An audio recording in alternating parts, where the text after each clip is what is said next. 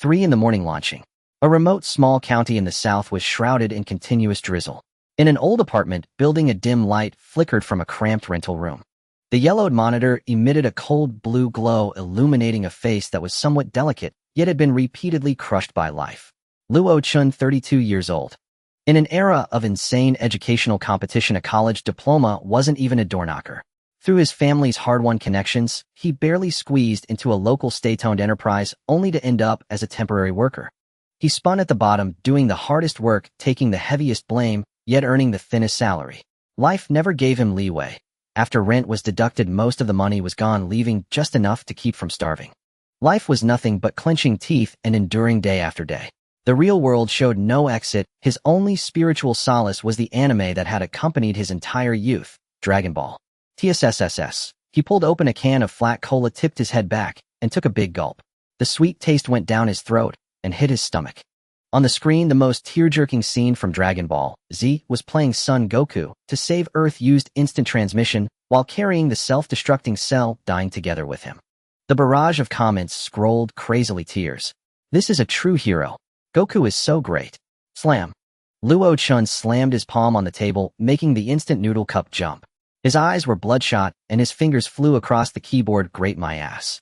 He could have easily transformed into Super Saiyan 2 and crushed him, but he had to mess around. Play around until the brink of death, then sacrifice himself. You call this passion? You call this mental disability? If it were me, the plot would have been rewritten long ago. Not only would I crush them all the way, but I'd also freeload in style. If the protagonist is happy, the readers will be happy too. Then he pressed the enter key with full indignation. Sent. Boom. A sudden change occurred. A sharp pain exploded in his chest, as if an icy giant claw had seized his heart and squeezed it tight. Luo Chun's pupils shrank sharply. He clawed desperately at his chest, didn't even manage a cry for help, and then, bang, fell heavily onto the ashy keyboard. Darkness gradually swallowed everything. Hiss, it hurts. After an unknown amount of time, a soul-tearing pain awakened him. He took a sharp breath and suddenly opened his eyes. No moldy ceiling, no cramped rental room. What greeted his eyes was a stretch of azure sky and lush primeval forest. Before he could react, an old man wearing a green-orange gourd hat with a white mustache suddenly leaned in. Thank heavens. Goku, you're finally awake. Your grandfather was so worried when you fell off the cliff earlier. The old man's voice trembled, his eyes red, and he pulled him tightly into his arms. Luo Chun's body stiffened as if struck by lightning. Goku, grandfather, what's happening? He looked down and saw, instead of an adult's knobby hands, a pair of fair small child's arms. He was wearing a worn blue slant-collared martial arts uniform. Worse still, at his coccyx a furry tail was swinging uncontrollably in midair. Time travel, or soul possession. At this moment, the materialist worldview he'd held for over 30 years shattered completely, but as a veteran reader of over a decade, he quickly accepted this bizarre reality. Currently, it should be the time point when young Goku accidentally fell and hit his head, losing the Saiyan's violent nature. That is to say, the original Kakarot, who only knew how to kill, was gone, and this body flowing with the blood of a warrior race now fully belonged to him. He. Ha! He laughed wildly in his heart, the barrage he typed before death echoing crazily in his mind. Heaven, since you really let me live again, don't blame me for giving the protagonist a different way of life. The masochistic routine from the original. Constantly seeking death to get stronger, then barely surviving and counterattacking. Goodbye. It will never happen again. Living again, he not only would ascend to the peak of the universe, but also live freely and joyfully. The cowardly Luo Chun from his past life, ground down by life, was dead in that shabby rental room. From today on, try to bid farewell to the past. He was now Sun Wukong. At the moment of mental clarity, Sun Wukong suddenly thought of something and frowned slightly. To live comfortably in this dangerous universe, he had to eliminate all ticking bombs. There was one fatal hazard that needed immediate resolution: the Great Ape Transformation. In the original story, it was precisely because of the Saiyan tale that on a full moon night Goku transformed into a violent giant ape without reason and trampled his adoptive grandfather to death. Such a deadly thing must be removed. Sun Wukong is not only a lifesaver, but also the senior disciple of the Turtle Hermit, the god of martial arts.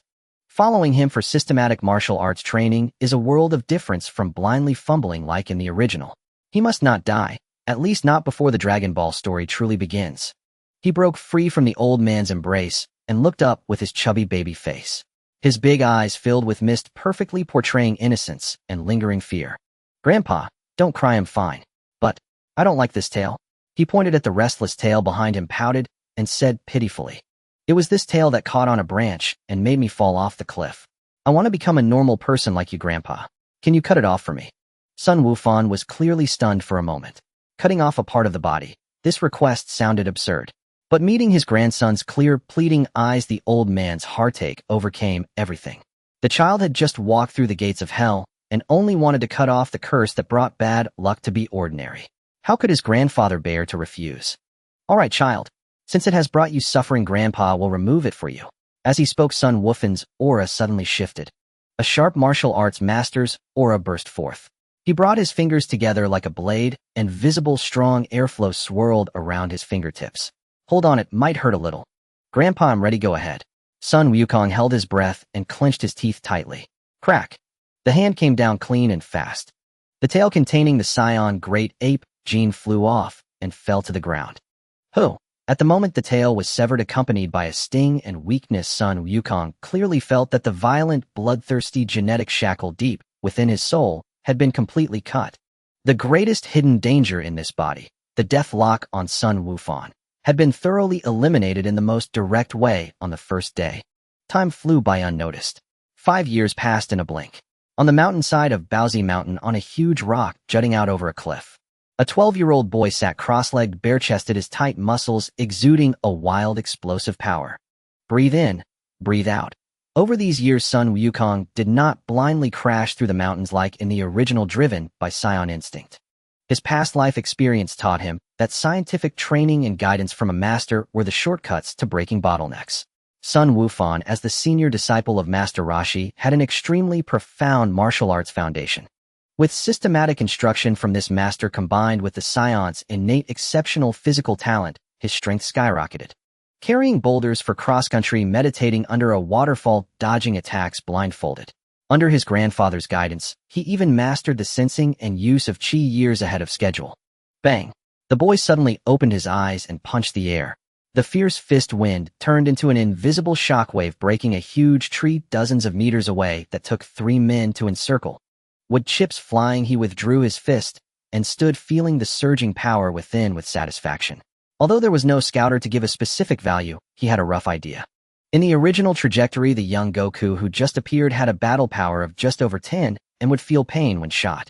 But now he could easily lift boulders weighing over 10 tons with one arm and leave after images in the forest during short sprints. Conservatively, his normal battle power now should have exceeded 100, close to the current martial arts peak of Earth, the Turtle Hermit. Just then the sound of Sun Wufan calling came from the wooden house. "Goku, come here." Withdrawing his aura, he leaped dozens of meters down from the boulder, landed lightly like a fallen leaf, and walked toward the hut. Pushing open the worn wooden door, he saw that Sun Wufan, now white-haired, was not preparing lunch as usual. Instead, he sat cross-legged on the tatami with a grave expression. On the wooden table in front of the old man lay 2 items placed quietly: a dark red short staff and a translucent sphere with 4 red stars sealed inside. The moment he saw these 2 objects, Sun Wukong's pupils contracted slightly, and his normally steady heartbeat quickened. Nioibo. 4-star ball. Inside the house, the white-haired Sun Wufan wore a solemn expression. Upon the wooden table before him rested 2 objects in tranquil stillness: a short staff of dusky crimson and an orange sphere with 4 red stars sealed within its core. "Wukong, I have witnessed your diligence all these years. Your talent is born for the martial path." Sun Wufan extended the dark red staff toward him. "This is the Rui stick, a divine weapon passed down from my master. It can extend infinitely at your will. Today I entrust it to you." Then the old man placed the 4-star ball solemnly into the boy's palm. "I came upon this sphere by chance long ago. Your grandfather is old, and one day I must depart. Go see the world beyond these mountains. That is your true, vast horizon. Take it with you as if I were always by your side." Feeling the heavy weight in his palm, he silently accepted this profound legacy in his heart. This was not merely top-tier equipment from the starting village, but also 5 years of the old man's nurturing and hope. Sun Wukong nodded earnestly, a confident smile spreading across his face. "Rest assured, Grandpa. The outside world will surely become extraordinarily wonderful because of my arrival." He turned his head, his gaze crossing the verdant sea of trees, fixing upon the distant horizon. Calculating the timeline following the original trajectory, that girl who would drive an off-road vehicle with a dragon radar single-handedly propelling the gears of fate in the entire Dragon Ball universe, the heiress Bulma, was about to crash into this primeval forest. Sun Wukong toyed with the four-star ball in his hand, a hint of deeper meaning flickering in his eyes. In the original story, he followed Bulma on adventures blessed with perfect timing and opportunity, yet ended up foolishly marrying Shishi like a block of wood. Not only did he exhaust himself, but he also left Shishi to struggle alone, raising several Saiyan gluttons. I have no desire to live such an ascetic life. Why refuse a sweet, cushy life when it's served on a silver platter? That would be a sheer waste. Several days later, on a rugged mountain path, Sun Wukong was carrying a strange fish over 2 meters long on one shoulder. His steps brisk the fish tail, dragging a deep water trail across the grass. Veerum boom. A roar like a wild beast's engine tore through the ancient forest's tranquility. He paused mid-step, a glint of sharpness flashing in his eyes. Here she comes. The first heroine of the Dragon Ball world, Bulma, had finally arrived. He had rehearsed their first encounter in his mind countless times. Bulma has a near-genius intellect, an absolute prodigy. If I act too mature or overly forward, it will undoubtedly raise her utmost vigilance. The safest strategy now is to restrain my edge, play the innocent mountain boy, and follow the original script for now. With that thought, his aura instantly dissipated. With just a shift of his eyes, he transformed from a meticulous transmigrator back into an ignorant, naive youth. Boom. The off-road jeep roared around a sharp bend. Sun Wukong, carrying the giant fish, strode boldly into the middle of the road and stood tall, blocking the way. Screech. The piercing sound of brakes echoed through the forest. Tires gouged 2 deep ruts into the muddy ground, kicking up clouds of dust. Inside the car, a beautiful girl with sleek blue hair, still shaken, jerked her head up. In front of the hood, the boy with his iconic spiky hair had already shielded the giant fish behind him, assuming a standard fighting stance. Are you trying to steal my big fish? You monster. The lines were flawless, the tone perfectly natural. The blue-haired girl froze for a beat, then rage surged to her head. Who are you calling a monster? Ah. Before she finished, Sun Wukong moved. He grabbed the front bumper of the jeep with both hands, the muscles in his arms suddenly bulging with explosive power. Creak, crack. A sickening sound of metal twisting exploded into the air. Under the girl's horrified gaze, the 1-ton off-road jeep was lifted clean over his head by the half-grown boy. Then crash. Sun Wukong precisely controlled his strength, lightly tipping the jeep to the side. It overturned with a terrifying noise, yet ensured the girl inside was completely unharmed. Ouch. I'm dying, miss. The blue-haired girl climbed out of the cabin, cursing. Before she could steady herself, the super-strong boy pointed at her and shouted in panic. Ah, a goblin has come out of the monster.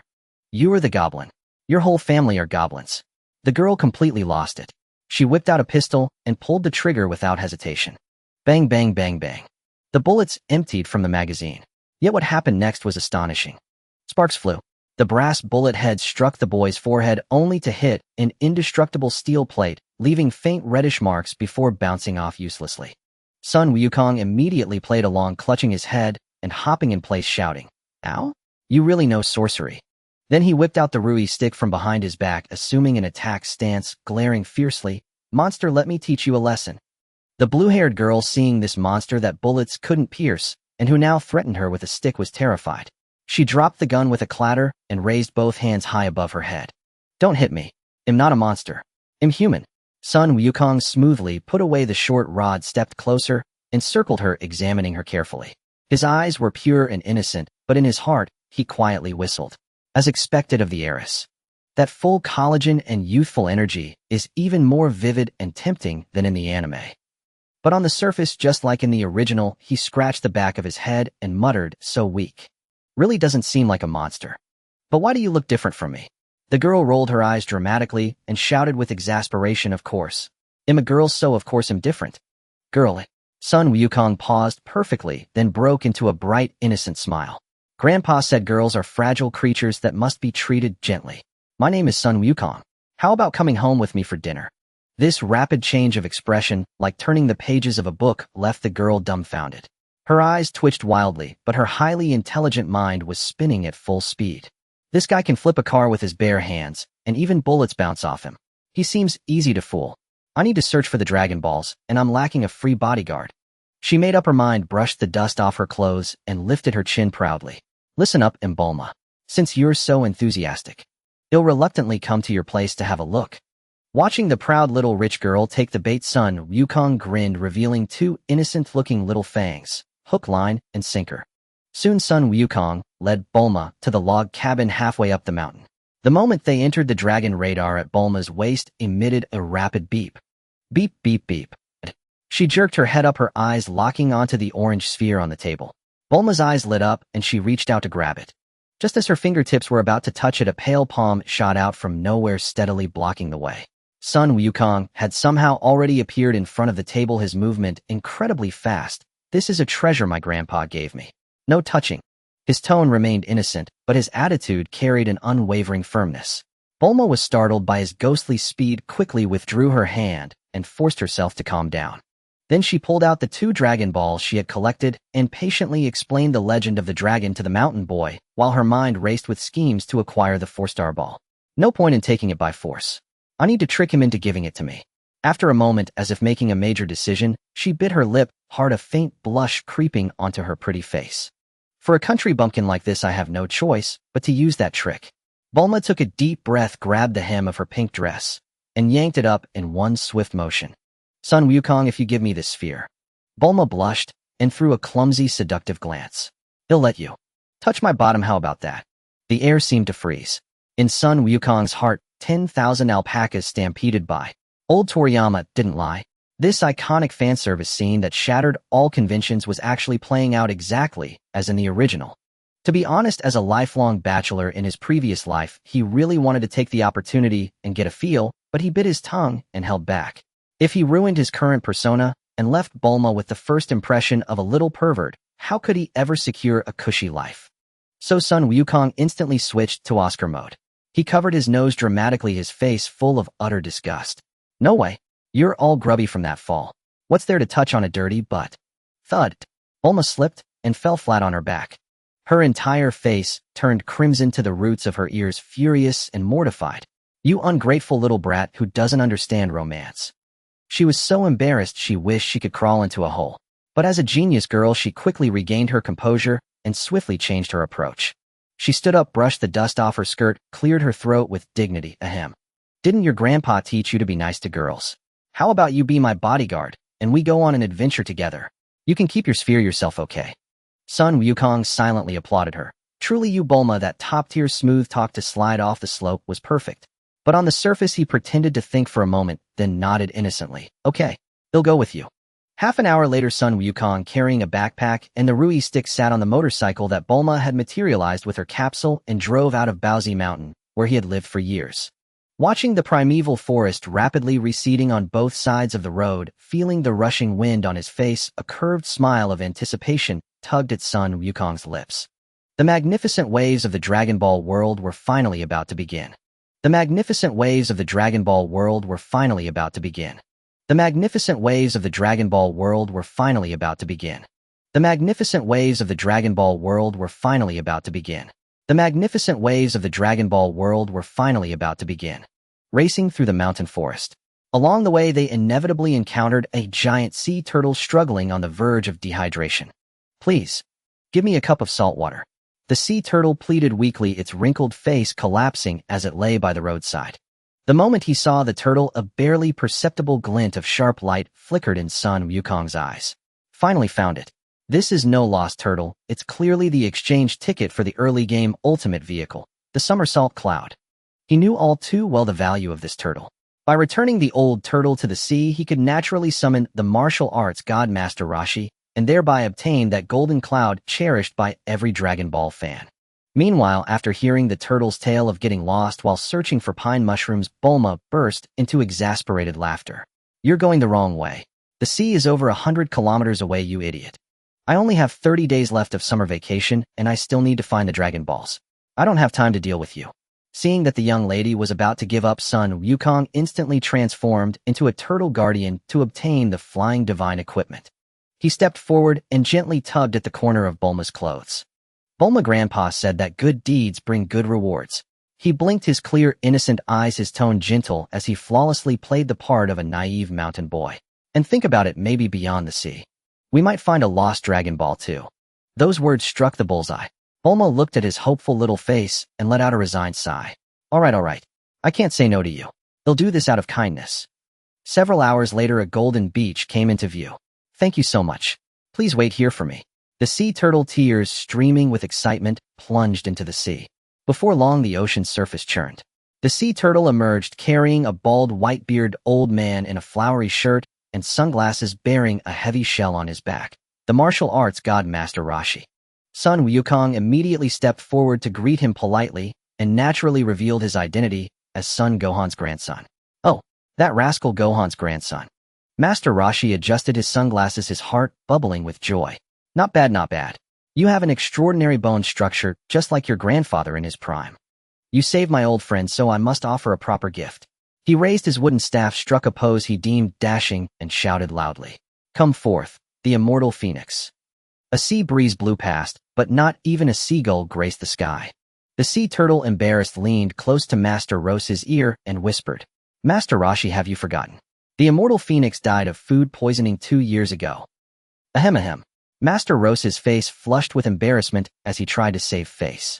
Then he'll give you something even more exquisite. Somersault cloud. Whoosh. A piercing whistle tore through the sky. A golden cloud soft as cotton candy hovered steadily in midair, radiating a gentle, soft glow. This is the somersault cloud. Ride it, and you can go anywhere. Master Roshi stroked his beard proudly.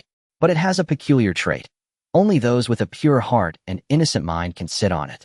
Master Roshi attempted a demonstration, but when he leaped up, he passed straight through the cloud with a thud, landing face first on the sand, much to Bulma's amusement. That was just a fluke. Wukong, you try. Master Roshi scrambled up, dusting himself off. Son Wukong took a deep breath and jumped onto the cloud. To be honest, as he leaped, his heart pounded with doubt. As a transmigrator whose mind was constantly scheming about how to live off others, was he truly pure? Yet just like in the original story, the somersault cloud held him steady. Woo! Sun Wukong was ecstatic, zipping across the sea surface on the cloud, leaving a brilliant golden trail in the air, an exhilarating experience. Watching the boy soar freely, Bulma was filled with envy. She excitedly stretched out her fair hand toward Master Roshi. Old man, I want a gift too. Master Roshi pushed up his sunglasses, his gaze sweeping over Bulma's graceful curves as he rubbed his hands together, revealing an unabashedly lecherous grin. Little girl, if you let me see your panties, I'll give you a treasure too. How about it? Pervert. You disgusting old creep. Bulma shouted in indignation, but then her sharp eyes caught sight of an orange-yellow orb hanging around Master Rose's neck. The 3-star ball.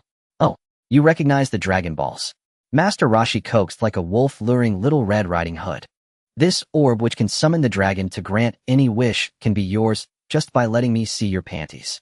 Quite a bargain, isn't it? Bulma bit her lip, caught in a dilemma. Just a glimpse.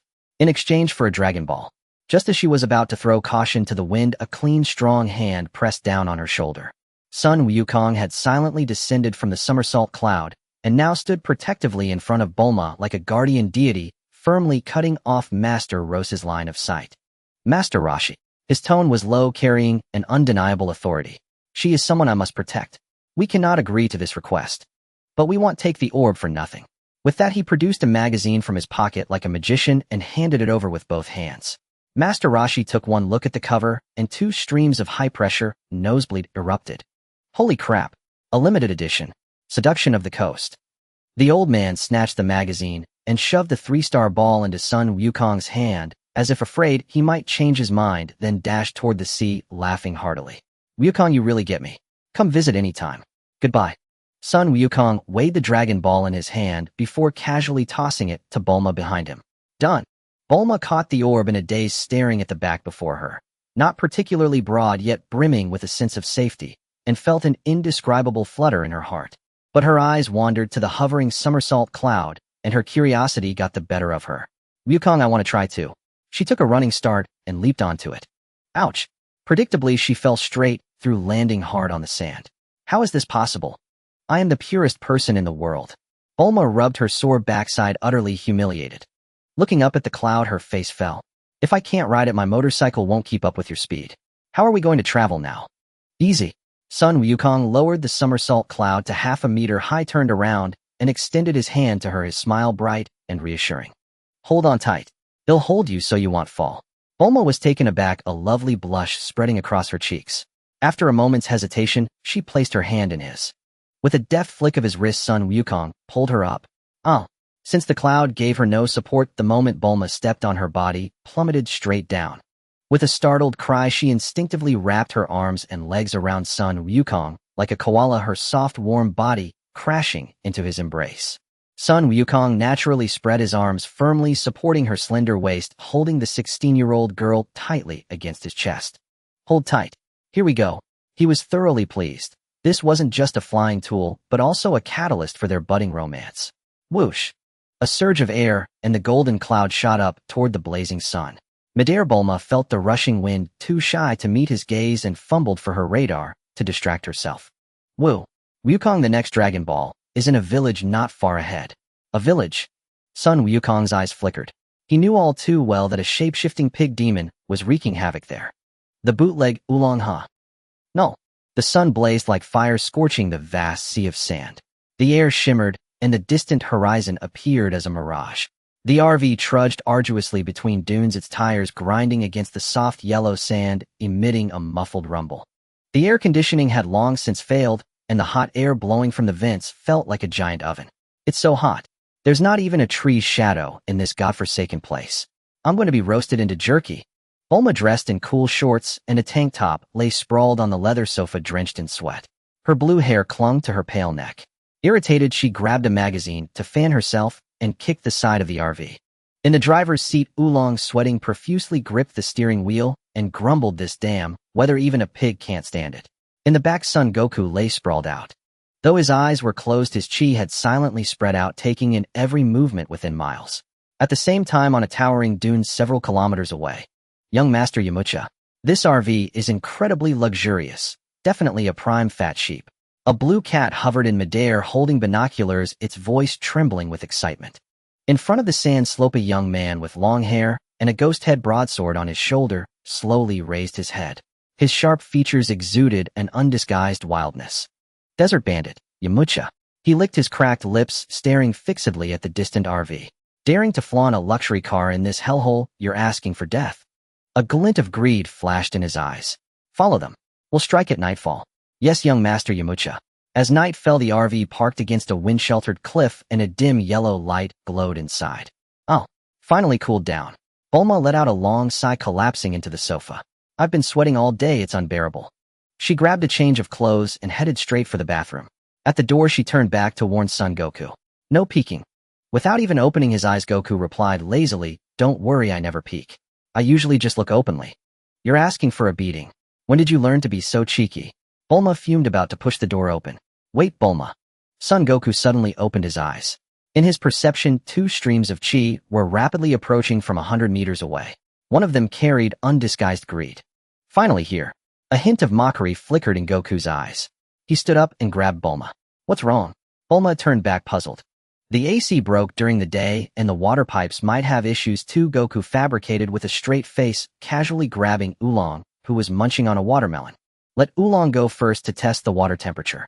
Huh, I don't need to wash eye. Oolong was about to protest when he met a pair of icy, unyielding eyes. Son Goku lowered his voice, enunciating each word in 10 seconds. Transform into the most seductive, curvy woman you've ever seen and go wash. An important guest is coming soon, so do this.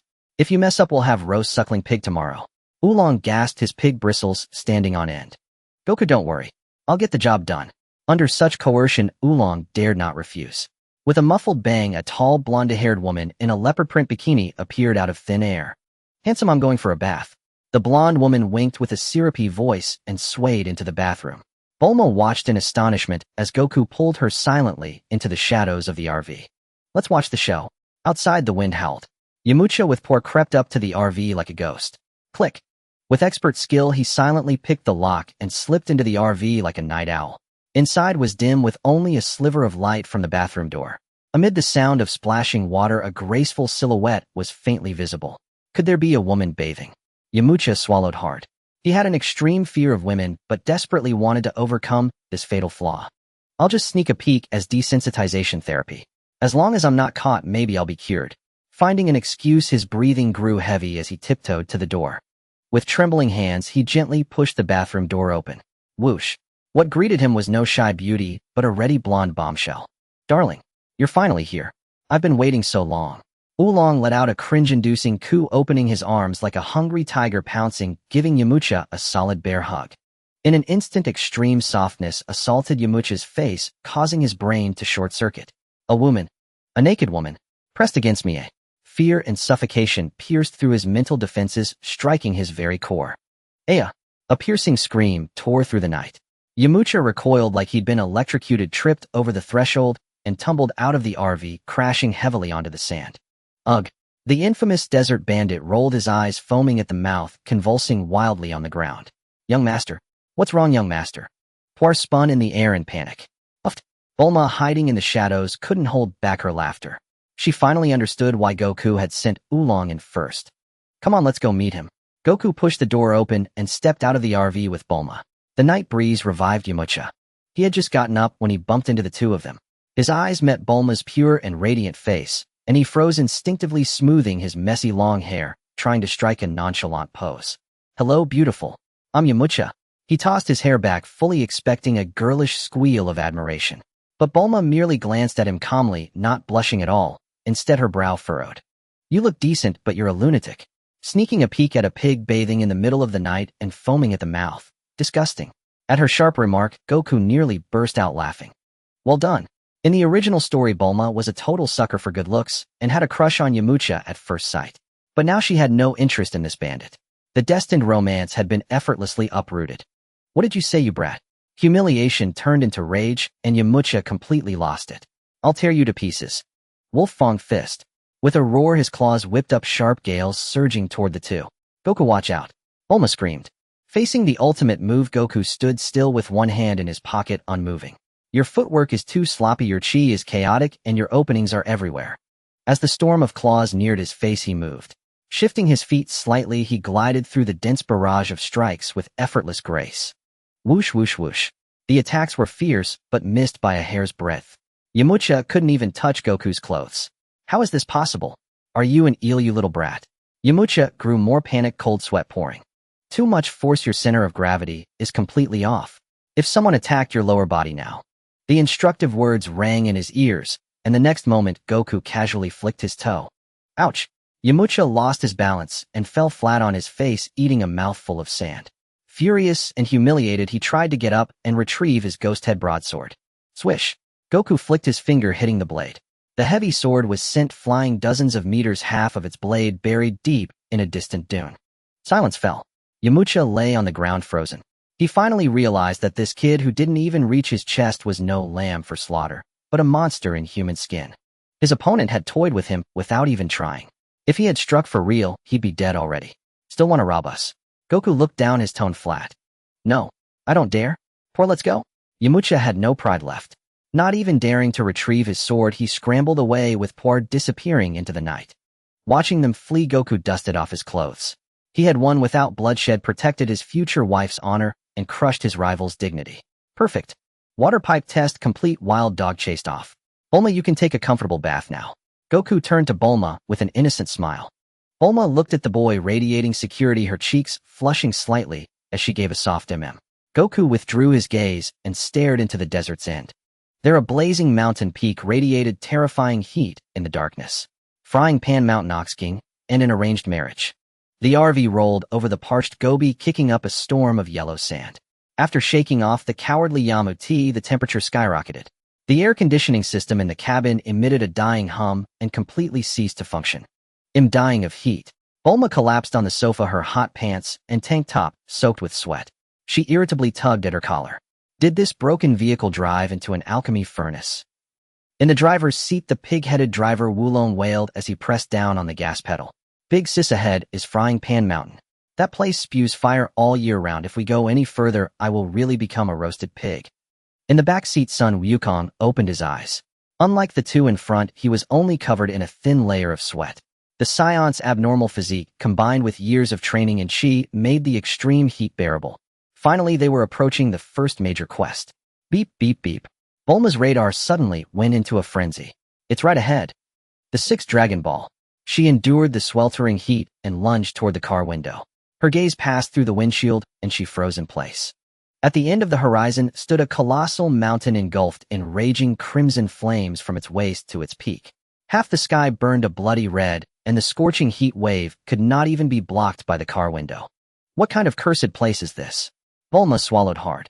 The radar shows the Dragon Ball is at the mountain top. How can we get up there? Wulong slammed the brakes, terrified, and staggered back. It's over. It's over. The Bull Demon King lives up there. Legend has it that he is dozens of meters tall and eats people alive. Run away. What are you panicking for? Sun Wukong pushed open the car door and the heat wave hit him. He flexed his wrist and stepped out of the car. Now that we're here, we must meet the landlord. Wukong, be careful. Bulma shouted from the car door. Watching the boy straight back, her previously anxious heart felt oddly at ease. You reckless little fish.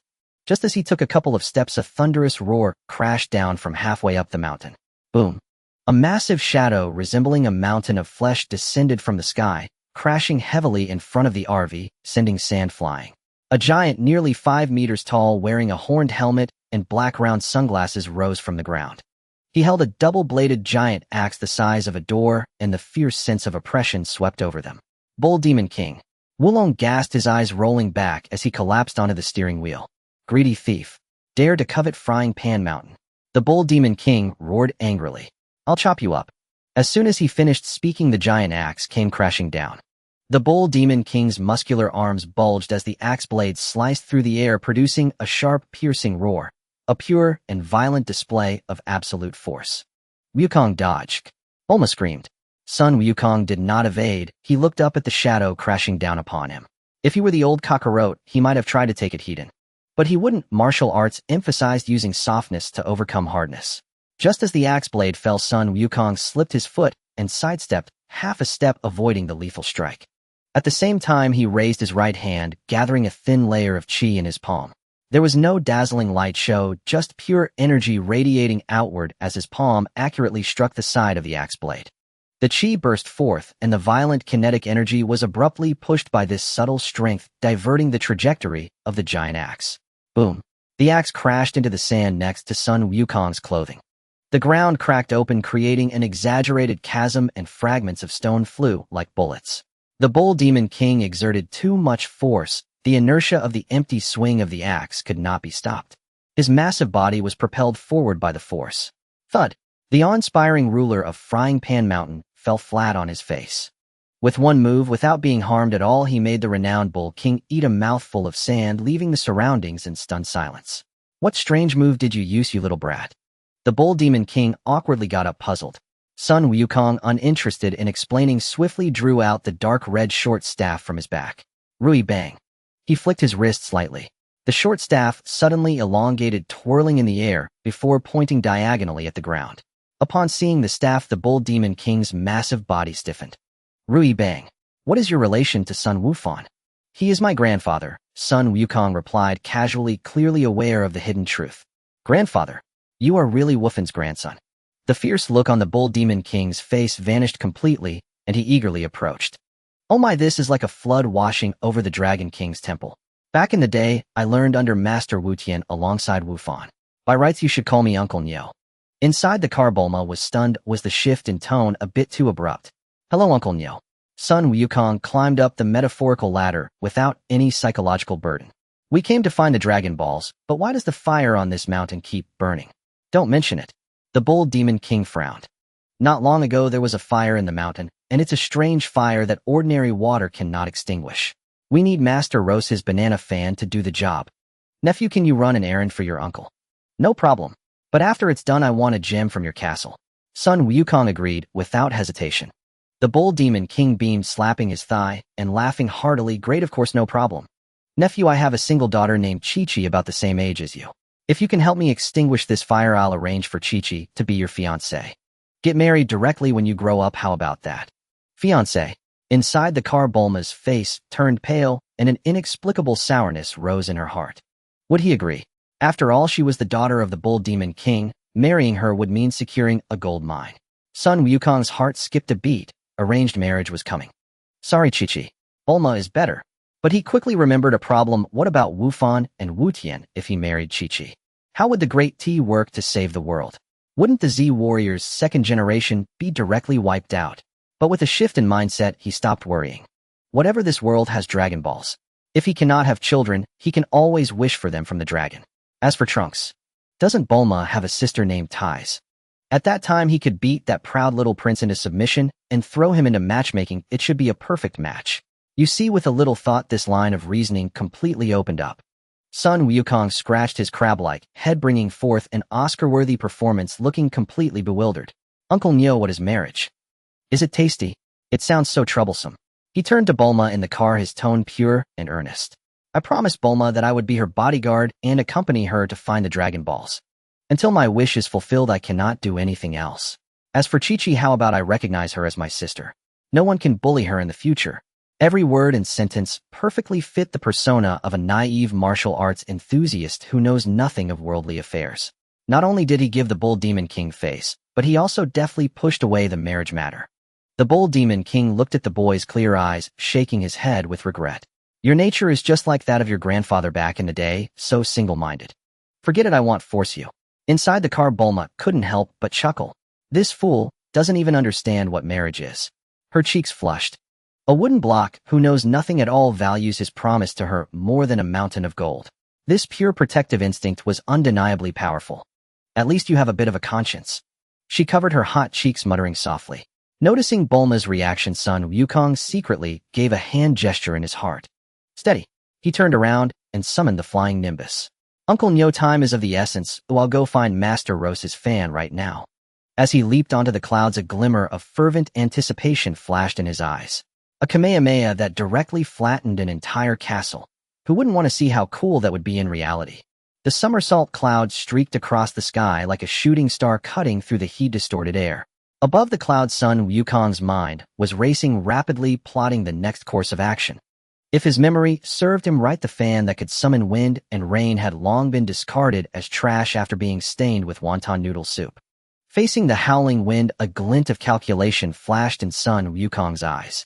Without the fan, the old man would have no choice but to extinguish the fire himself.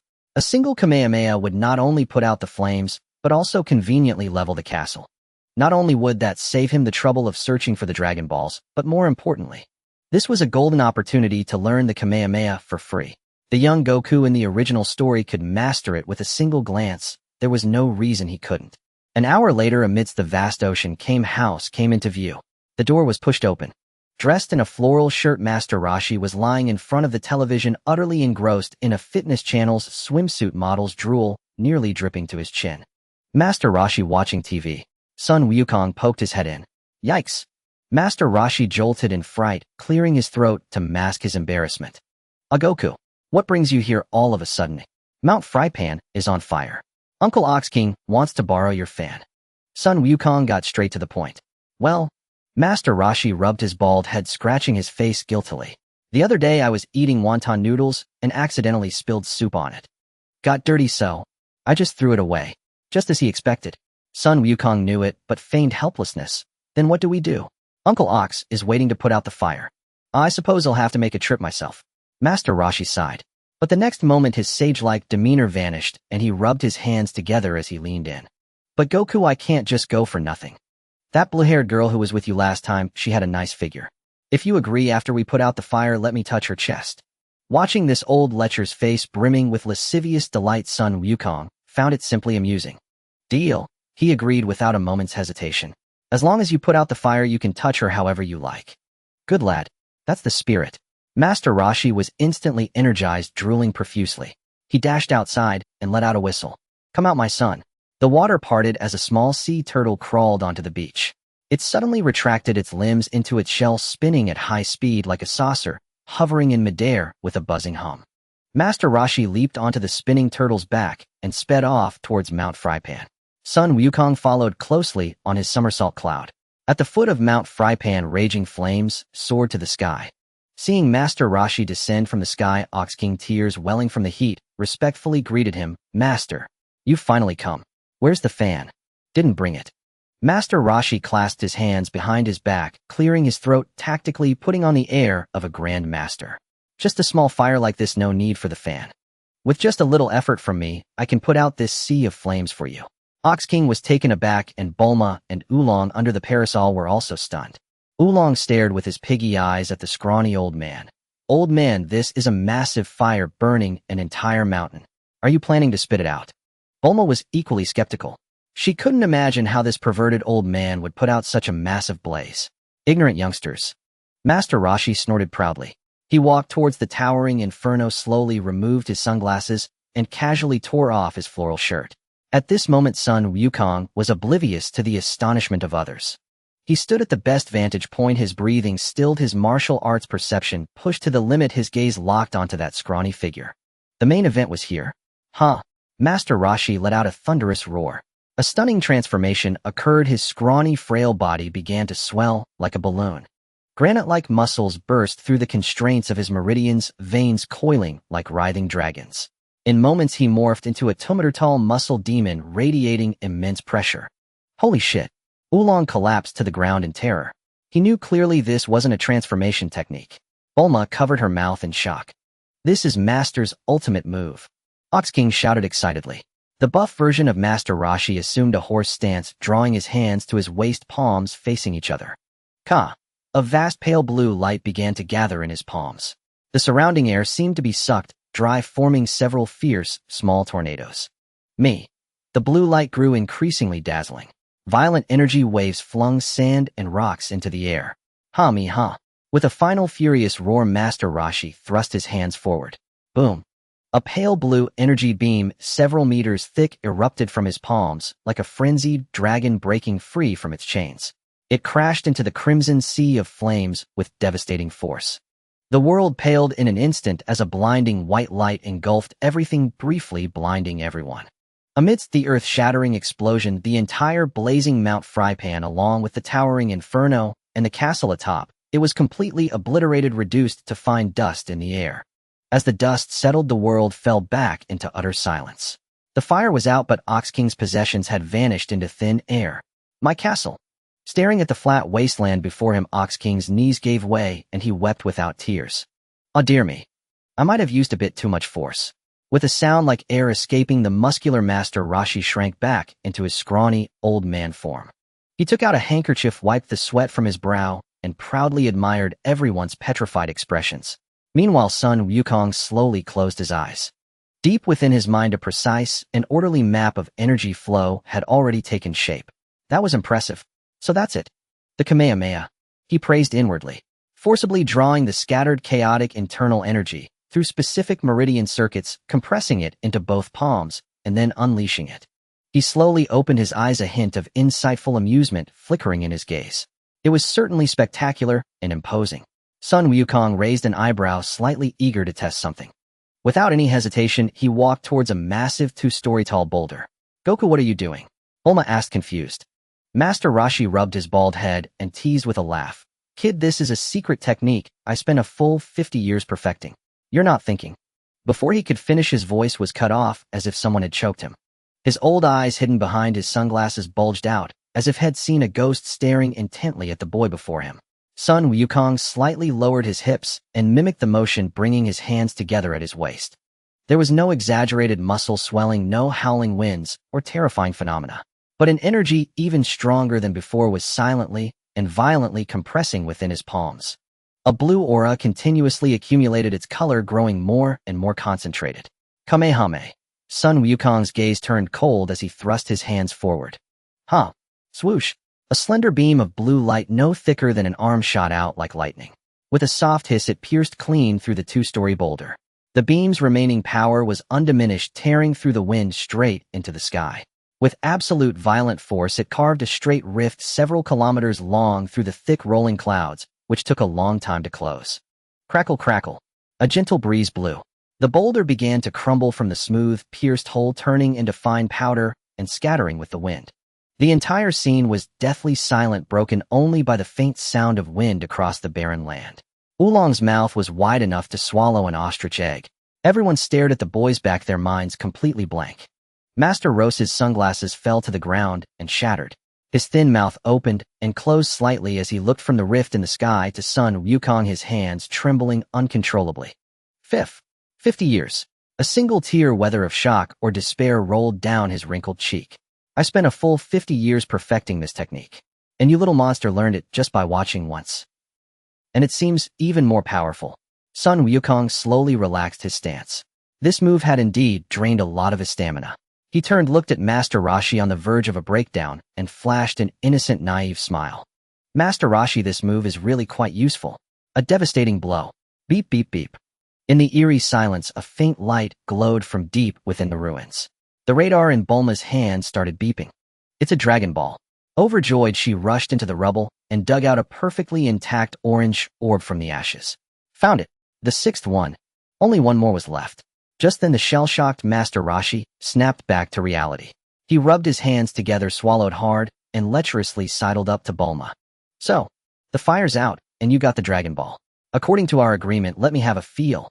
Bulma's smile froze. She clutched her chest in panic and backed away. What agreement? Sun Wukong looked amused and snapped his fingers at Oolong. Oolong, time to give Master Roshi his reward. Oolong shuddered and nodded nervously. Poof!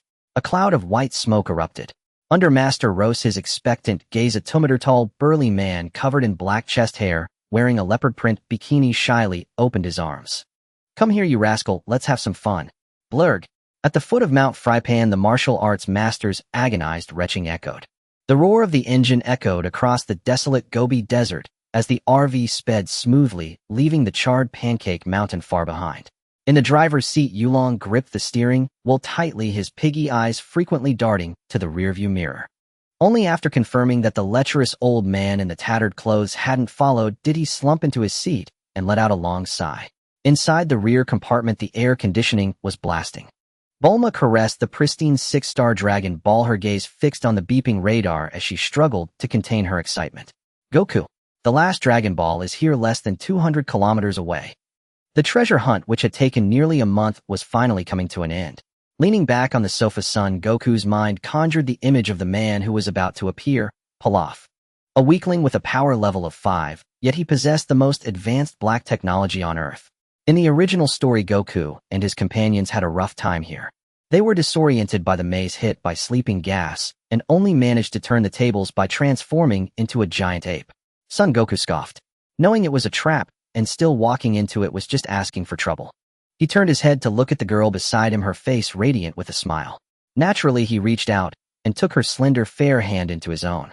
Bulma's delicate frame trembled slightly, and a blush quickly crept across her cheeks, yet surprisingly she didn't pull away. Feeling the warmth in his palm, Son Goku spoke with conviction. Don't worry, Bulma.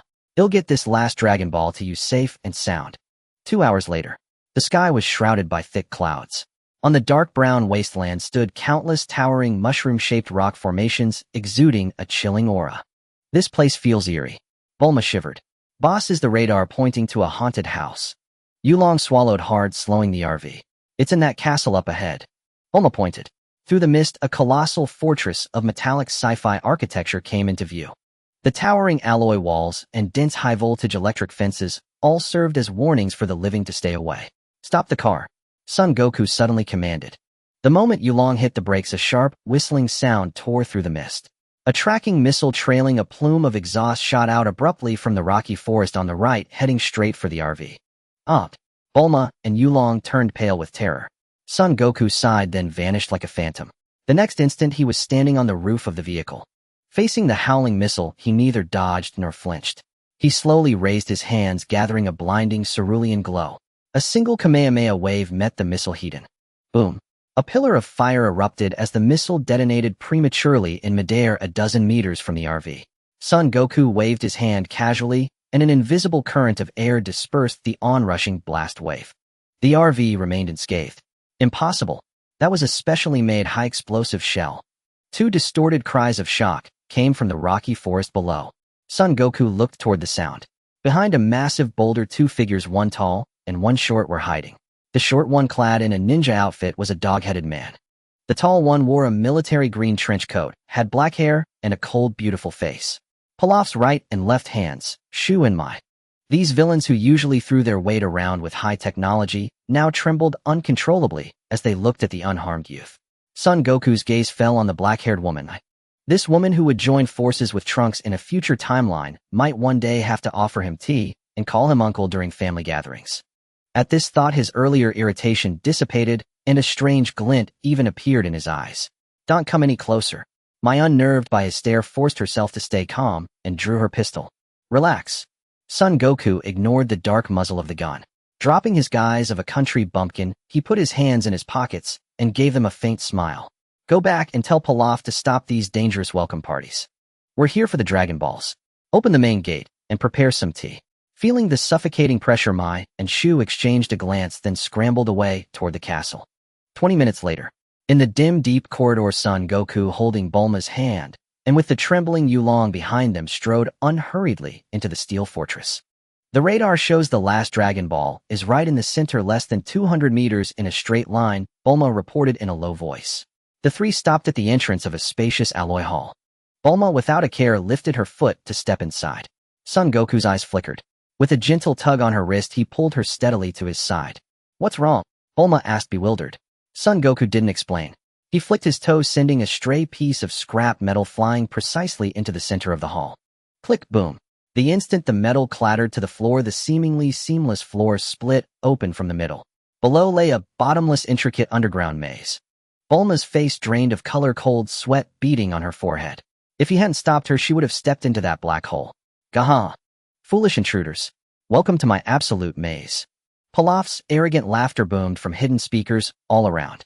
Once you're in my territory, no matter how strong your fists are, you either obediently enter the maze and die, or wait to be taken down by sleeping gas. The metal armor plates on the ceiling descended layer by layer, revealing several dark nozzles that hissed with escaping gas. Sleeping gas. Oh no, we're doomed. Yulong, terrified out of his wits, clamped his hands over his pig snout. Goku, what do we do? Bulma was both startled and anxious. I'm here. Son Goku remained calm, shielding her behind him. His gaze locked onto the thick metal load-bearing wall beside them. Since the host wasn't going to open the door and welcome them, he wasn't about to follow the script and crawl into a dungeon. He lowered his shoulders and bent his knees slightly. With steady breaths, his hands moved like flowing water, gathering at his waist. Deep within the castle, in the surveillance room, Pilaf stared at the screen, sneering as he picked his nose. What's this wild kid trying to do? Striking a pose? He wants to punch through several meters of special armor. Dream on. The next moment, his smile froze. On the screen, a solid, pure azure light was rapidly gathering in Son Goku's palms. Kamehameha. Son Goku's eyes were calm as his hands thrust forward with lightning speed. Huh. Crackle. To the horrified gazes of Bulma and Yulong, the supposedly blast-proof alloy wall was cut through like a knife through butter, instantly blasted into a smooth passage 2 meters in diameter. After penetrating the first wall, the beam's residual power didn't diminish, continuing to bore inward. A second wall. A third wall. In the surveillance room, Pilaf's eyes bulged. Alarms blared all the way. The light point carved a brutal straight shortcut through his lair. This isn't scientific. Pilaf fell off his throne in fright. In the hall, the beam faded. Son Goku dusted off his hands, looking with satisfaction at the passage leading straight to the heart of the base. Crushing and efficient, saving time and effort. He turned, took Bulma's hand, and said in a relaxed tone, Let's go. We have a path. King Pilaf, time for a house call. He turned, took Bulma's hand, and said in a relaxed tone, Let's go. We have a path. King Pilaf, time for a house call. Passing through the charred tunnel blasted by the Kamehameha wave, Son Wukong held Bulma's hand and led the weak-legged Oolong, stepping unimpeded into the core area, the central control room. The view opened up with holographic screens and precision instruments flickering with blinding red light. Son Wukong released his grip casually, placing one hand in his pocket, while his indifferent gaze scanned the entire room. Behind the main console, Pilaf, Ashu, and Xiaowu huddled together.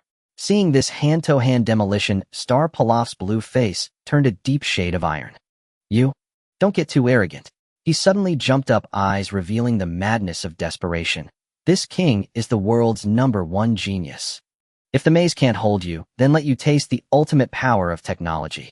With a slap, he heavily pressed down the red skull button on the main console. Boom. The ground trembled as the alloy floor slid open on both sides. Accompanied by a deafening mechanical roar, 3 fully armed battle mechs, standing 5 meters tall, slowly rose. Xiaowu and Ashu sprinted toward the cockpit, as if clutching a lifeline.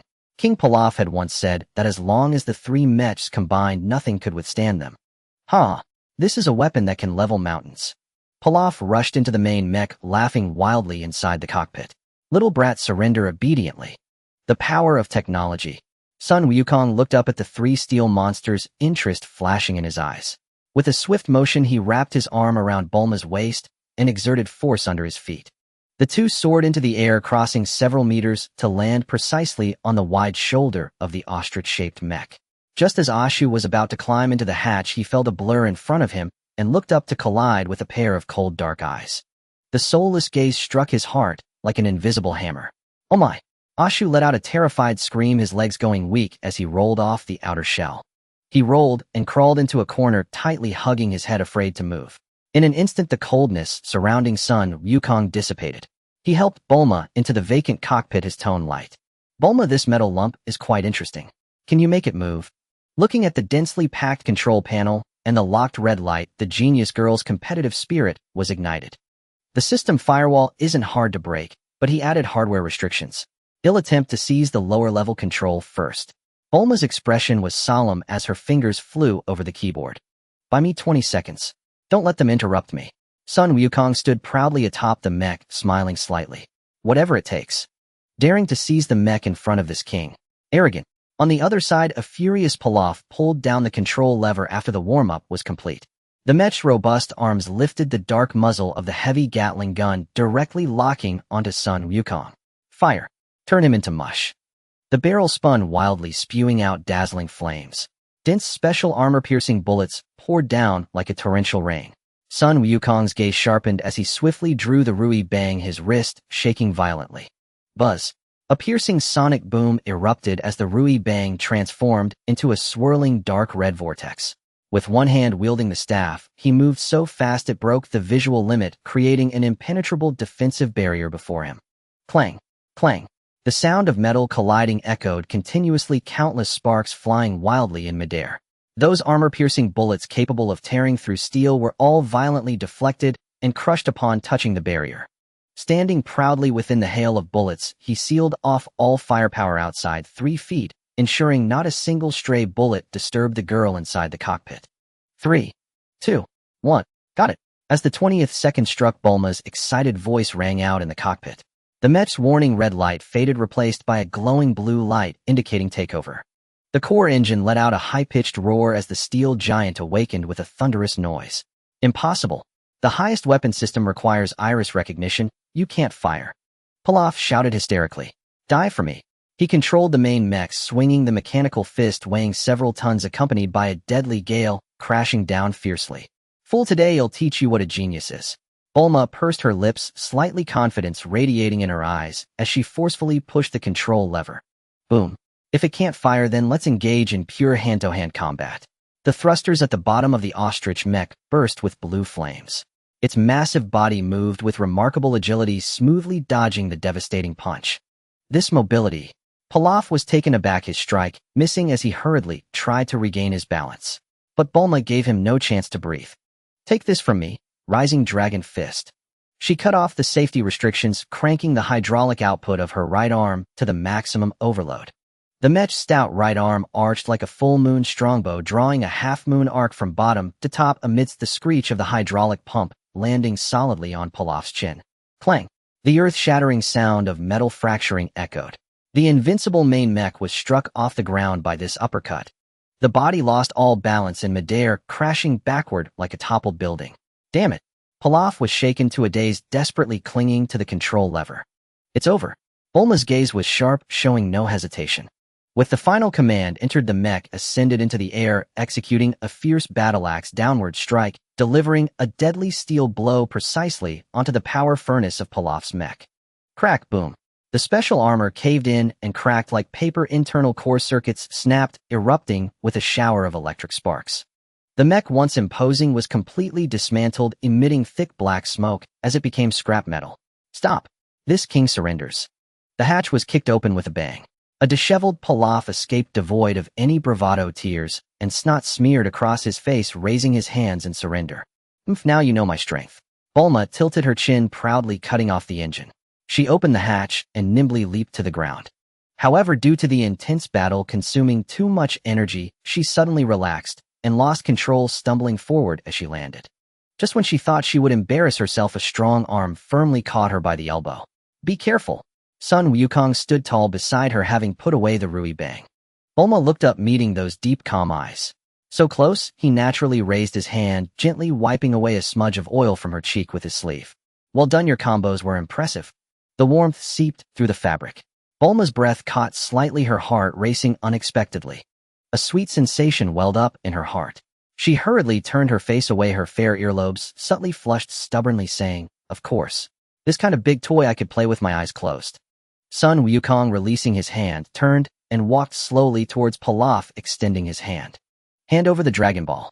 Pilaf dared not resist, trembling as he took out the one-star Dragon Ball from his pocket, respectfully handing it over like a hot potato. After receiving the Dragon Ball, Sun Wukong tossed it casually back to Bulma behind him. "The seventh one. It's complete." The one-star Dragon Ball landed in his palm, and the other 6 Dragon Balls sleeping in the backpack seemed to sense the call of destiny, resonating together and radiating blinding golden light. Boom, crack. An unexpected change occurred as a muffled sound of metal breaking echoed from the control room's ceiling. The previous Kamehameha, combined with the melee of heavy mechs, had already shattered the fortress load-bearing structure. With a violent tremor, the heavy dome finally reached its limit and collapsed with a roar.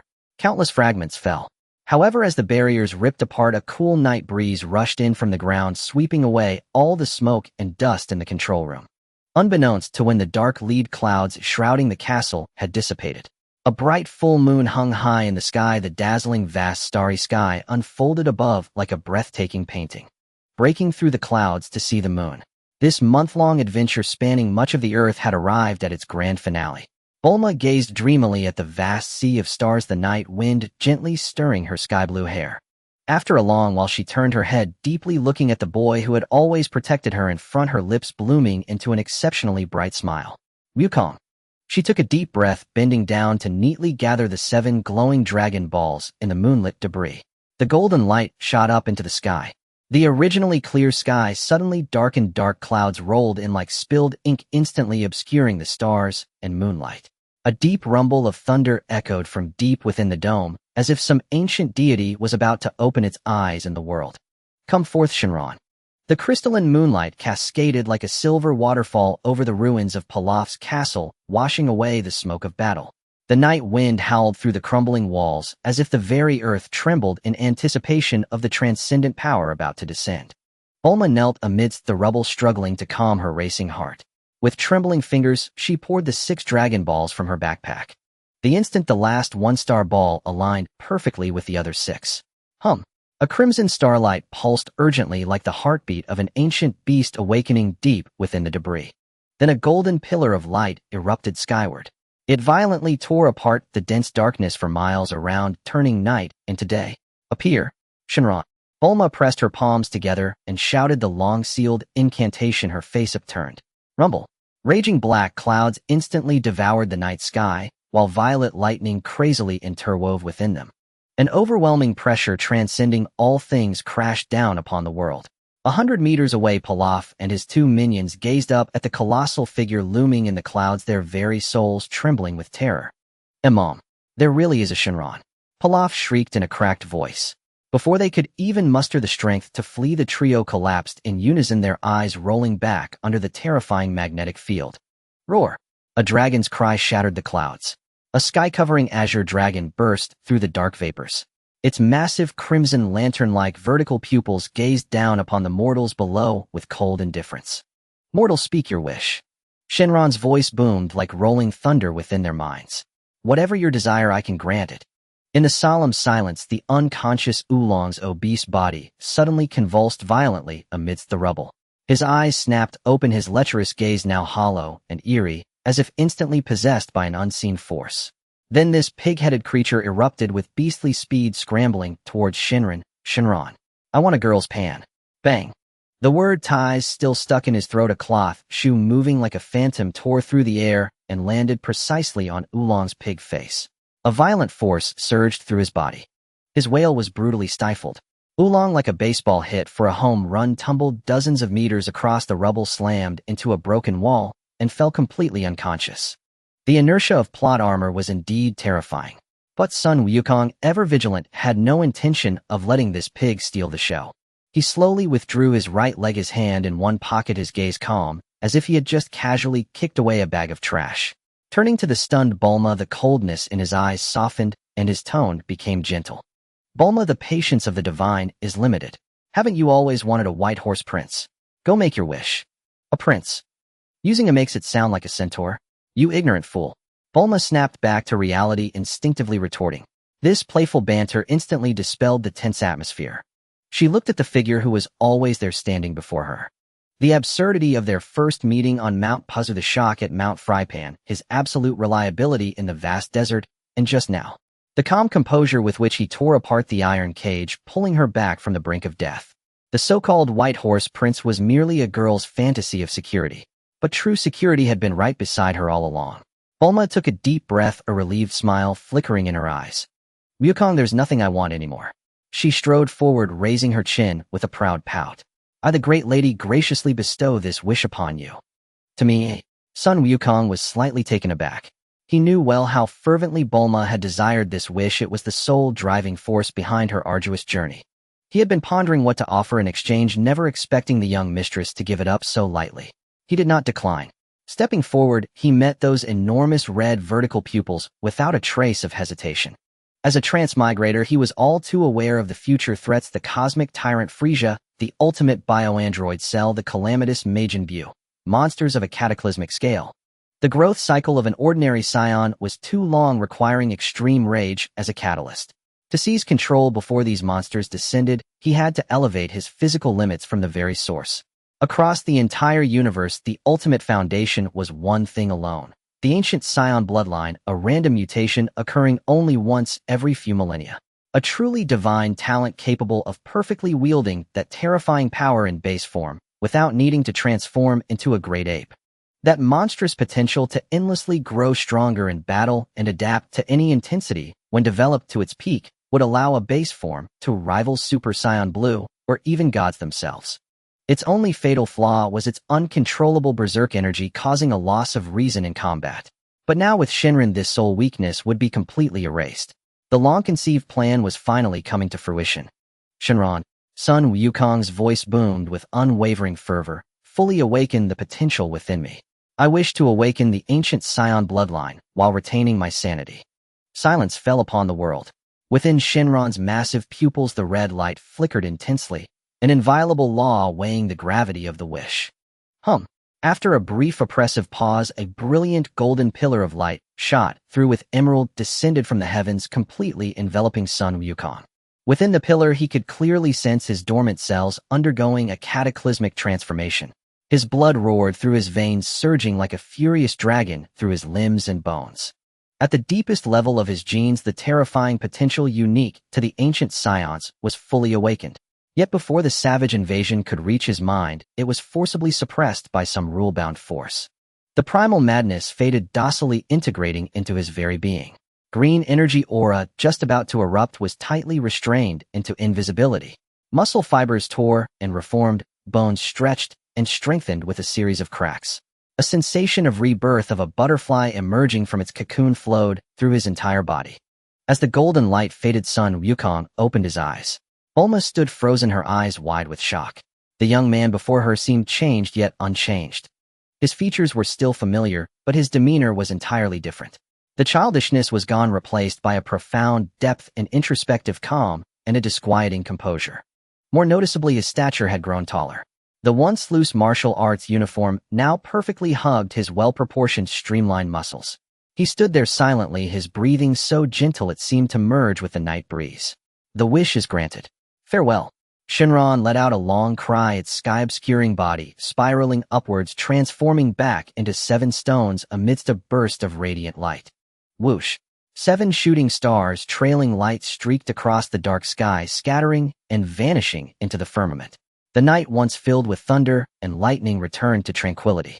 Sun Wukong gently clenched his fist, feeling the terrifying, bottomless potential within him, a power that grew stronger with every breath. A defiant smile finally crept onto his calm face. Now this is getting interesting. A few days later, the western city thrived like a scene from a sci-fi blockbuster. Hovering flying cars darted between towering skyscrapers, and Bulma, having donned a playful dress, dragged Sun Wukong through the most luxurious amusement parks and food streets, experiencing the authentic essence of cyberpunk. In the evening, the two strolled through the city center square. In midair, a massive holographic projection was looping, held every 5 years. The highest honor of martial artists. The 21st World Martial Arts Tournament is about to commence on Papaya Island. Watching the passionate battle scenes in the projection, a glint of sharp light flashed in Sun Wukong's calm eyes. At dusk, in front of the Capsule Corporation. Are you going to find Master Roshi for special training? Bulma's smile froze, and she instinctively tightened her grip on Sun Wukong's shirt, her eyes filled with reluctance. You're leaving just like this. You can't stay at home for a few more days.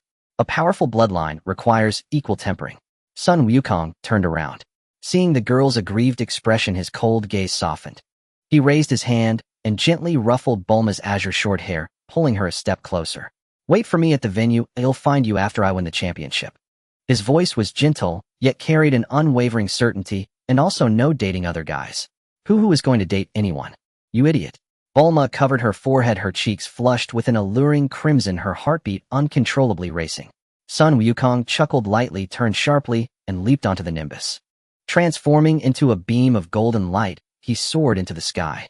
Bulma gazed at the sky motionless for a long time, the tenderness in her eyes gradually morphing into a certain resolute determination. Even wishing on Shinran is for martial arts. What a thorough battle maniac. She turned to look at the newly purchased high-tech equipment in the lab, proudly lifting her chin. Since you want to be the strongest martial artist in the universe, it'll give you a great gift. Next time we meet, I will absolutely astonish you. You want to stay here for special training. Master Roshi, dressed in a floral shirt, adjusted his sunglasses, gazing at Sun Wukong, who had leaped down from the Nimbus, his expression complex, his tone tinged with helplessness and self-mockery. That technique, I spent 50 years honing. You learned it just by looking at it. Honestly, facing a small monster like you, I have nothing left to teach. Sun Wukong's expression remained calm, but he secretly chuckled inwardly. Nothing to teach. As a time traveler, he knew all too well the true capabilities of this martial arts master. This old man not only held an ultimate move that could transform chi into high-voltage electricity, but he also mastered the most scientific theories of physical development to break human limits. And this is precisely what his body, which had just awakened its ancient bloodline, urgently needed. You're too kind, Master Wutian. Sun Wukong spoke sincerely. I can indeed understand the techniques, but my foundation hasn't reached its limit yet. A skyscraper rises from the ground. I need your special training. Master Roshi was momentarily taken aback.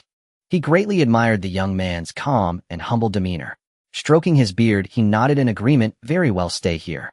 Sun Wukong gazed at the boundless sea horizon, calculating the time. In a few days, a bald little monk with a head full of tricks would surely row over to seek apprenticeship. As expected, a week later, Krillin from the Turtle School, having successfully bribed Master Roshi with a few collectible magazines, became Sun Wukong's fellow disciple. However, the confidence of this new disciple was soon shattered. 2 months later, at the Turtle House. Under the scorching sun on the beach, the bald little monk panted heavily as he carried a 20-kilogram turtle shell, his legs wobbling, struggling to perform frog jumps. Huff! Where's that guy Wukong? I haven't seen him all day, or is he hiding somewhere slacking off? Krillin wiped the sweat streaming into his eyes and complained to Master Roshi under the shade. Before he finished speaking, the calm sea in the distance suddenly roiled violently like it was boiling. Bang! A column of water shot into the sky. A bare-chested figure boldly broke through the waves. He single-handedly lifted a massive iron reef weighing several tons and covered in seaweed, crashing it down onto the beach. Boom! The little island shook violently, fine sand flying like ocean waves, and the ground was smashed into a deep pit. Sun Wukong slowly emerged from the pit, the cold seawater sliding down his sculpted muscles, yet upon touching his skin it instantly evaporated into white mist due to the terrifying high temperature radiating from within. Master Wutian. He maintained a calm breath, his tone as flat, as if discussing the weather. Regular special training has lost its meaning for me. Please ramp up the intensity directly. Crack. The cold drink cup in Master Rose's hand cracked. His sunglasses clattered to the ground, and his jaw almost dislocated. Nearby, Krillin's legs went weak, and he plopped to his knees. Looking at the exaggerated giant reef in the pit, and then at the turtle shell on his back, Krillin felt his dignity being rubbed into the sand crazily. A monster, this guy is definitely an alien creature. Seeing the ghostly expressions on their faces, Sun Wukong remained unfazed, secretly calculating.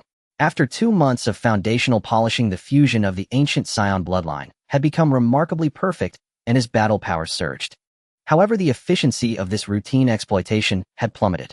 After a brief shock, Master Roshi, being a true master, immediately customized a hellish training plan for this little monster. In the following 6 months, the training regimen changed dramatically. In the early morning, diving into thousands of meters deep pitch-black trenches, battling deep-sea monsters in pure physical combat under terrifying water pressure. At noon, standing before a 100-jong-high cliff, relying solely on his fingers as blades, carving intricate stone statues on the sheer cliff, while honing absolute control over his violent strength atop the nimbus. At night, meditating atop rocky cliffs amidst raging waves, the chi circulating within continuously washed through his meridians, repairing the ancient Saiyan cells torn apart during the day. The extreme environmental pressures and the perfect restoration of chi formed a twisted loop within this body. Time flew by, and 8 months of high-pressure special training finally came to an end. The sea breeze was cool as Sun Wukong sat cross-legged on the rocky outcrop. After half a year of accumulation, the energy within him underwent a transformative change. His chi and blood surged like an abyss, solidifying the foundation of his ancient bloodline. My regular combat power is estimated to have surpassed 2,000, because I feel at least 10 times stronger than before. Sun Wukong slowly rose, gazing towards the direction of Papaya Island. The 21st World Martial Arts Tournament. There are Krillin, Yamcha, and Master Wutian, disguised as Chung Long. He looked forward to it as the scenes he had seen in his youth always stirred his blood, and now he would experience it firsthand. Wukong, what are you daydreaming about? Come here quickly. A distant voice of Krillin called out loudly. Sun Wukong retracted that terrifying aura and turned to walk over. Krillin was holding 2 large travel bags, his head glistening with excited sweat. Master Roshi, wearing a floral shirt and sunglasses, leisurely walked over with his hands behind his back. Here, the martial outfit from Master Wutian. Krillin stuffed a brand new martial arts uniform into Sun Wukong's arms. Wearing this, we will be true disciples of the Turtle School. Change into this. Master Roshi adjusted his sunglasses, trying to conceal the shock he felt when he sensed that terrifying aura, and pretended to cough twice. The martial arts tournament is no child's play. Although you have made rapid progress over the past half year, remember that there are always greater heights beyond. This time, taking you to compete is mainly to broaden your horizons, never become arrogant. Understood, Master Wutian. I will broaden my horizons well. Sun Wukong lifted his head, his profound gaze meeting Master Roshi's through the sunglasses. The word well was bitten heavily by him, his eyes carrying a hint of an enigmatic smile. Upon being swept by this gaze, Master Roshi's heart skipped a beat. What is up with this kid's gaze? Why does it feel strange? Less talking. Grab your luggage and set off. Destination Papaya Island. Master Roshi, feeling a bit guilty, averted his gaze and waved his hand. Oh, Krillin excitedly raised his fist. Master Roshi, feeling a bit guilty, averted his gaze and waved his hand. Oh, Krillin excitedly raised his fist. On Papaya Island, the sun shone brightly, and the sea breeze carried the fervor and clamor of the martial arts tournament. The Onsen Favre's World Martial Arts Tournament officially commenced today. Top fighters and heirs to martial arts schools from across the globe, along with hundreds of thousands of fervent spectators, crammed the once serene tropical island to its limits. Before the massive gates of the tournament hall, Krillin, burdened with a large pack, broke out in a cold sweat on his bald head. Glancing at the burly, grim-faced contestants around him, he grew so nervous that he began to walk with a clumsy, synchronized step. Gulp. So many people. They all look incredibly strong. Krillin swallowed hard. Relax, Krillin. After 8 months of intensive training, you've been completely reborn. A warm, calm voice came from beside him. Goku, with his hands in his pockets, wore an immaculate orange martial arts GI. He walked among these fierce fighters with an unhurried, leisurely stride. No trace of sharpness emanated from him. It was as if he had merged with his surroundings. Following behind, the turtle hermit adjusted his sunglasses and, gazing at Goku's flawless back, inwardly groaned. This kid. After over half a year of special training, I can no longer fathom his depth. He had originally planned to compete under the alias Jackie Chun, hoping to teach his disciples a lesson about their limits. Now he could only steel himself and go through with it. Goku! A crisp, melodious shout pierced through the crowd. Everyone turned to see a sleek sci-fi hovercar come to a smooth stop by the roadside. The door opened and a stylish girl with short blue hair rushed out like a joyful butterfly. Bulma. Goku halted, a smile softening the depths of his eyes. Bulma ran over with delighted surprise, but abruptly stopped half a step away from him. After nearly a year apart, the boy had shot up in height, and his increasingly chiseled handsome face made her, usually so carefree, feel her heart race. You've grown quite a bit. Bulma stammered, fidgeting with her fingers and avoiding his gaze. To mask her unease, she cleared her throat and lowered her voice mysteriously. Oh, by the way, after your match, they'll give you a big surprise. I guarantee it'll make you the martial arts fanatic smile, even in your dreams. I've spent almost half a year in the lab for it. Could it be the gravity chamber? Goku's heart stirred. Could this girl have actually managed to create that kind of advanced technology in just half a year? He guessed about 70 or 80% of it, but seeing Bulma's proud tsundere expression, he didn't call her out. Going along with the flow, he took half a step forward, closing the distance again. He lowered his head slightly, looking at her reddening ears, and deliberately lowered his voice. Oh, so mysterious. Not even a tiny hint. Feeling his breath, so close, Bulma's cheeks flushed with 2 patches of crimson. She instinctively leaned back, hands on her hips, and huffed. I said it's a surprise. What fun would it be if I told you? Goku didn't tease her further. He naturally raised a hand, and as he had when they parted 8 months ago, gently ruffled her short blue hair. Ahem. My eyes are a bit dazzled over here, the turtle hermit said sourly, turning away. Krillin, biting his sleeve, watched with pure envy. In the midst of this tender moment, a harsh snort rang out from nearby. Umph. The martial arts tournament is a sacred arena for combat, not a place for brats to flirt. The crowd parted. A long-haired youth with a scar across his face strode forward, a small blue cat perched on his shoulder. Yamcha. Goku narrowed his eyes slightly. Yamcha's gaze fell upon Bulma's stunning visage once more, and a flicker of awe instinctively crossed his eyes. But when his attention shifted to Goku, his entire body stiffened, as if electrocuted, and his arrogant demeanor instantly deflated. The scene in the desert half a year ago was nothing short of a nightmare for him. You? Why are you here competing too? Yamcha swallowed, cold sweat beading on his forehead, as he unconsciously took a step back. We'll want a little sparring session before the match.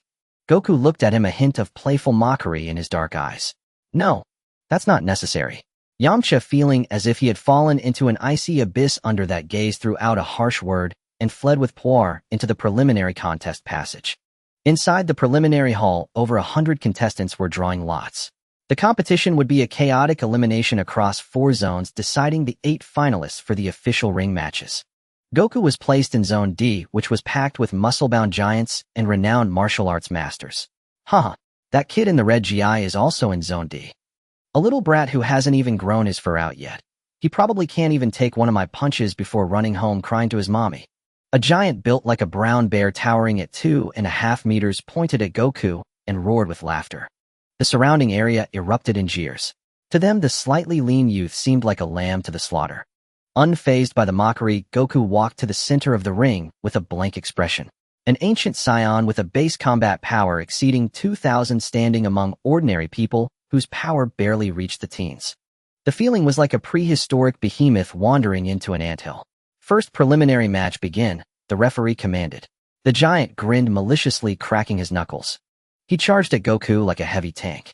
Lie down, kid.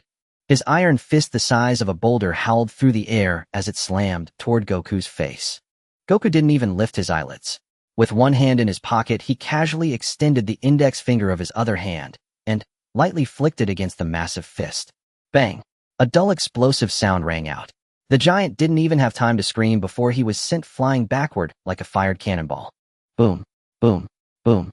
His colossal body plowed through 3 thick walls of the preliminary hall like a bulldozer, finally crashing miserably into the rubble, unconscious and foaming at the mouth. The preliminary hall fell into dead silence. The fighters who had been mocking him moments before had their eyes nearly popping out their breath, completely halted. What kind of monster is this? With just one finger? The referee was so startled that his whistle dropped from his mouth. What the hell? Amidst the horrified stares, Goku slowly withdrew his finger. He furrowed his brow slightly, seemingly unsatisfied with his control over the force. He turned to the trembling referee and offered a polite, sunny smile. Sorry, referee, I didn't control my strength well. May I ask, does this round count as my win? Yes, winner's son Goku. The referee nodded frantically, his voice quivering like a falling leaf. Goku gave a slight nod and stepped down from the ring with composure. What followed in the Zone D preliminaries was an utterly absurd spectacle. Every contestant who drew Goku as their opponent, no matter how fiercely they had boasted or how great their reputation, would step onto the ring with trembling legs and decisively raise their hands, shouting, "I surrender." Without throwing a single punch, Goku secured his ticket to the official tournament. Under the blazing sun, the sea breeze rustled the enormous martial character flag. Surrounding the open arena, tens of thousands of spectators packed the stands, creating a thunderous roar. Bulma, dressed in a refreshing sports outfit and wearing a cap, squeezed her way to the front row with her agile movements. Holding a chilled soda, she eagerly stared at the passage. This passionate atmosphere felt even more authentic. Ladies and gentlemen, after intense preliminary rounds, the top 8 contestants have emerged. On the stage, the sunglasses-wearing blonde host proclaimed in a loud voice, "Next, we will proceed to the top 8 knockout matches. Let's see who can claim the pinnacle of martial arts." In the contestant passage, Sun Wukong stood with his hands in his pockets, calmly gazing at the matchup chart on the wall. The match list matched the original text perfectly. "The world line is strictly following the original story," he chuckled inwardly. The first match commenced: Krillin versus Bartley. Krillin's opponent, Bartley, was a filthy man who never bathed and reeked of an unbearable stench. As the match began, Krillin was overwhelmed by the foul odor, gagging repeatedly and nearly fainting. "I'm done for. I'm going to suffocate." Krillin rolled on the ground, his eyes rolling back. Sun Wukong sighed helplessly and shouted, cupping his hands around his mouth, "Krillin, you fool, did you forget you don't have a nose? What are you smelling?" "Huh?" Krillin, who was gagging uncontrollably, suddenly froze, touching the bald center of his face. "All right, I don't have a nose. I can't smell anything. It's purely psychological." Revitalized, Krillin performed a fish leap and, taking advantage of Bartley digging his belly button, delivered a swift kick that sent the biochemical weapon flying out of the ring. First match, Krillin wins. The audience erupted in applause and Krillin excitedly gave a thumbs up, while Sun Wukong shook his head with a smile. In the subsequent second match, Yamcha faced Chunlong, and it was still a one-sided crush. Faced with the unfathomable elder, Yamcha dared not be arrogant and immediately unleashed his ultimate move, the Wolf Fang Fist. Claw shadows intertwined with the sound of wind like a wolf's howl. The offensive surged like a long rainbow. Meanwhile, the turtle hermit, disguised as Chunlong, moved with seemingly chaotic steps that actually concealed deep tricks, strolling leisurely amid the storm of claw winds. Despite Yamcha breathing heavily, he couldn't even touch the hem of the elder's clothes. "Too many openings, young man," the elder commented blandly, waving his wide sleeves casually. The fierce gust from his palm was like a tempest, effortlessly shattering the assault, sending Yamcha flying out of the ring. Under the astonished gaze of the audience, Chunlong flashed a comical peace sign at the camera. However, as he stepped down from the arena, his gaze swept across the contestant passage and found Sun Wukong looking at him with a smile that was not quite a smile. Those profound black eyes seemed to see through everything. The turtle hermit's heart sank, a bead of cold sweat trickling down. This kid's gaze. Could he have recognized me? Impossible. I have mastered the art of sticking on my mustache. He forced himself to look calm and diverted his gaze, but his heart was racing. After that Wadini defeat of Lan Fang in the third match, the announcement blared, the last match of the top 8. It's the promising contestant Sun Wukong against the one from the demon realm, Kenan. Amidst the boiling excitement, Sun Wukong walked out of the passage with a composed expression. "Wukong, go for it. Give him a good beating. I'll treat you to a feast after." Bulma shouted loudly, using her hands as a megaphone without any restraint.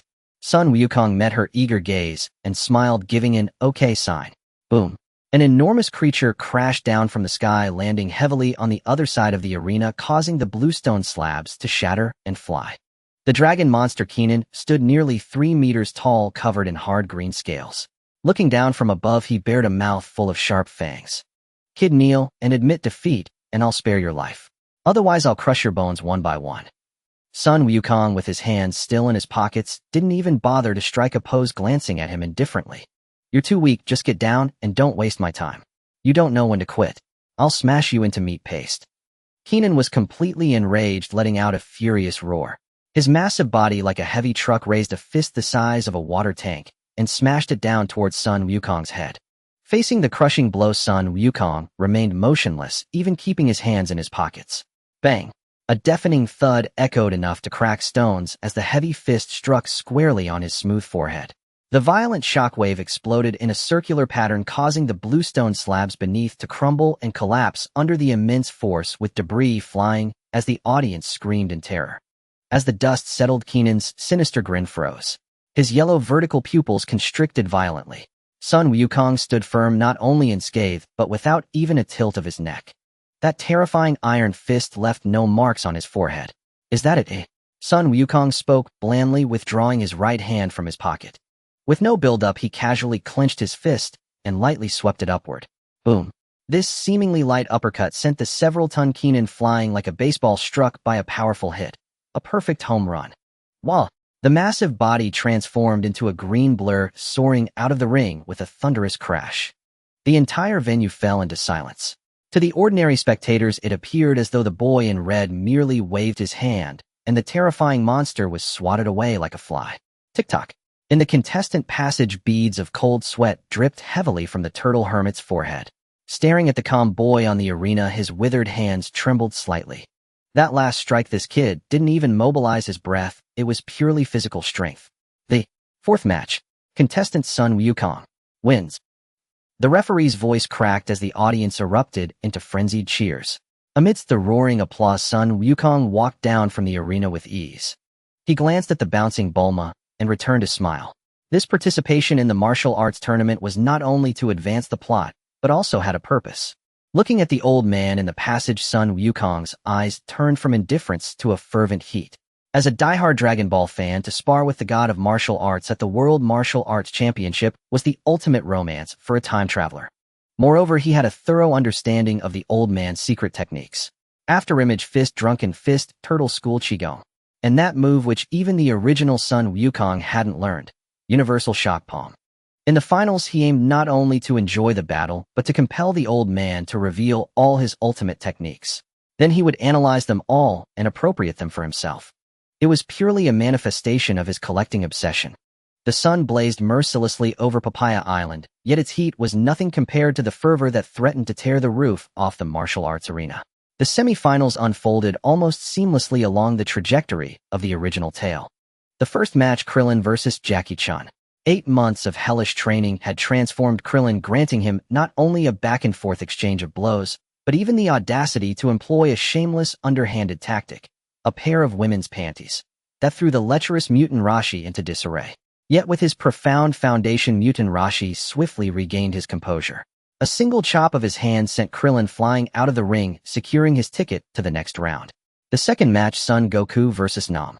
Son Goku stepped onto the platform, gazing at the dark-skinned monk before him, a man from a water-starved village, palms pressed together, eyes brimming with the resolve of death. Casting aside his casual demeanor, a glint of respect surfaced in Goku's gaze. Nam's Son Goku spoke calmly. "I know why you're here." Nam jolted, his eyes narrowing with wariness. "You don't lack the prize money, you lack water to save your village."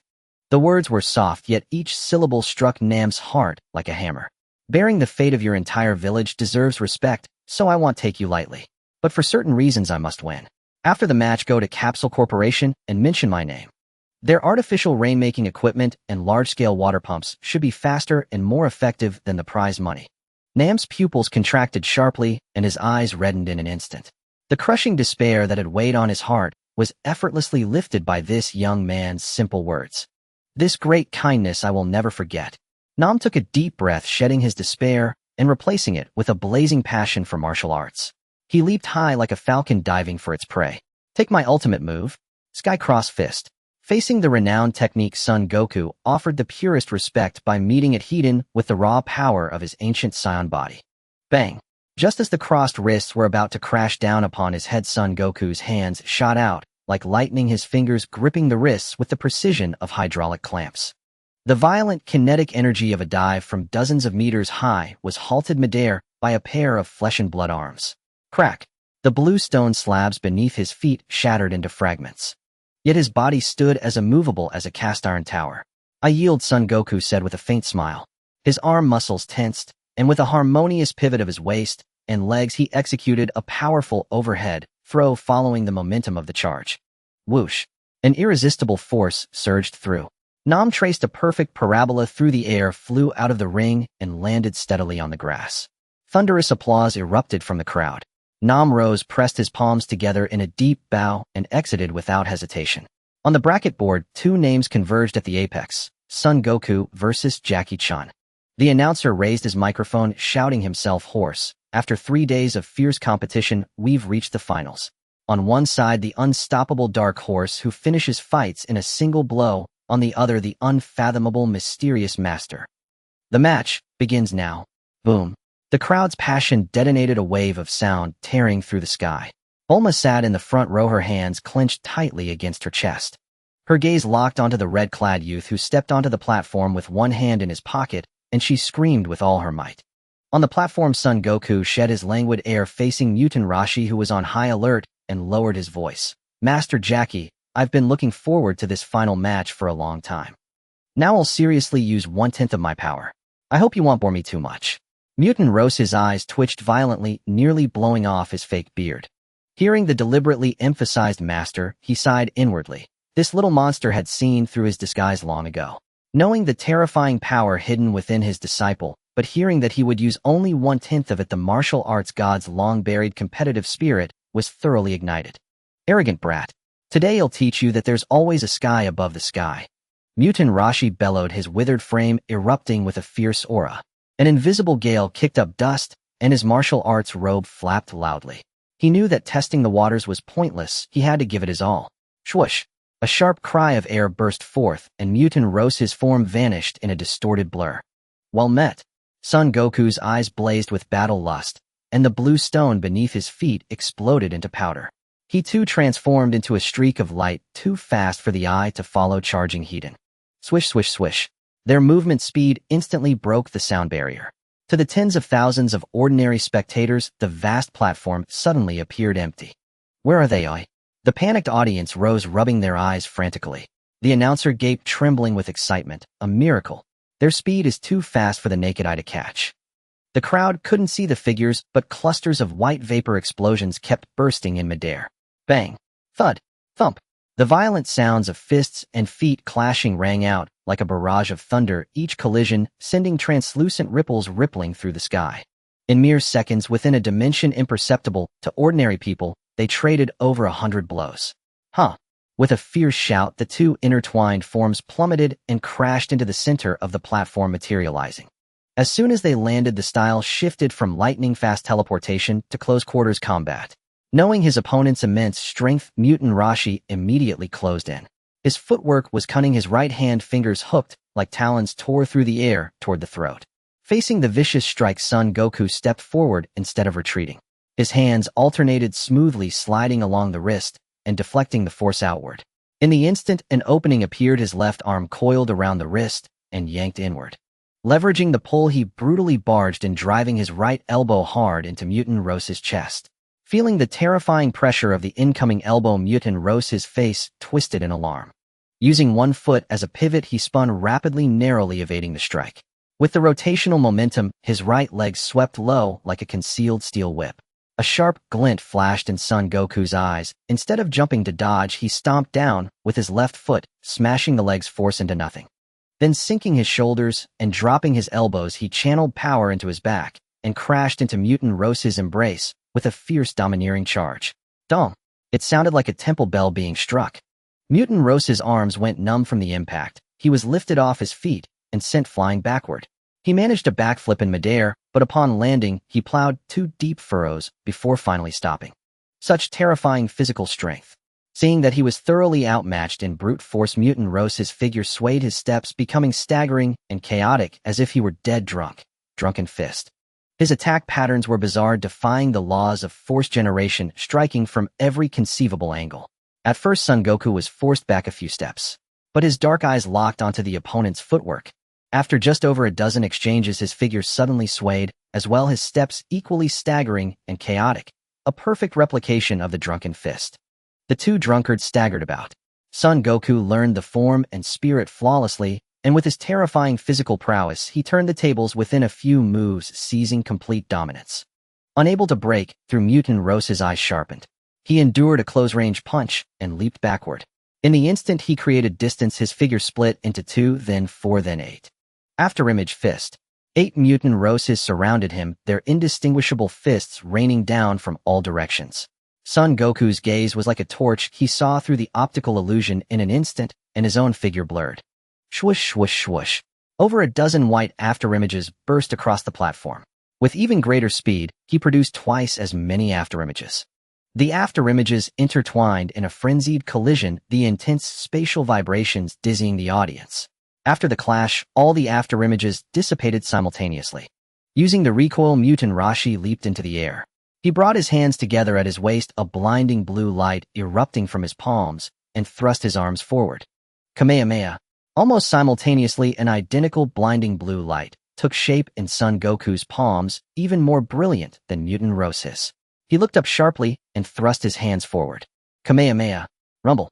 2 colossal blue beams collided directly overhead, and the violent energy ripples turned into a level 12 hurricane, tearing apart the thick stone walls all around. In less than 2 seconds, the energy erupting from Son Goku's palms surged like a bursting dam, pushing Mutant Rose's energy wave back along its original path. Mutant Rashi was horrified. He dove to the side in desperation. Boom. The out-of-control beam grazed his afterimage and shot into the sky, ripping a gaping multi-kilometer-long fissure through the thick clouds over Papaya Island, letting a blinding shaft of sunlight pour down. Mutant Rashi knelt awkwardly at the edge of the platform, gasping for breath, his black martial arts robe soaked with sweat. He looked up, a deep sense of helplessness and shock flickering in his eyes. In strength, speed, and martial technique adaptability, he had been perfectly replicated. This was nothing but a bottomless abyss. It seems you weren't exaggerating, but... His expression was more serious than ever. He took a deep breath, raising his withered hands before his chest, his fingers splayed and bent like eagle claws. Crackle, crackle. A grating sound filled the air as bright yellow electric arcs danced and gathered wildly between his palms. The strong smell of burning permeated the atmosphere. This is a trump card I plan to take to my grave. Mutant Rose's beard and hair stood on end as he roared. Take this, boy. Thunder shock surprise. Boom. 100,000 volts of high-pressure current formed an impenetrable net of thunder, crossing the dozen meters in a flash and ensnaring Son Goku tightly. Crackle, crackle, crackle. The violent lightning savagely tore at his body, the searing heat scorching the blue stone beneath his feet black. For an ordinary person, the nerves would have been destroyed instantly, leading to immediate shock. Bulma and Krillin screamed in terror. Yet standing at the heart of the thunderstorm, Son Goku neither dodged nor flinched. He closed his eyes calmly, engaging in rapid deduction. He clearly perceived the essence of the raging current. It wasn't natural lightning, but a property attack formed by forcibly converting his inner chi through high-frequency oscillation. So that's it. Altering the nature of chi through specific frequencies of muscle resonance and blood and chi friction. A satisfied smile appeared on his face. Crackle. Son Goku's eyes snapped open, and the vast pure true chi within his body vibrated slightly. Bang. The 100,000-volt lightning wrapped around him shattered like fragile glass, scattering into countless bright yellow sparks. He slowly raised his right hand. Before Mutant Rose's contracting pupils, a tangible wisp of azure lightning danced obediently on Son Goku's fingertip, emitting a faint crackling sound. As if it were an extension of his will, like a god of thunder. Not only had he withstood the attack instantly, but within mere seconds of being struck, he had perfectly reverse-engineered the lightning property conversion. A monster. An utterly inexplicable monster. Mutant Rashi stared fixedly at the lightning, his tense body completely relaxing. He shook his head with a wry smile, plopped down on the scorched platform, and reluctantly raised his right hand. Referee, I concede. The referee raised his flag with excitement, shouting in a cracked voice, Jackie Chun concedes. The champion of this world martial arts tournament is Son Goku. Boom. A cascade of colorful confetti erupted, plunging Papaya Island into an unprecedented frenzy of celebration. Amidst the deafening roar, a blue figure vaulted over the railing without a second thought, and like a light bird dove into his arms. As the martial arts tournament concluded, the entire island was immersed in celebration. As the newly minted star who had claimed the 500,000 Sony prize, Son Wukong naturally became the center of attention. Bulma had reserved the entire top-floor private room of the island's most luxurious seafood restaurant, offering an unparalleled view. Cheers. Krillin, Oolong Pure, and Yamcha, who had shamelessly invited himself, raised their glasses. They clinked their mugs of draft beer and juice with loud exclamations. Wukong, you were incredible today. You even took down a master like Chen Long. Krillin took a gulp of juice and scratched his bald head in confusion. By the way, where did Mutant Rashi disappear to? He promised to watch the finals, but we haven't seen him all day. He's probably off at some beach mesmerized by bikinis, Sun Wukong replied calmly, tearing off a roasted lamb leg as thick as an arm with 2 bites. Bam! The ornate wooden door of the private room swung open. Oh dear, I'm late. I went for a stroll and lost track of time. Mutant Rashi, having removed his comical wig and fake beard, strutted in with a grin ready to take his seat. Mutant Rashi, where have you been? You missed the most exciting match. Krillin started to greet him, but his words trailed off as his gaze froze. He blinked, his expression turning extremely odd. Master, why are you wearing Master Qianlong's clothes? The room fell into instant dead silence. Everyone stared. Although Mutant Rashi had reverted to his usual appearance, he was still clad in the training uniform that had been scorched black by lightning during the final. The very same charred holes and all. Mutant Rashi looked down, and his face flushed a deep crimson.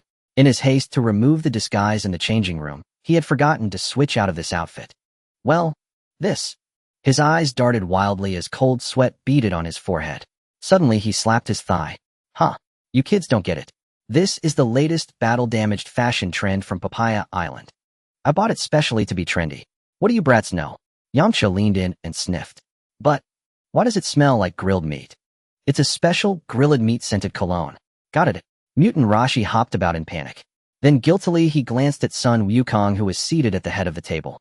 Sun Wukong crushed a bone with his teeth and gave a knowing smile. He raised a goblet. Mutant Rashi, we were waiting for you. Let's eat and talk. Yes, let's eat. Mutant Rashi, relieved, scurried back to his seat. On the table, lobster, grilled meat, and piles of fried rice plates. Sun Wukong had entered full-on eating mode. The Saiyan's appetite was a bottomless pit. His hands moved like blurs, sweeping through the carbs and protein in a whirlwind. Sir, the kitchen is out of everything. Not a single leaf of vegetable left, and the cold storage is empty. We truly can't serve anymore. Half an hour later, the restaurant manager, sweating profusely and on the verge of tears, pointed at the stack of empty plates reaching the ceiling. Don't panic. A crisp voice rang out. Bulma, resting her chin on her hand, held a black gold bank card between her slender pale fingers. Slap. She slapped it onto the table. If there's no food, go get more. If it's not local, bring it from the neighboring island. Or charter a private jet and airlift it from West City. Bulma lifted her snow-white chin, the aura of a world's richest heiress commanding the room. She pointed at the black card and declared dominantly, my friend must eat his fill today. Right away, miss. Wait a moment, I'll contact the charter flight. The manager clutched the black card and dashed off. Long live the rich girl. Krillin and Oolong held waving empty bottles. With a king crab leg stuffed in his mouth, Sun Wukong gave a muffled thumbs up. Bulma, you're really something. She watched him devour his food without any pretense. Instead of disdain, a gentle warmth flickered in her eyes. On the arena, he was an invincible war god, but now fighting for food, he was endearingly real. After a hearty meal, the night had grown deep. Krillin and Mutant Rashi, their bellies round, were sprawled on the sofa snoring. Sun Wukong and Bulma quietly left the noisy restaurant and strolled along the beach. The moonlight was brilliant. Bulma carried her high heels and walked barefoot in the cool, shallow water, her heart light. So how does it feel to be number one? Not bad. Mutant Rashi really is a hidden master, Sun Wukong said, facing the sea breeze. The match, especially his extreme analysis of the Thundershock surprise, had given him a qualitative leap in his subtle control of ki. Bulma stopped and turned, her clear, beautiful eyes twinkling with mischief in the moonlight. Actually, I prepared a big gift for you today.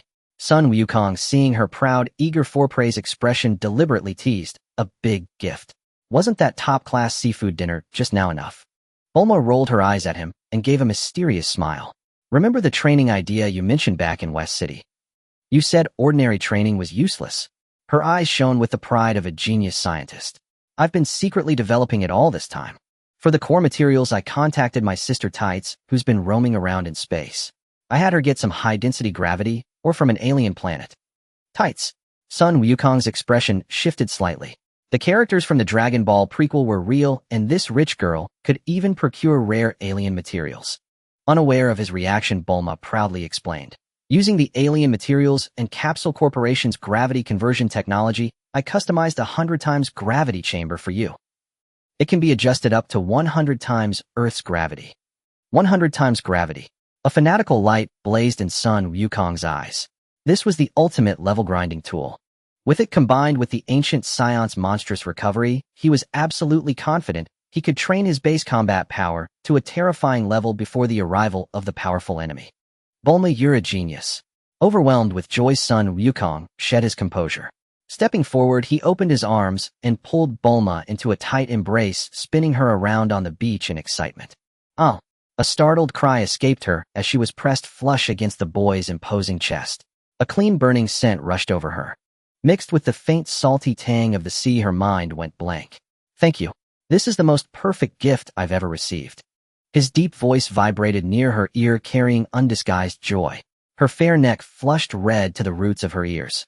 Instinctively, she raised her hand to push him away. But upon touching his warm broad back, her hand inexplicably softened, instead gently grabbing at the fabric of his clothes. Her heart pounded like a drum. Idiot. You're holding too tight. Her voice was as faint as a mosquito's buzz, her cheeks crimson. She finally gave in, burying her face into his broad shoulder. Feeling her burning warmth and shyness, son Wukong came to his senses. He couldn't overdo it. He stopped and gently set Bulma back down on the sand.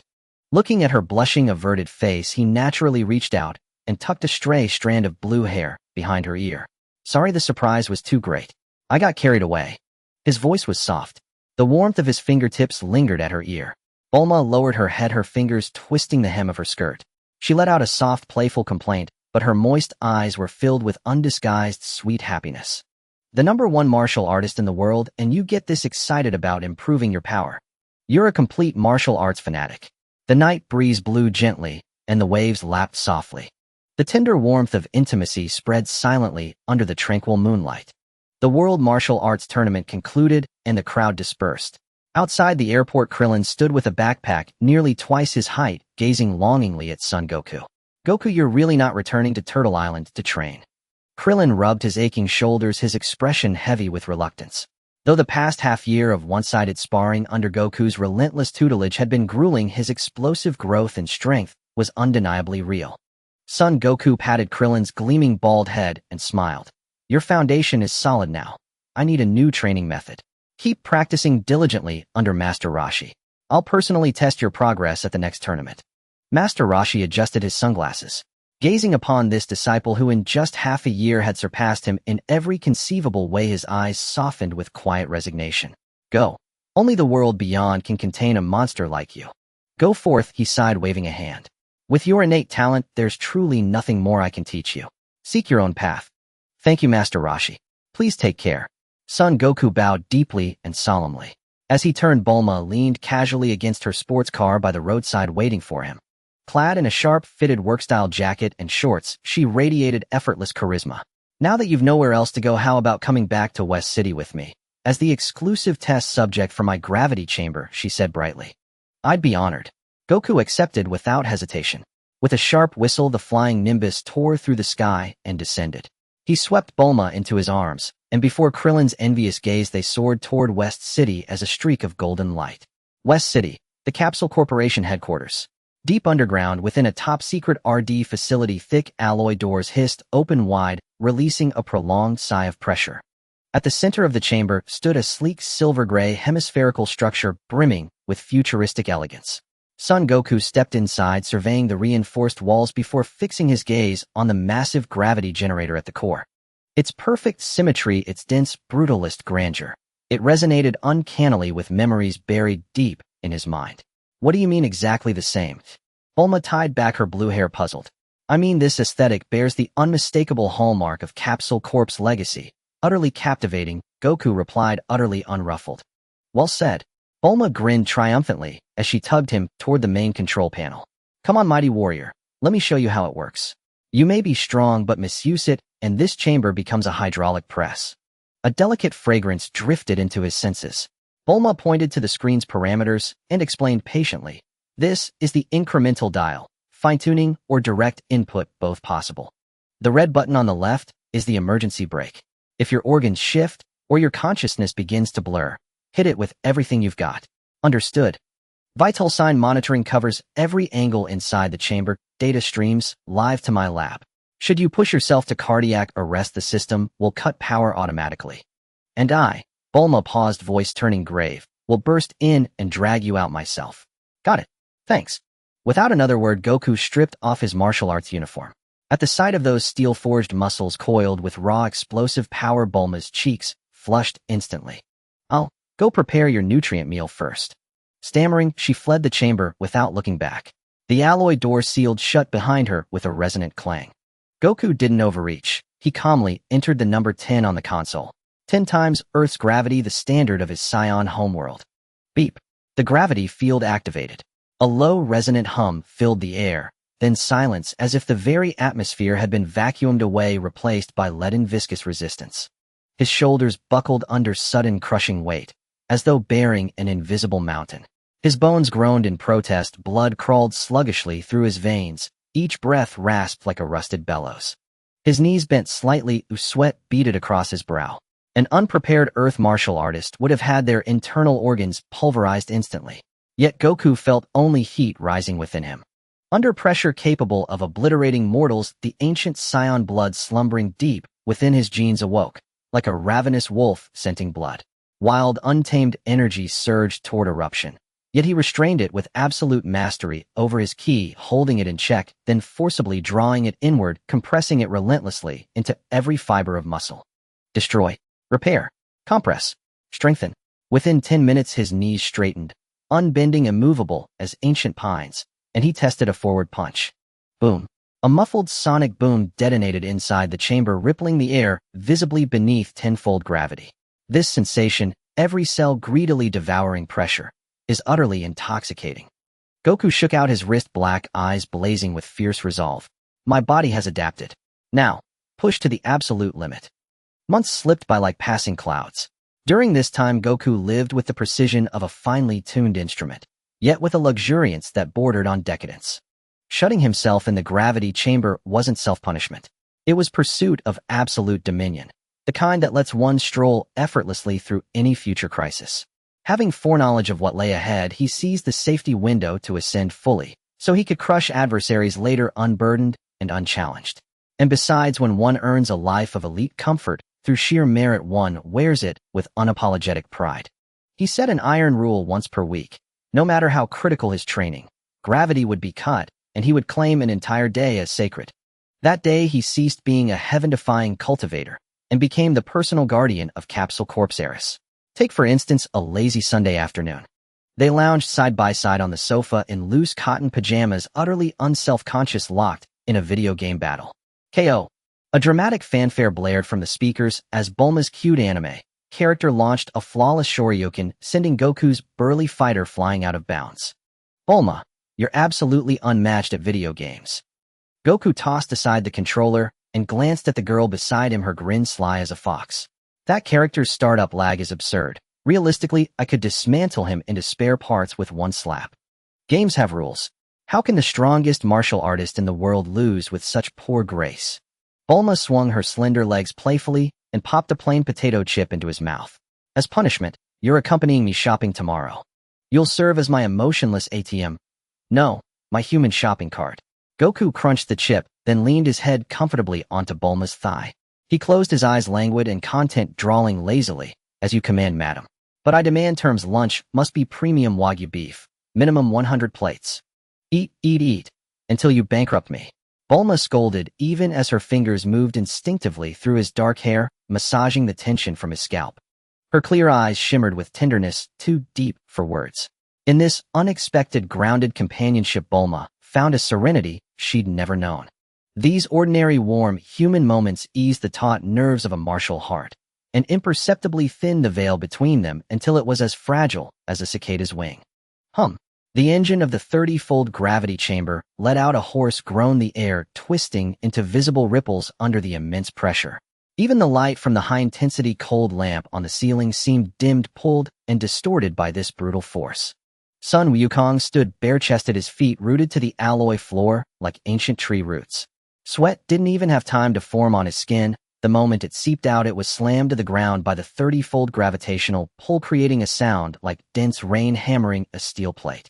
Every breath felt like swallowing shards of glass, and the over 200 bones in his body groaned under the extreme pressure, emitting a teeth-grinding friction.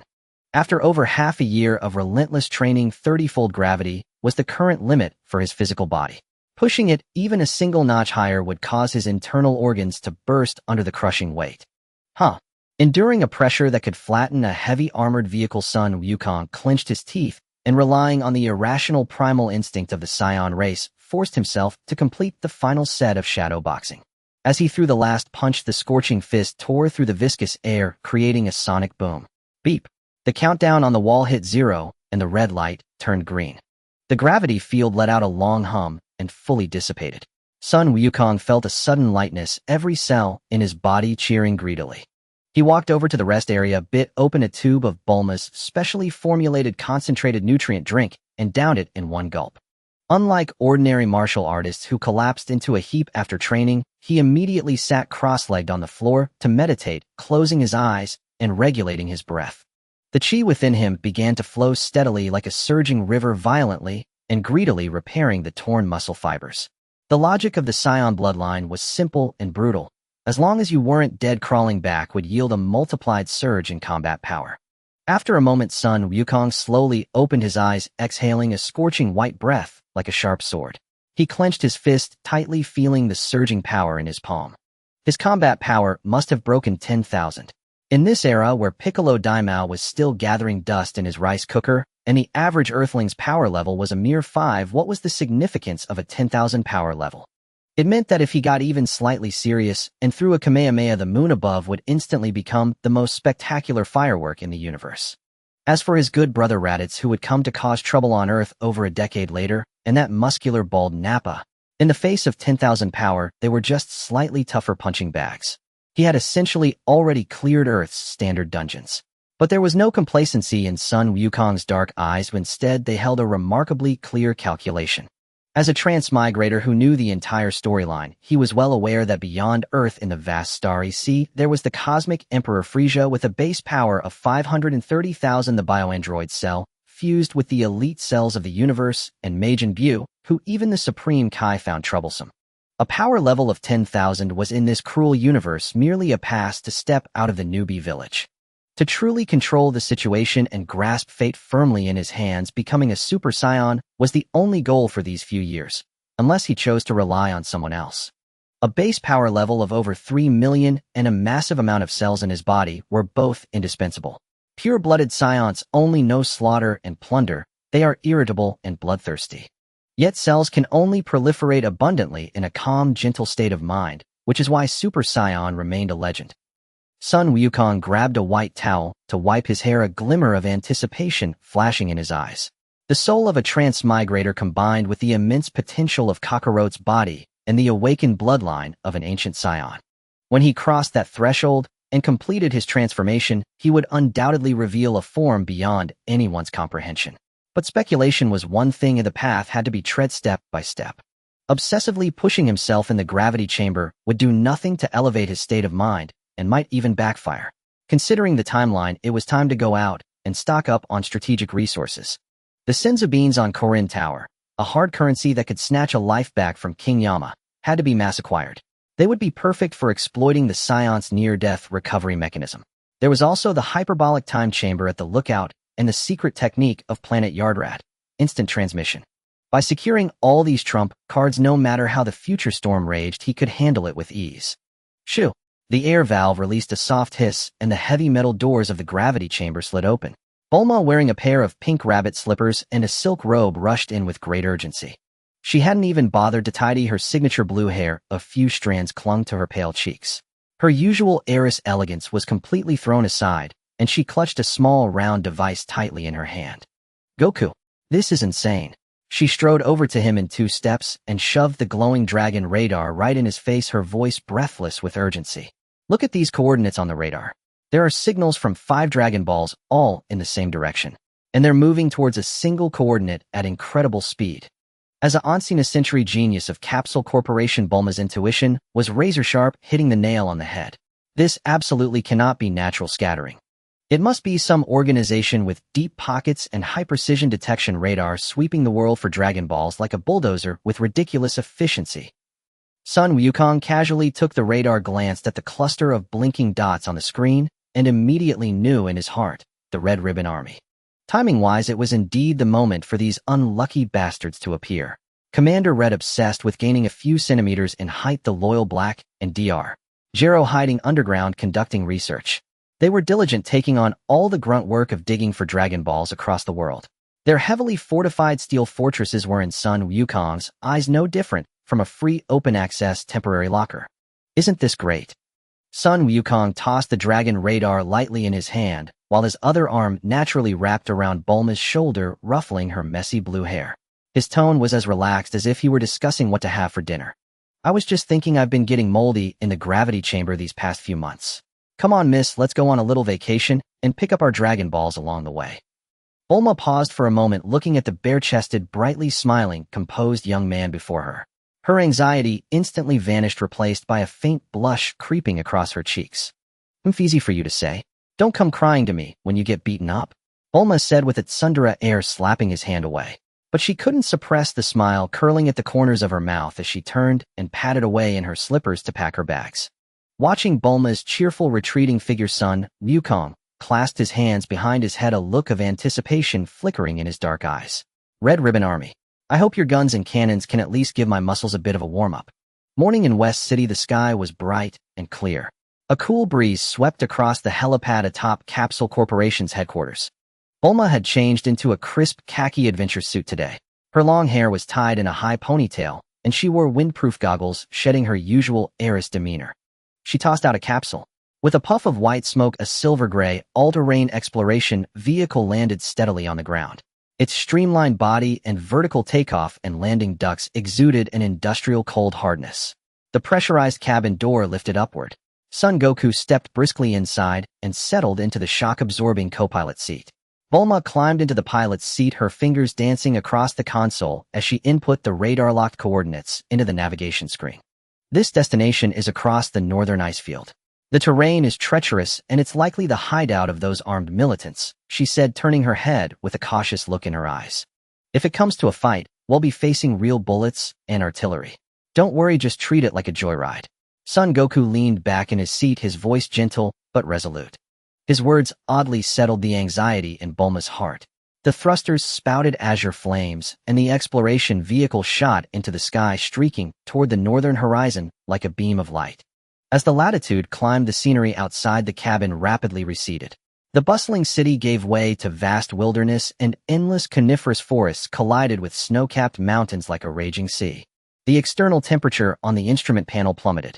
The magnetic field in this airspace is a tangled mess. The radar signals are being interfered with, Bulma muttered, frowning at the screen that occasionally flickered with static. Hiding their base in such a frozen hell. These people are not only wealthy, but also ruthless to themselves. Goku, we're about to enter the core alert zone. Okay, just focus on flying. Son Goku didn't even lift his eyelids. He leaned back in his seat, closing his eyes to rest. His chi circulated through his body with each steady breath, tuning his spirit to the most comfortable state of readiness for battle. Thousands of kilometers away, deep within the northern ice field, the Red Ribbon Army's underground command post had hollowed out half a snow-covered mountain like a slumbering beast. Outside the fortress, a blizzard raged. Fully armed patrols shuttled back and forth, and the roar of heavy armored vehicles crushing the frozen ground echoed day and night. This was a lawless place that gave even Earth's regular forces a headache. Inside the hall, the cold light of a holographic sandbox cast shadows on Commander Red's grim face. He bit down on his cigar, listening to the report from Black, his advisor. "Commander, the search teams from various regions have reported successes. 5 Dragon Balls have been safely secured in the vault. Only 2 remain, and your grand ambition will be realized." Red blew out a satisfied ring of smoke. Just as he was about to say a few grand words, a piercing air raid siren erupted without warning in the hall. Red lights flashed alternately, dazzling the eyes. What the hell is going on? Red slammed his fist on the edge of the sandbox. A radar operator sweating profusely pounded the keyboard. "Commander, an unmarked aircraft has forcefully entered the core air defense zone and is approaching at full speed." The large screen quickly switched to a satellite image of the exploration vehicle. Red sneered, a murderous intent flashing in his eyes. How dare they act wild over Red Ribbon territory? "Shoot it down." "Yes, sir." "Order the 3rd Air Fleet to scramble and engage." Black ordered irritably. The heavy hangar doors on the mountainside swung open. 3 black fighter jets fully loaded with live ammunition pierced through the clouds, leaving trails of white smoke as they swooped in aggressively in a formation. Inside the exploration vehicle, the alarm lights blared in unison. Bulma stared intently at the 3 red dots closing in on the radar, her voice tense. Goku, trouble's here. 3 military jets are locked onto us. Missile launch countdown. Don't worry. Leave those scrap metal pieces outside to me. Son Goku unbuckled his seatbelt and stood up. Under Bulma's astonished gaze, he walked to the cabin door and yanked open the pressure valve. The violent freezing gale rushed into the cabin like invisible knives. Goku's hair was tousled by the wind, and his thin martial arts uniform clung to his body. Without any protection, he stepped out of the cabin, as if on a leisurely stroll, planting his feet firmly on the smooth wing. The extreme cold and thin oxygen at an altitude of tens of thousands of meters were no more than a gentle spring breeze to the robust physique of a Saiyan. A flash of light appeared at the edge of sight. 2 air-to-air missiles detached from their launch racks, streaking through the air with fiery tails. Goku stood against the wind, bringing his hands together at his waist. The primal power deep within his genes surged. A pure azure light rapidly gathered in his palms, and the surrounding air rippled from the high-density energy compression. Kamehameha. He thrust his palms forward. A thick azure beam of light swept across the sky with overwhelming force. The 2 missiles didn't even have time to detonate. They were completely vaporized in the terrifying heat. The beam continued unabated like a dragon, crossing hundreds of meters of airspace, precisely grazing the 3 fighter jets. The scorching energy current directly incinerated the jets' engines and electronics. The aircraft billowed black smoke and spiraled downward into the clouds. The sensation of weightlessness plunged the red ribbon pilots into panic. All 3 pulled their ejection handles, and white parachutes bloomed one after another among the clouds. Goku swept his gaze over them, but paid them no further mind. He rarely felt any killing intent toward lackeys who had lost their will to fight. The blast of energy had also carved a vacuum zone hundreds of meters wide through the surrounding clouds, allowing sunlight to stream straight down. Goku patted his sleeves, turned back into the cabin, and sealed the pressure door. The gale was shut out. The obstacles are cleared. Keep flying. He sat down again and casually took a sip from the water bottle beside him. Bulma stared blankly at the empty sea of clouds and the exaggerated path carved through it. It took her a long moment to snap out of it and let out a long sigh of relief. With no further hindrances, the exploration vehicle pressed on. As the altitude dropped, the nose of the craft cut through the lowlying clouds. Amid the blizzard, the full scale of the massive fortress, built of steel and concrete, was revealed deep in the ice field. Rows of thick anti-aircraft guns stood erect. Giant searchlights swept back and forth through the swirling snow, weaving an impenetrable web of vigilance. Under the snow camouflage netting, rows of heavy tanks and armored vehicles were faintly visible. At the highest point of the fortress, a bright red army flag fluttered wildly in the wind and snow. Son Goku stood up from his seat, looking down through the windshield at the steel fortress below, which was on high alert. His gaze was calm. "Let's land," he said, turning to Bulma, his tone as casual as if he were asking what to have for lunch.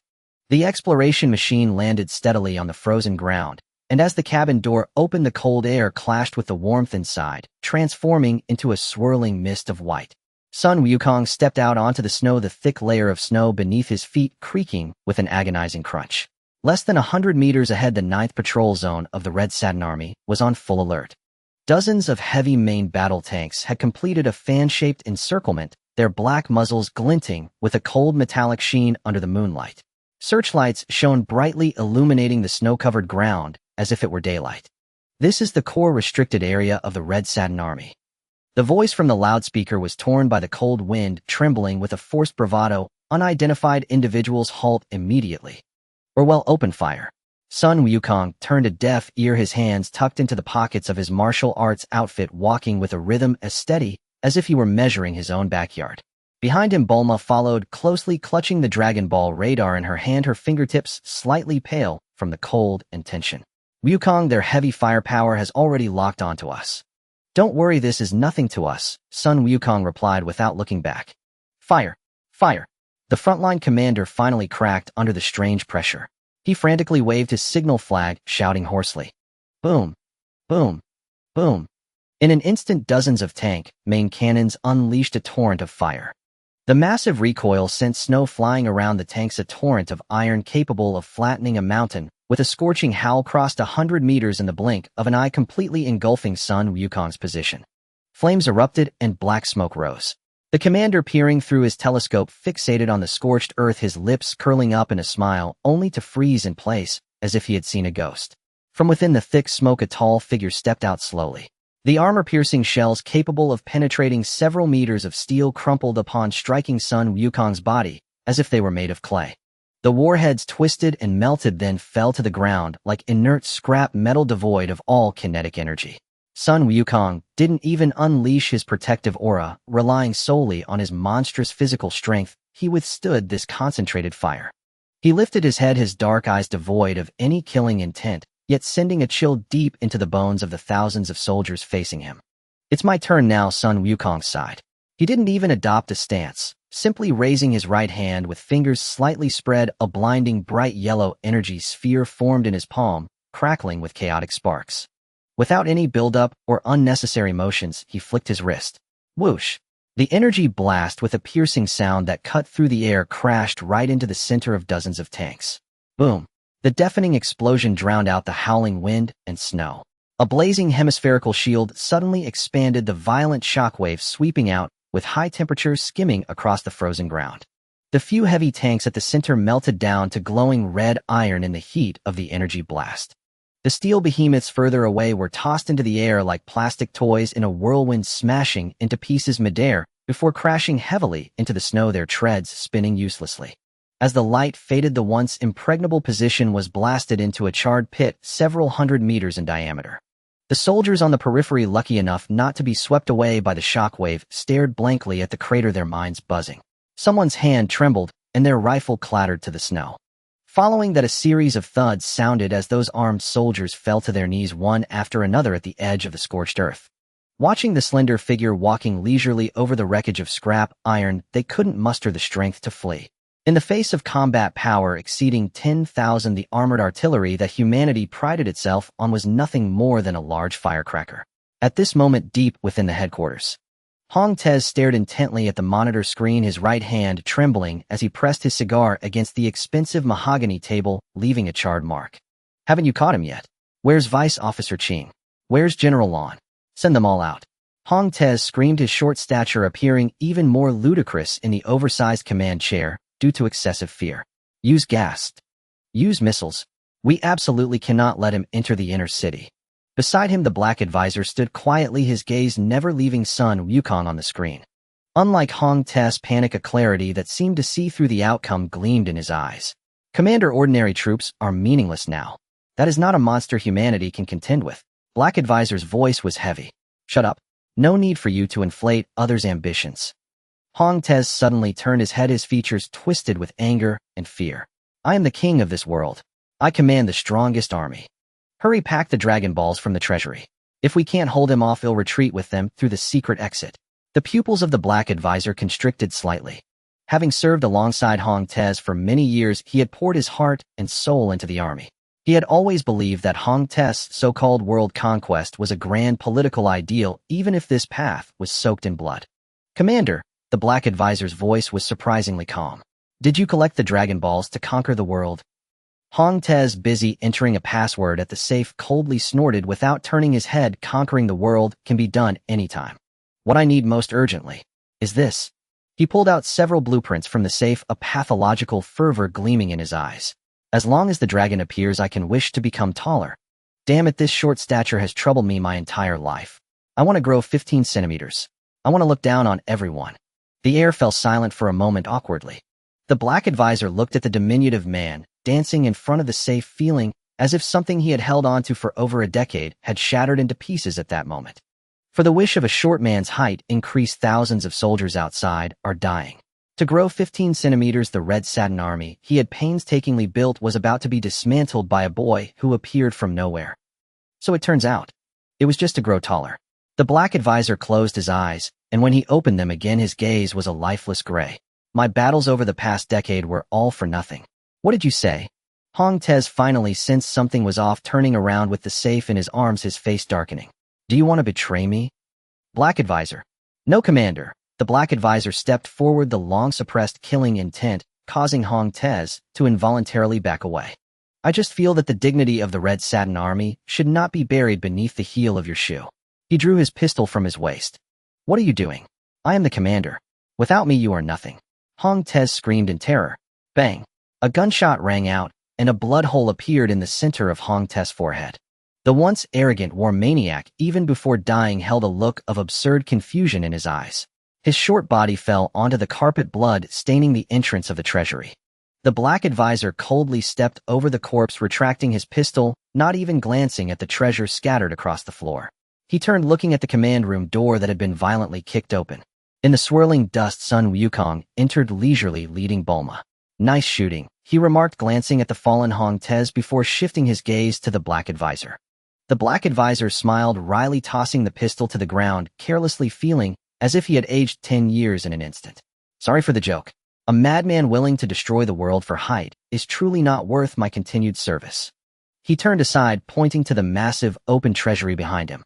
The Dragon Balls are inside. In exchange, I only ask for a dignified ending. There are still tens of thousands of ordinary soldiers in this fortress who do not know the truth. They should not accompany this madman to their deaths. Sun Wukong nodded. Bulma, go get the items. Bulma cautiously stepped around the corpse and entered the treasury. Moments later, she emerged with 5 orange Dragon Balls, exhaling a long sigh. Wukong, all 5 are here, not a single one missing. Sun Wukong looked at the black advisor and said, disband your troops. They'll dismantle this fortress shortly, but I want kill unarmed people. The black advisor stood at attention, saluted sharply, and turned to walk into the dark depths. Sun Wukong grasped Bulma's hand as they exited the command tower.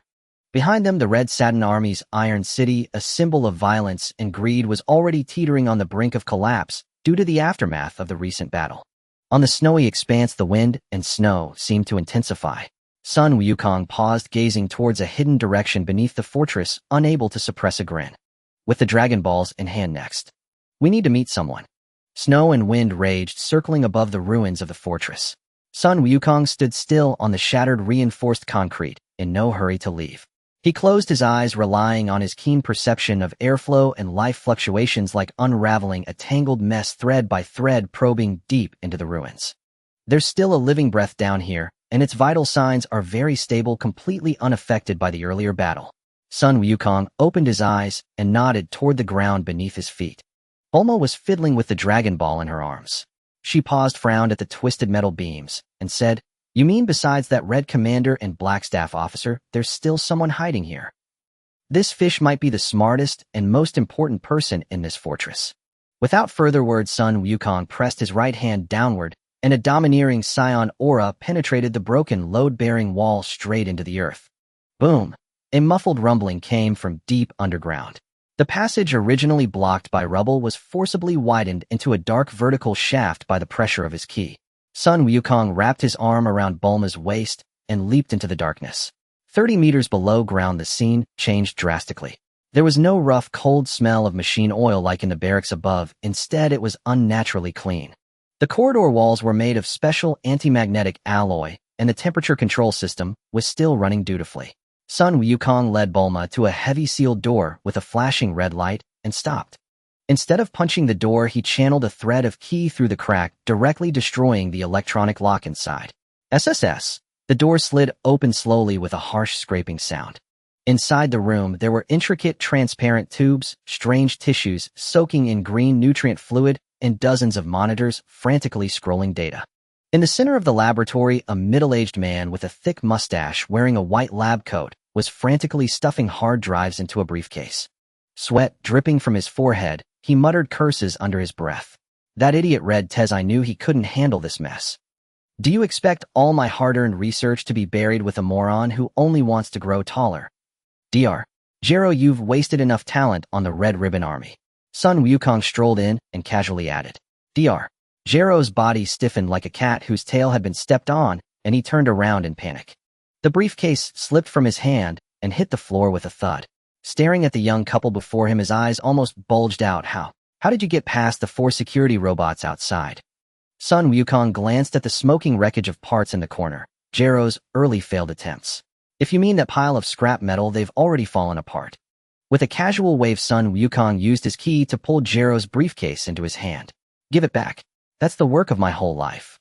Gero lunged forward with a distorted face, but before he could even touch Sun Wukong's clothes, an invisible blast of force sent him tumbling to the ground. Sun Wukong looked down at the future father of androids, his mind already spinning with calculations. In this universe where Fist ruled all, Jero was one of the rare few who could, by tapping on keyboards and turning screws, create beings surpassing Super Saiyan power. To level up, a Saiyan couldn't just take beatings, they needed high-quality sparring partners. If he could recruit this old man and have him create an early prototype of the future Cell, wouldn't he have a top-tier punching bag at home? Moreover, with some modifications, Earth's local defense forces would be rock solid. Doctor, you should be glad you met me today, not the Earth Defense Force, or you'd be sewing in a cell for the rest of your life. Sun Wukong crouched down, locking eyes with Jero. What do you want? Steal my technology and sell it? Jero panted, his face full of wariness. Sun Wukong smiled. Sell it. We don't need that. What I'm interested in is your ideas about the fusion of biology and machinery, and that ultimate life form. Jero's pupils contracted sharply, his face a mask of disbelief. How? How do you know? I haven't even finished the rough sketches. Sun Wukong didn't bother to explain. He shifted his body, revealing Bulma behind him. Old man, the energy circuit on this mainframe is as messy as a dog's breakfast. Bulma had somehow already gotten to the main console, her slender fingers flying across the keyboard as she commented without looking up. You're trying to use nuclear fission as a base, but the energy ceiling will lock you in sooner or later. If you switch to this kind of miniaturized gravity field pump architecture. As Bulma hit the enter key, the lab's warning lights turned green, and the energy output curve on the central simulator shot up at an absurd angle. Dr. Jero was completely stunned. He scrambled to the screen, his thick glasses almost pressed against the glass. After staring for a long time, he slumped to the floor, muttering, gravity pumps. You can do that. I've been trapped by conventional physics all this time. Her name is Bulma, the heiress of Capsule Corporation. Currently one of the few people on Earth with an intellect no less than yours. Sun Wukong straightened up and laid out the terms. What the Red Ribbon Army could give you is nothing but endless fighting and killing. But I can offer you unlimited research funding from Capsule Corporation, the best laboratory on Earth, and a real chance to build that thing. At these words, Dr. Jero's gaze toward Bulma instantly changed. It was the fervent look of a scientific madman who had found a kindred spirit. What if I say no? He swallowed, trying to salvage some dignity. Then he'll just have to pretend I never saw you, since this place will collapse in 5 minutes. Sun Wukong pointed to the cracking ceiling above. Jero let out a bitter sigh and nodded firmly. For a pure scientific fanatic, he simply couldn't resist such temptation. All right, Jero's brain is at your service from now on. Sun Wukong clapped his hands in satisfaction. You've got 10 minutes to pack all the useful data. We're never coming back to this dump. Bulma swiftly pulled out a high-capacity capsule, sucked the important equipment from the main console into it, and gave Sun Wukong an okay sign. Sun Wukong turned and walked out, listening to the clatter of Dr. Jero packing up behind him, already planning his next steps. First, we'll settle this old man in West City, Sun Wukong said to Bulma. Then we still need to find the remaining 2 Dragon Balls. Those Red Ribbon guys are way too slow. It took them over half a year to find 5. We'll have to get the last 2 ourselves. No problem. I've been cooped up in the gravity chamber for too long.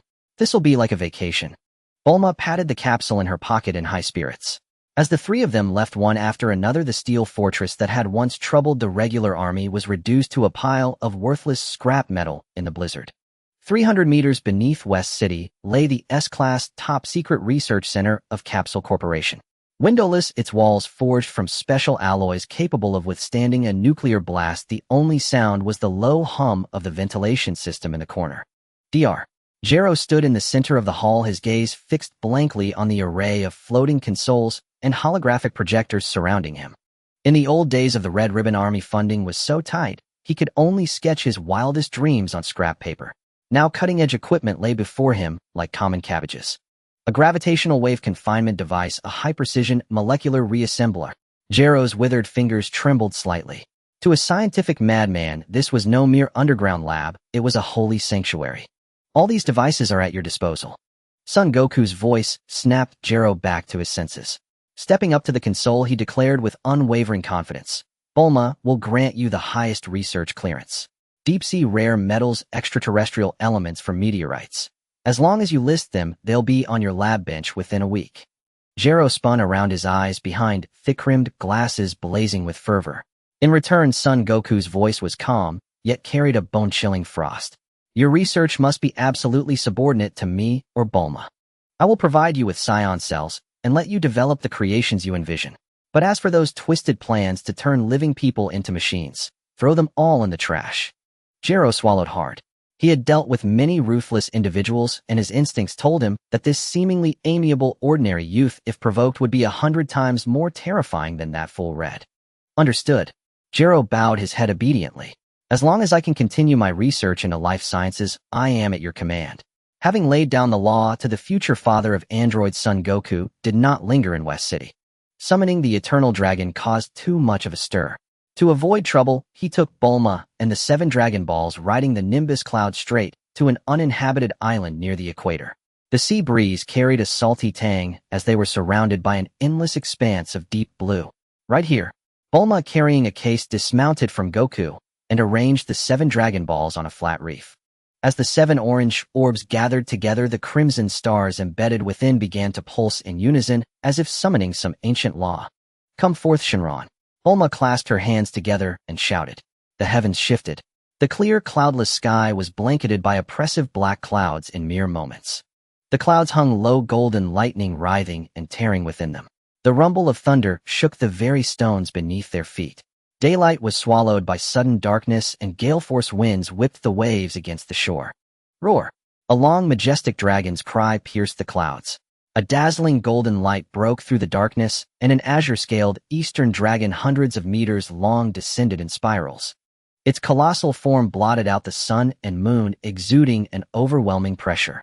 Shenron lowered its massive head, its 2 crimson eyes like lanterns fixed on the duo below. Its voice boomed like thunder. O you who have gathered the 7 Dragon Balls, speak your wish. Any wish, I can grant it for you.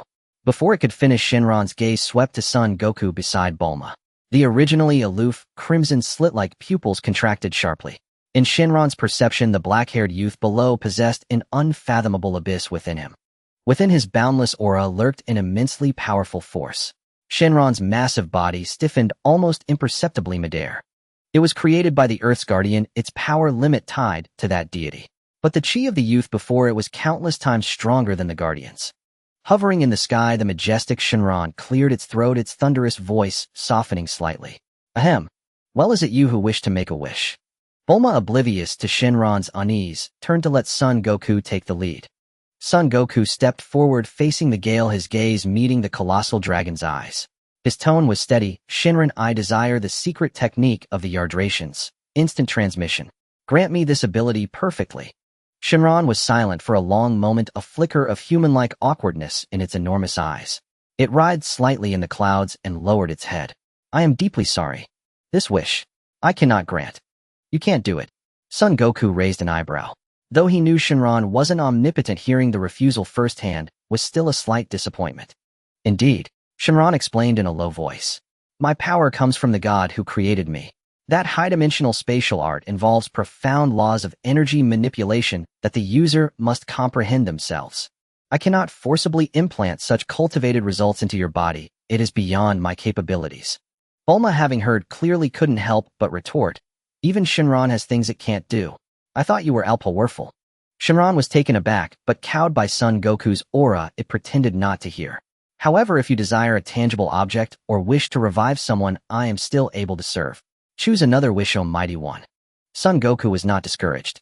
If that supreme spatial divine art could be obtained for free through Earth's wish-granting orbs, it would be too unreasonable. Since it couldn't directly grant the skill, he would change his approach. Since you can't give me the ability, then give me the coordinates of planet Yardrat. After a moment's calculation, Son Goku spoke. On hearing this, Shenron's large eyes brightened visibly, as if relieved. That is simple. As you wish. As the words fell, 2 piercing beams of red light erupted from Shenron's eyes. Son Goku felt a slight warmth at his brow as the coordinates of planet Yardrat rapidly flooded into his mind. Mission accomplished. Shenron let out a long cry. It seemed unwilling to linger a moment longer in the presence of this youth whose aura was so intimidating. Its massive coils gathered, and it transformed into a beam of golden light shooting straight into the heavens. At the top of the clouds, the golden light dispersed, reverting into 7 ordinary stone orbs that scattered across the world with a whistling sound. The black clouds receded, sunlight once again bathed the reef, and the sea breeze grew gentle. Son Goku slowly opened his eyes, his deep pupils reflecting a sea of stars. The ticket to the cosmos was now firmly in his grasp. That's it. Bulma leaned in, eyeing him curiously. You actually have the coordinates for that planet in your head now, eh? So what's the plan? With Earth's current tech level, we can't build a starship capable of interstellar flight anytime soon. That's why I kept Dr. Gero around.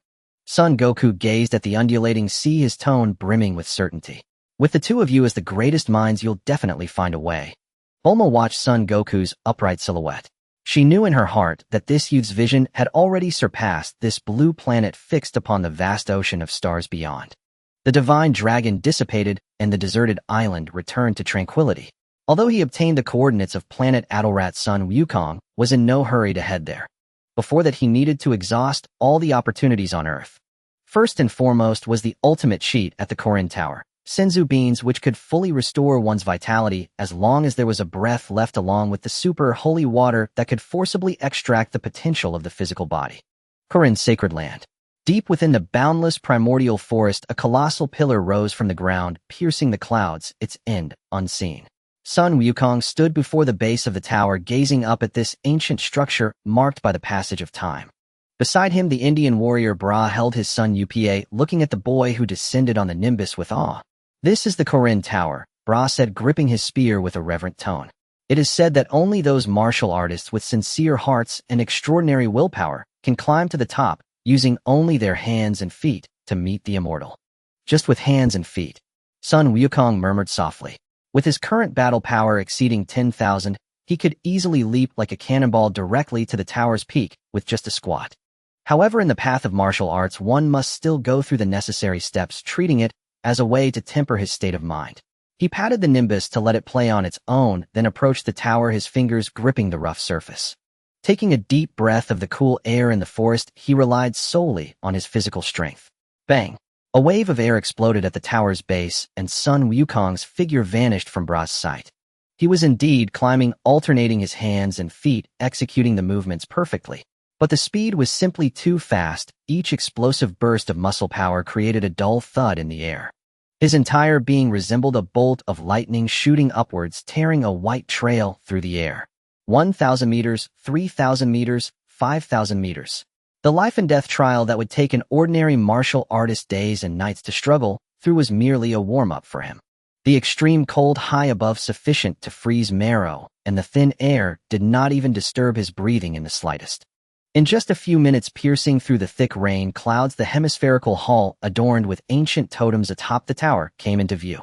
Sun Wukong grasped the edge of the tower's balcony with one hand, effortlessly flipping over like a falling leaf, landing silently on the stone slab. A gentle breeze brushed against his forehead, and not a single drop of sweat had emerged. In the center of the hall, a white cat leaning on a wooden staff was already standing there. Korin the Immortal still squinted, his characteristic cat eyes seeming stable as an old dog, yet the paw gripping the staff unconsciously tightened. Having lived for 800 years, this old cat had seen all kinds of situations. Yet Korin swore this was the most absurd tower climber he had ever encountered. Not only did he break the historical record for time taken, but even more alarmingly, the sense of perception inherent to his divine status was frantically alerting him. This seemingly restrained young man harbored a terrifying beast within. What an incredible young man. Korin opened his eyes, assessing the steady breathing Sun Wukong. I have seen countless martial artists ascend the tower, but you are the fastest and the most inscrutable one. Korin Immortal, it's an honor to meet you, Sun Wukong said politely, cupping his fists. My name is Sun Wukong, and I have come to the tower to seek 2 items. Oh, you come prepared. Korin's whiskers twitched slightly, and without warning the staff lunged forward, creating a sharp sound of slicing air aimed straight at Wukong's throat. Sun Wukong did not dodge or evade. He simply extended 2 fingers and firmly pinched the staff. No matter how much force Korin exerted, the staff remained immovable, as if rooted in stone. On the path of martial arts, you have reached a height that I can hardly aspire to. Korin withdrew the staff, sighing, completely giving up on testing him. Speak, what do you wish for?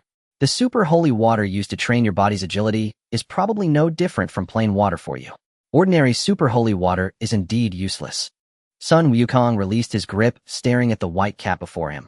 What I desire is the super holy water hidden deep within the ice-field labyrinth that can force out the extreme potential of the human body. As soon as the words left his mouth, Korin's squinting eyes suddenly widened, his expression more serious than ever. Young man, do you know what that is? Korin's voice was deep, that is not some miraculous elixir, but a deadly poison. Over the past few centuries, 14 self-proclaimed top martial artists have consumed it, and without exception, they have all died painfully here. With your current strength, there is absolutely no need to take such a risk. I know better than anyone the dangers it poses, Sun Wukong replied calmly, his tone revealing an undeniable resolve. A tremendous power lies dormant in my bloodline, not fully integrated with my body. I need a strong catalyst to break and reorganize it to awaken my potential. After watching the unclouded determination in Sun Wukong's eyes, Karin remained silent for a long time. Finally, he turned and walked towards the depths of the temple. Follow me. Since you have made up your mind, I will not stop you. Passing through a dark door, the two arrived at a chilling ice cavern. At the center of the cavern, an ancient teapot lay quietly on a stone platform. Sun Wukong did not hesitate, stepping forward to pour out a cup of murky liquid. He tilted his head back and drank it down in one go. For the first few seconds, everything was calm, but then an agonizing pain like thousands of steel needles piercing into his bones erupted within him. The poisonous water transformed into a violent energy, ruthlessly destroying every cell and every meridian within his body. Ugh! Sun Wukong groaned, dropping to one knee heavily on the ground, his fingers digging deep grooves into the stone slab. Beads of sweat the size of beans rolled down, a strange purple-black pattern emerging on his fair skin as the poison spread rampantly through his blood. Pain. An indescribable tearing sensation. This was 100 times more terrifying than the pressure in the gravity chamber. Gravity was merely external pressure, while the super holy water started its destruction from within the body. Stay focused. Don't let the pain consume your reason. Karin shouted anxiously from the side. Sun Wukong gritted his teeth, the strong metallic taste of blood filling his mouth. On the brink of collapse, he forcibly mobilized the vast chi within him to hold on, knowing that he could endure what the original young Wukong could. The Saiyan's abnormal genes awakened completely under the stimulation of the poison, and the cells destroyed by the toxic water were reborn with even greater resilience as the vigorous flow of chi coursed through him, forcing this rebirth power into every limb and bone. It was a brutal tug-of-war, a long agony that lasted a full 2 hours. When the purple-black patterns on his surface faded, turning into a layer of foul black impurities expelled from his body, Sun Wukong finally ceased trembling. He exhaled a hot breath slowly and stood up. There was no explosive momentum, but the presence he radiated was one of unfathomable pressure. All his potential had been awakened, and the final barrier between his ancient Saiyan bloodline and his physical body had been ground down by the super holy water. You actually made it through. Karin wiped the cold sweat from his forehead, his eyes filled with shock. Thank you for your support, immortal, Sun Wukong said, clenching his fist and feeling the explosive power flowing through his knuckles, unable to hide his exhilaration. He restrained his aura and turned to Karin, going straight to the point. Besides the super holy water, I also need to ask you for some senzu beans as a backup. Karin was straightforward, asking no further questions, and turned to enter the fragrant inner room. Soon the old cat emerged, dragging 3 burlap sacks, each half a person tall. Take these. The current yield of senzu beans is quite abundant. These bags contain at least a few thousand beans altogether, the old cat said, leaning on his staff, his tone carrying a hint of entrustment. Perhaps the future of Earth relies entirely on you. Sun Wukong squatted down and untied one of the sacks. What met his eyes was a sea of green, with each bean plump and full. Looking at these unassuming little things, he could hardly suppress the fire within him. These were the most unreasonable cheats in the Dragon Ball world. No matter how severe the injury, as long as you swallow one, you can instantly return to your peak. They could even fully replenish exhausted stamina and would keep you from feeling hungry for over 10 days. For a Saiyan, this was the ultimate artifact for boosting battle power during dire straits. Fortunately, he acted early, calculating the time. That fat guy Yajirobe was probably still roasting wild boar in the wilderness and hadn't even arrived at Korin Tower. If he had come a few years later, there might have only been a few dozen left. He unceremoniously stored the 3 large bags of senzu beans into the universal capsule. With the senzu beans safely stored, Sun Wukong had no intention of lingering. He walked to the edge of the tower room, glancing at the rolling clouds below, and placed 2 fingers in his mouth, blowing a piercing whistle. Whoosh! Before the whistle faded, the clouds below suddenly parted, and a fluffy bright yellow light rushed up, obediently hovering at his feet. Nimbus. Sun Wukong stepped onto it, and with his back to Karin, waved his hand, saying, "Karin, immortal, until we meet again." As the words fell, a burst of golden light erupted. Nimbus transformed into a dazzling meteor, forcefully tearing a rift in the clouds, vanishing in an instant. Karin, leaning on his staff, squinted against the rushing air. He stared at the dissipating golden trail, unable to speak for a long while. Retrieve a centuries-old rice cooker from the depths of the ocean 10,000 meters down. Bulma tossed her electronic stylus onto the desk and rubbed her aching temples. Her clear, wide eyes were filled with sheer absurdity. She turned to glance at Son Goku, who was flipping through documents beside her, then cast a look at Dr. Gero, who was engrossed in debugging equipment nearby. Are you sure you're not messing with us? Bulma sighed. Even if Capsule Corporation has money to burn, going to such lengths to salvage a broken kitchen appliance from the deep sea is just too ridiculous. That's no ordinary rice cooker. What's sealed inside is the nightmare of a bygone era. Son Goku closed the documents, his tone resolute. As a transmigrator well-versed in the storyline, every step he took was part of his plan. He had no intention of divulging the full grudge between King Piccolo and the God of Earth's temple. Knowing too much would only burden Bulma's mind. That thing is dangerous. As for what it is exactly, don't dwell on it for now. Son Goku met her gaze, his eyes radiating an unshakable confidence. Just know that it's important to me. Bulma swallowed the retort on the tip of her tongue. Having spent so much time with him, she knew Son Goku well. This guy seemed easygoing, but he always thought several steps ahead and never wasted effort on pointless tasks. If it's about detecting specific anomalous energy, the basic logic is similar to the Dragon radar. Bulma pulled up a holographic schematic and frowned. Young Master Goku, deep-sea exploration isn't that simple. Dr. Gero paused his work, pushing up his thick-lensed glasses as he approached. The former chief scientist of the Red Ribbon Army stared at the deep-sea trench topographic map, his eyes gleaming with the excitement of a tech fanatic. The water pressure at over 10,000 meters can crush a main battle tank into a ball of scrap metal. The high salinity will corrode the casing, not to mention the complex geomagnetic interference. Gero typed out a series of formulas on the console. We'll have to integrate radar technology with a micro-pressure-resistant shell and deep-sea thrusters. But even working day and night, it'll take at least a few months. No rush. Time is plentiful. Son Goku stood up and stretched, his joints cracking like popping beans. Perfect timing. I need to train hard during this period as well. Leave this task to you. Thanks, Bulma.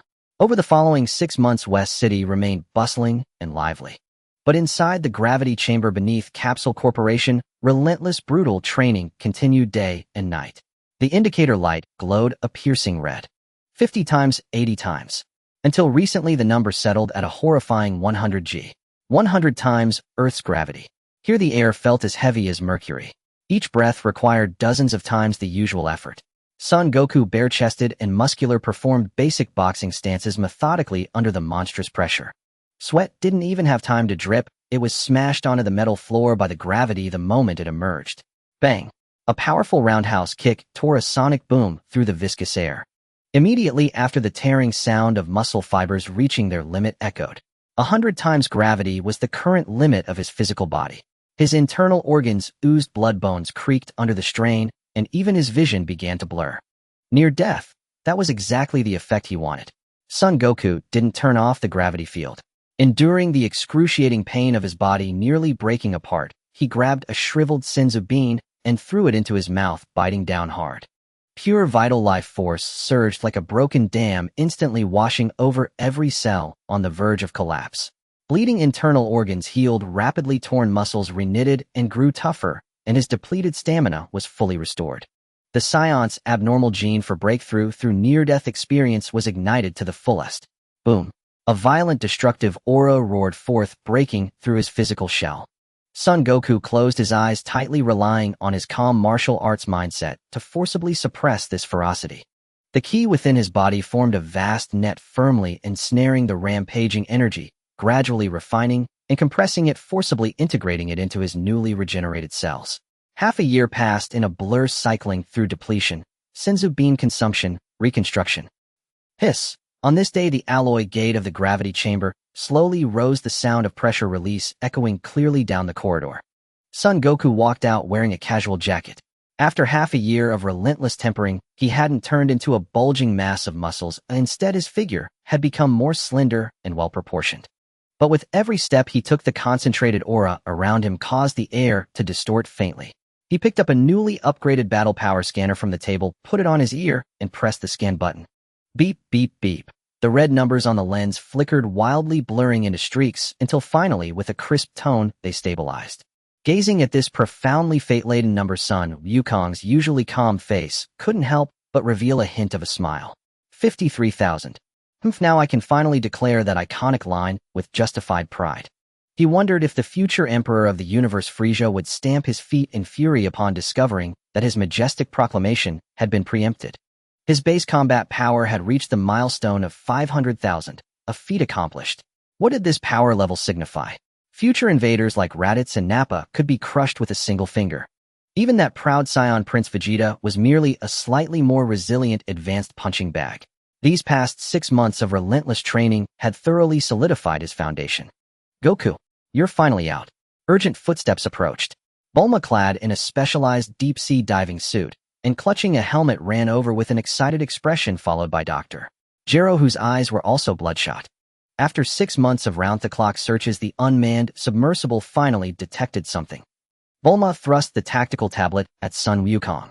At a depth of 11,000 meters in the Mariana Trench, we captured that cold, dark energy wavelength you described.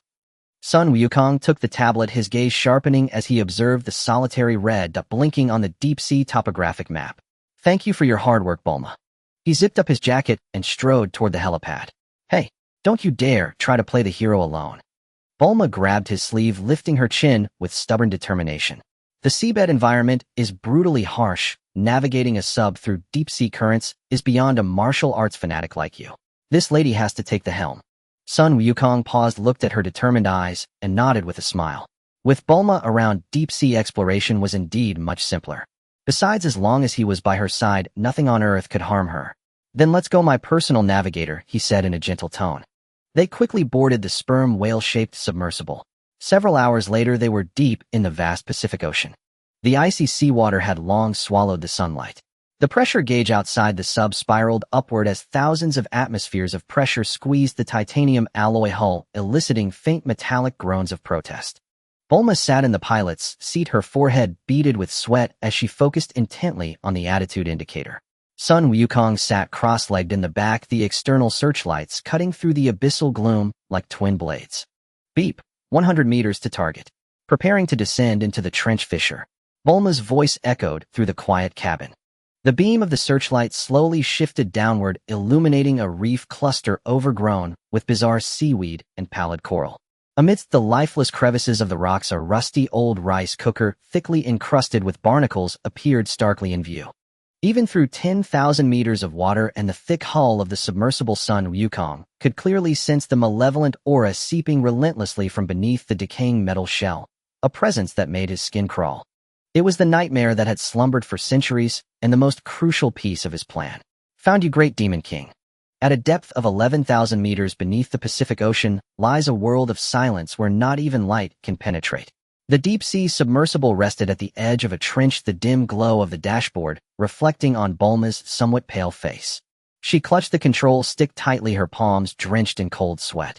At this depth, even the slightest undercurrent could pose a threat to them. Sun Wukong sat cross-legged in the back seat, his gaze piercing through the thick, pressure-resistant glass fixated ahead. The searchlight swept across a stark, white, deep-sea coral reef. Among a cluster of rocks covered in seaweed, an old rice cooker caked with barnacles and long past its original color was wedged in place. Is that the thing? Bulma looked at the screen, swallowed hard, her voice tense. The radar's danger alert is flashing red. What exactly is inside it? Get closer and extend the mechanical arm, Sun Wukong said calmly, without a hint of emotion.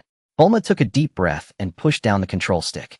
The front of the submersible slowly extended, 2 mechanical claws gingerly retrieving the rice cooker, as if handling a bomb, and placed it into the decompression chamber.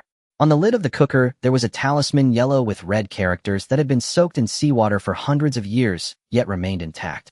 The magic character painted in cinnabar on it was the absolute seal left behind by the great warrior Wu Taidu, expending his life in the process. After soaking in seawater for hundreds of years, you've really endured.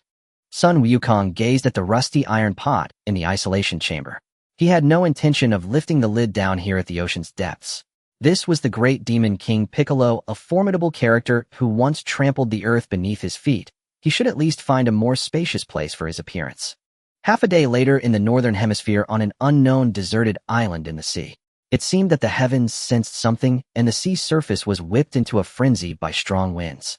Lead gray clouds pressed down hard on the sea level, thunder rumbled, and torrential raindrops pounded down, smashing against the rocks. The deep-sea submersible remained in the shallow water at the shore, while Bulma stayed inside on standby. Sun Wukong stood alone on a protruding rock. The wind howled, and the rain poured down. Yet mere inches from his body the raindrops seemed to hit an invisible barrier, silently sliding away, leaving even the corners of his clothes untouched. Beneath his feet the rusty rice cooker stood lonely amidst the storm. Without any needless words, Sun Wukong bent down, grasped the time-worn sealing talisman, and gave it a gentle tug. Rip! The sound of tearing paper was drowned out by the storm, but what followed sent a chill down the spine. The previously silent rice cooker shook violently, and a thick purplish-black miasma erupted from the seams like a geyser. This black mist, reeking of a nauseating stench and pure malice, rapidly expanded in midair, eventually forming a gaunt figure draped in a tattered cloak over 2 meters tall.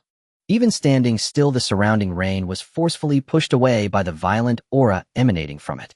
The great demon King Piccolo had returned to the world. Heh! Hee. A sound akin to sandpaper scraping against glass echoed across the deserted island. Old Piccolo slowly opened his inverted triangular eyes, the dark yellow pupils shining with a brutal red light. He inhaled deeply the salty, fishy sea breeze, his withered chest rising and falling violently. Fresh air. The taste of freedom. Old Piccolo spread his arms wide, the green skin stretched tight, with wrinkles, veins bulging. He raised his hands to the sky, exuberantly releasing the resentment and arrogance accumulated from centuries of imprisonment. Wu Taidu, you damned insect, you have finally turned to dust. And I, the great demon King Piccolo, once again reign over this world. After venting, old Piccolo finally turned his snake-like gaze towards the black-haired youth standing before him. Kid, did you break the seal? Old Piccolo looked down at Sun Wukong, a cruel smile stretching across his wrinkled face. As a reward for releasing me, I shall grant you a death devoid of pain. Your flesh and blood will serve to whet my appetite. At that moment, 2 beams of crimson laser shot from the depths of the Demon King's eyes. These beams, filled with terrifying heat, easily tore through the rain and shot straight towards Sun Wukong's forehead. He thought that in the next second this ignorant mortal would be blasted into a mist of blood. However, that did not happen. Faced with the lethal beam, Sun Wukong casually raised his right hand and waved lightly in the air as if brushing away dust. Clang! The instant the 2 deadly beams collided with his fingers, it was as if a baseball had been struck directly by a bat, forcibly altering their trajectory. With a whoosh, the beams were deflected at an even more terrifying speed, skimming past the edge of the deserted island and shooting into the pitch-black sea beyond. After a brief moment of dead silence, boom! Several kilometers away, a blinding fireball erupted explosively on the sea's surface, illuminating half the night sky as bright as day. The terrifying energy instantly evaporated tons of seawater, sending a towering column of water skyward, generating a violent tsunami that crashed heavily against the rocks. The wind howled as Sun Wukong stood quietly in place, calm and unruffled. Is the old era's Demon King so weak that even greeting is a struggle? Sun Wukong lowered his right hand, his deep black eyes scrutinizing the once renowned Demon King before him, a trace of mockery flickering in his gaze. Staring into Piccolo's rigid face, he spoke in a calm tone, yet with an oppressive aura that sent chills down one's spine. Do you know? Before opening the rice cooker, I was somewhat looking forward to it. But now it seems. A combat power of just over 200 is your confidence. What nonsense are you spouting? Old Piccolo's pupils suddenly constricted. That last attack may not have been my full strength, but it was certainly not something an ordinary martial artist could withstand. Not understanding is fine, Sun Wukong shrugged. As the finale of your life, let me borrow a line to send you off. He looked at the Demon King, enunciating each word. Listen, well, my combat power is 530,000. The moment this statement was made, Sun Wukong's mischievous delight as a time traveler was greatly satisfied. Having preemptively stolen Frieza's line, it fit this moment perfectly in terms of aura. Old Piccolo, of course, had no concept of 530,000, but as a demon, he could genuinely feel the extreme contempt radiating from Sun Wukong. Stop pretending to be a god. I am the invincible Demon King Piccolo. Old Piccolo was thoroughly enraged.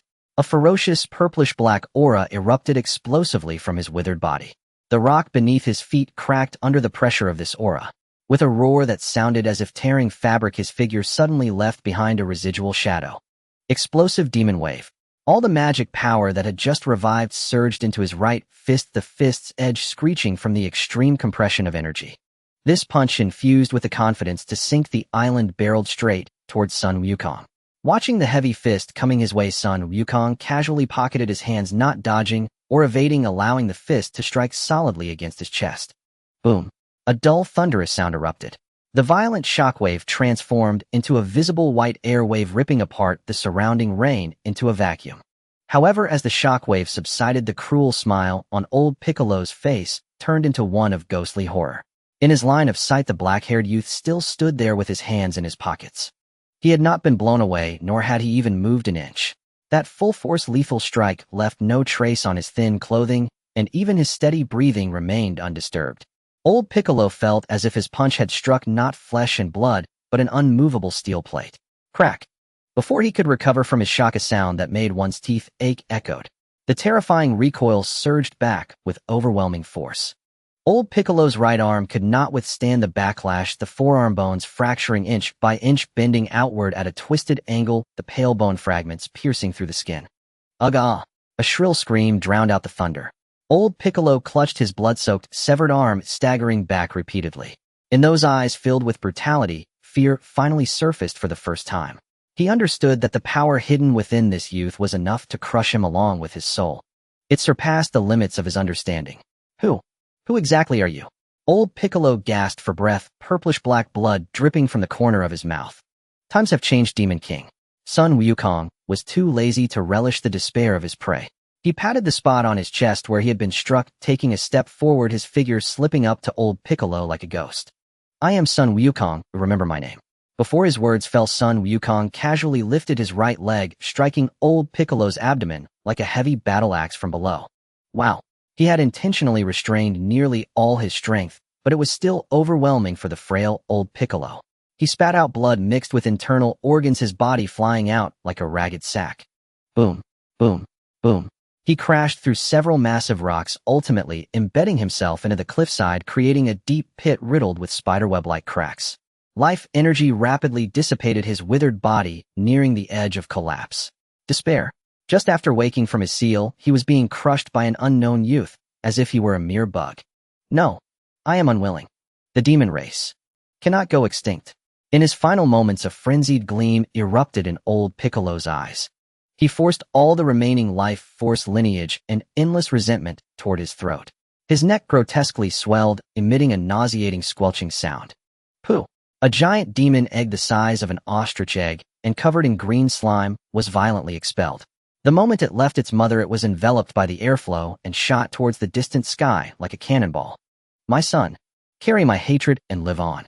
Turn the world into a hell. Accompanied by a hoarse and venomous curse, the red light in old Piccolo's eyes completely faded. The withered body exploded like burnt paper ash in the torrential rain, dissipating between heaven and earth. Sun Wukong stood in place, quietly watching the fleeing demon egg, showing no intention to stop it. Everything was as expected. The short drum, which was supposed to be born 3 years later, had been forcibly accelerated to birth. But even if that little demon took 10 or 8 years to cultivate, it would not touch his heels. Leaving this egg behind was because in his previous life's memories, Sun Wukong held the future demon's second generation in high regard. In this universe filled with thoughts of fighting, the short drum was one of the few reliable individuals. Moreover, he regarded Sun Wufan as his own, being the perfect gold medal nanny of the Sun family. Sun Wukong faced the sea breeze, a calculating glint flashing in his deep black eyes. When this little demon grows up and begins to boast at the martial arts conference, should I follow the original plot, first beat him until he questions life, then give him a magic bean to repay kindness with kindness? After all, if I want this little demon king to willingly become a full-time nanny, I must first beat him into submission. Sun Wukong chuckled softly, turned around, and walked towards the deep-sea submersible. The rain over the Pacific had ceased. The dark clouds dispersed completely, and sunlight once again spilled across the sea surface, shimmering and glittering, as if the fierce black storm had never existed at all. Bulma sat in the cockpit of the submersible, her palms slick with sweat, her fingers gripping the control stick so tightly that her knuckles turned white. The red dot on the screen representing extreme danger flickered once, and then went completely dark. Is it over? Bulma swallowed hard, her throat parched and dry. She peered through the pressure-resistant glass and saw the dark-haired youth standing atop a towering reef. The sea wind whipped his orange martial arts gi, making it rustle loudly, but he wasn't even breathing heavily. It was as if he hadn't just slain a demon king capable of destroying the world, but had casually swatted a mosquito. Son Goku leaped into the air and landed steadily on top of the submersible. The hatch opened and Bulma poked her head out into the sea breeze.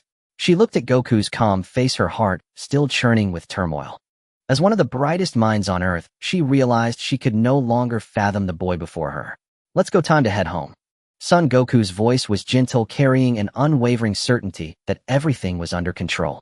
Meanwhile, thousands of kilometers away in a desolate wilderness canyon, a fierce wind howled through the cliffs carrying swirling yellow sand.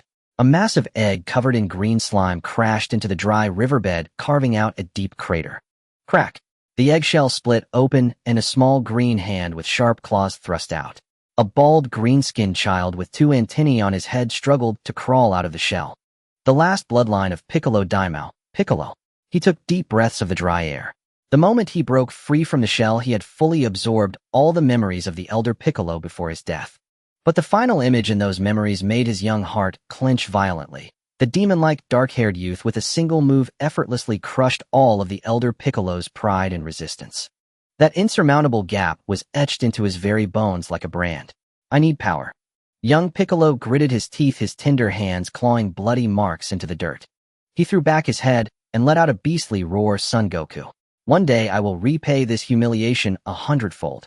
The seed of hatred took root in the wilderness. Back to the deserted island. Just as Bulma was about to start the submersible for the return trip, Son Goku suddenly raised a hand to stop her. He sensed a disturbance in the air's key. A ripple appeared in midair and a red carpet adorned with ancient patterns materialized out of nowhere, hovering steadily a few meters above the sea. On the flying carpet stood a plump man with dark skin clad in exotic attire. His eyes were vacant, yet held a profound depth that seemed to see through the mortal world. This was the guide to the sacred realm, Mr. Popo. Strong one of the mortal world, Mr. Popo said, his hands clasped together, his voice utterly flat. The Guardian has sensed your presence and sends me to invite you to the sacred realm for a conversation. Bulma was startled and instinctively hid behind Son Goku. This thing is from the heavens. An assistant to a Guardian who has lived for a very long time. Son Goku patted the back of her hand, signaling that it was fine. He looked up at Mr. Popo, his face showing no sign of flattery, and replied in a calm tone. Thank the Guardian for me. I've received the invitation, but am busy right now and I need to go home with my girlfriend first. Once I've taken care of my affairs, I'll go visit him. Girlfriend? Upon hearing this, Bulma's fair cheeks flushed crimson all the way to her ears.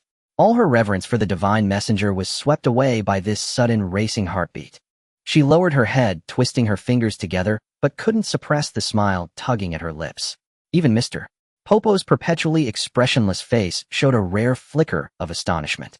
Since ancient times, which martial artist invited by the Guardian hadn't been filled with gratitude and set off immediately. This youth actually made the Guardian wait just to escort an ordinary girl home. But he said nothing more. The youth's key was unfathomably deep beyond the measure of ordinary men. Understood. The gates of the sacred realm are always open for you. Mr. Popo gave a slight bow, then guided his flying carpet into the clouds. Bulma gazed at the sky and murmured, Goku, how could you brush off even the Guardian like that? The Guardian has his rules and I have mine. I only follow my own plan. Son Goku took her hand and led her into the cabin. Let's go, we're heading home. 2 days later at the Capsule Corporation's glass laboratory in West City. Build a spaceship capable of interstellar travel. Bulma and Dr. Gero both looked up, their faces full of shock as they stared at Son Goku. Son Goku pulled up a chair and sat down, tapping the table. That's right. This spaceship is crucial for my next plan. Dr.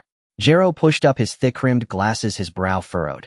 Young Master Goku, even with Earth's current technology, it's a struggle to leave the solar system.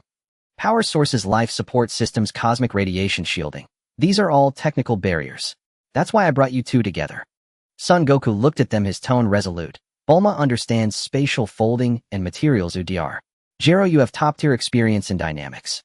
Resources, funds, materials. The entire Earth's reserves are at your disposal. He stood up and made a few marks on the console. And I also want you to build a training room in the spaceship that can withstand 100 times gravity. During the long voyage, I still need to train inside it. Bulma took a deep breath, her genius mind already racing through calculations, 100 times gravity. And it has to be absolutely stable in space. That would require an extremely high-output power reactor. We could try using dark matter as the drive core. A fanatical gleam lit up Dr. Gero's eyes. Combined with Bulma's spatial compression technology, we can miniaturize the reactor.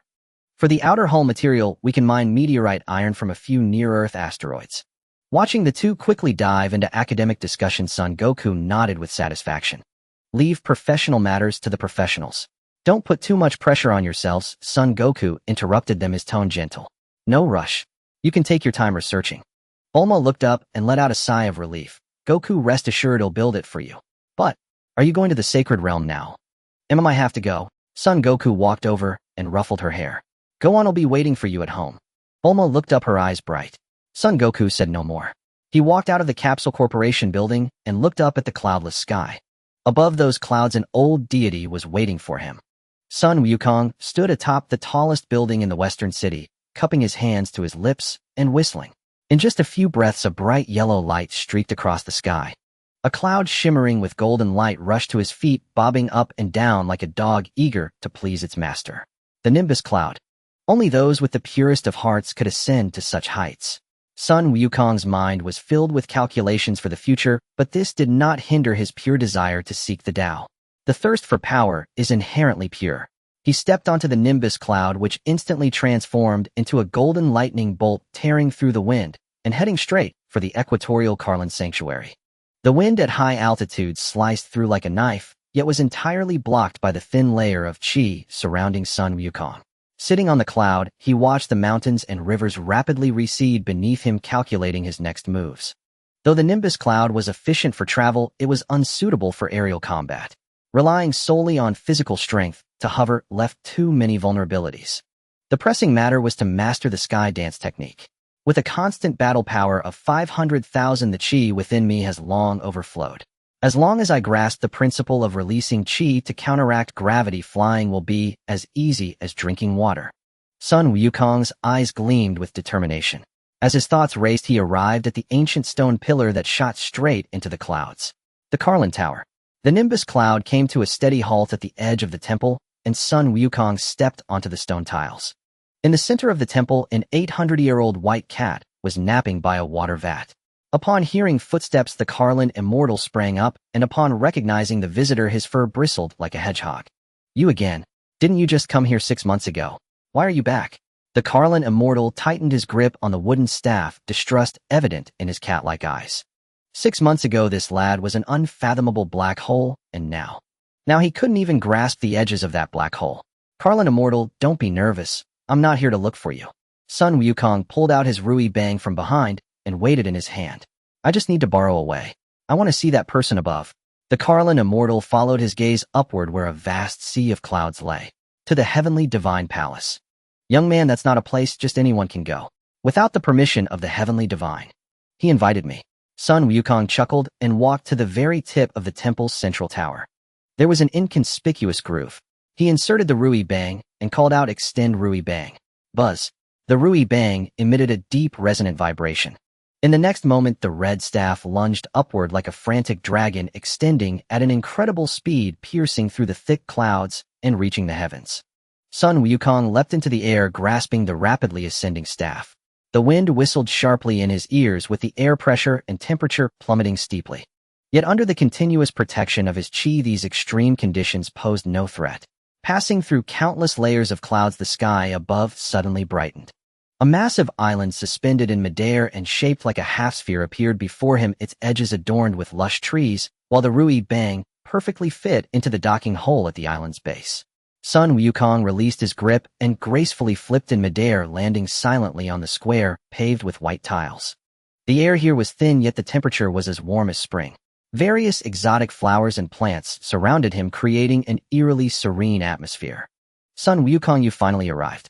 An ancient yet authoritative voice rang out across the spacious square. Sun Wukong looked up.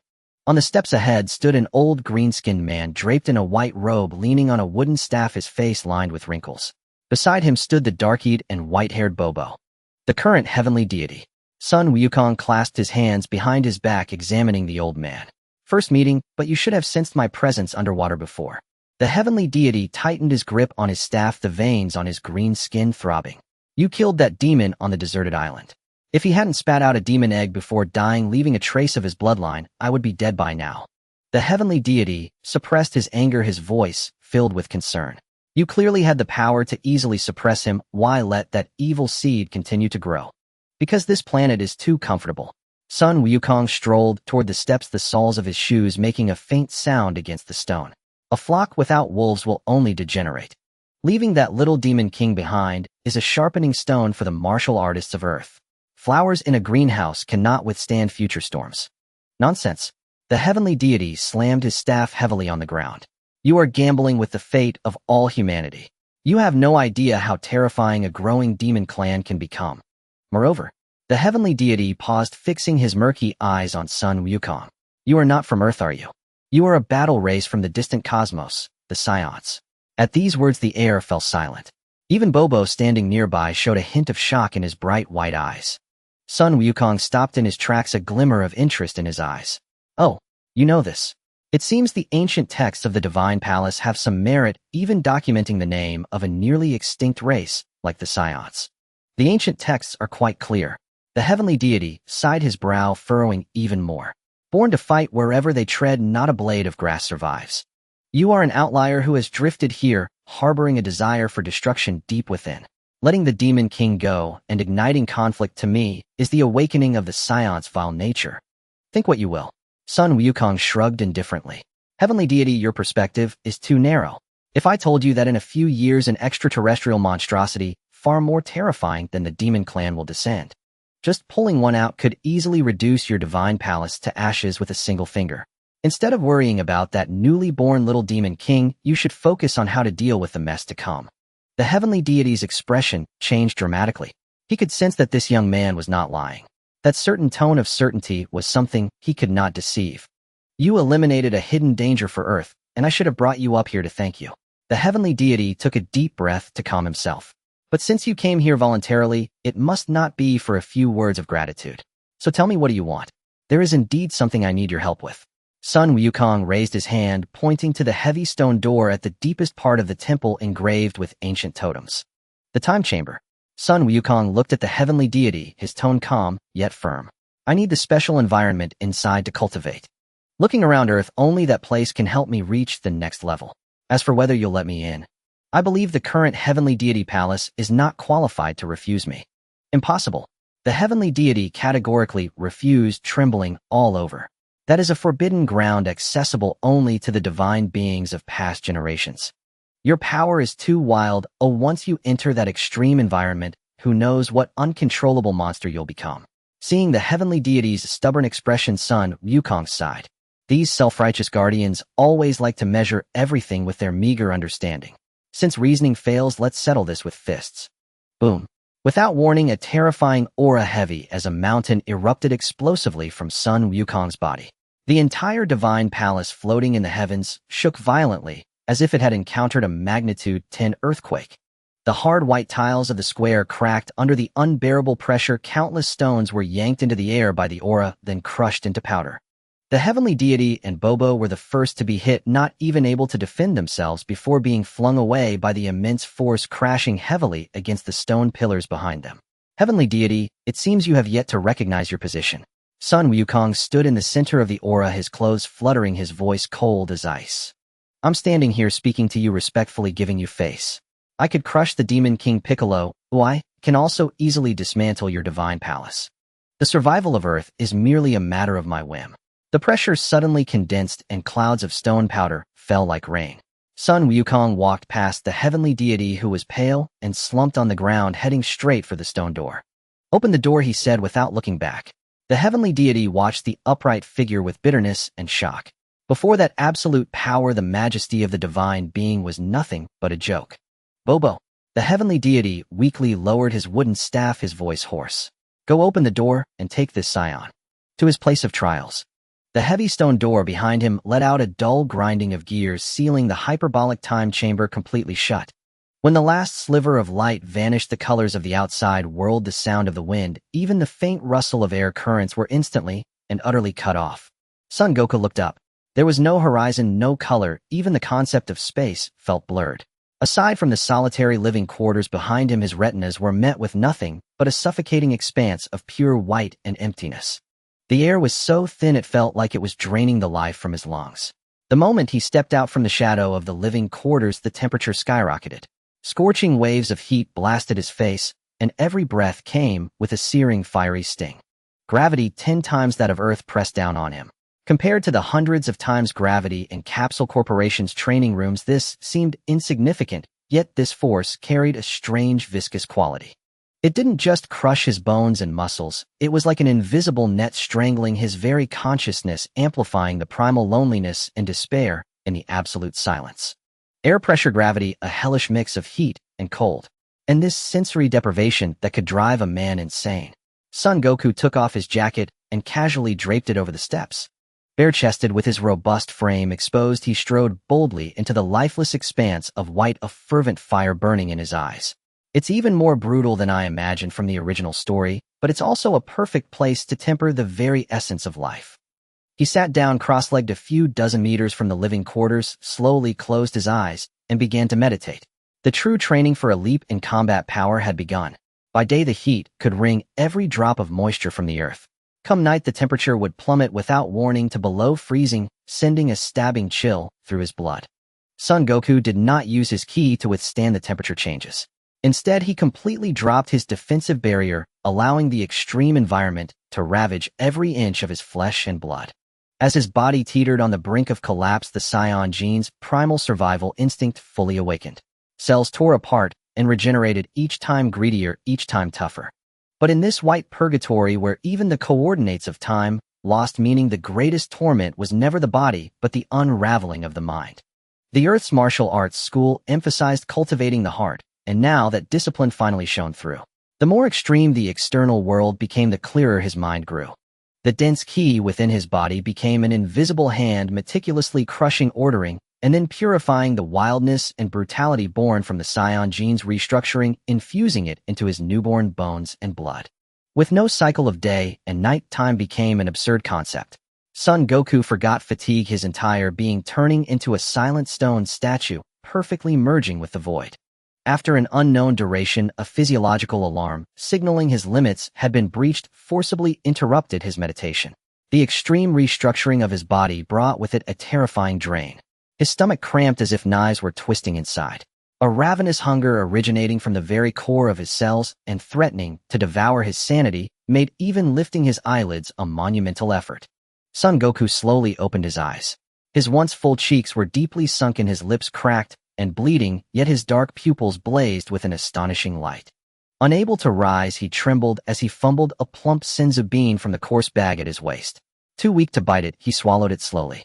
Before long, a vast and pure life force, like a long-awaited rain after a drought, surged violently into his parched limbs and bones.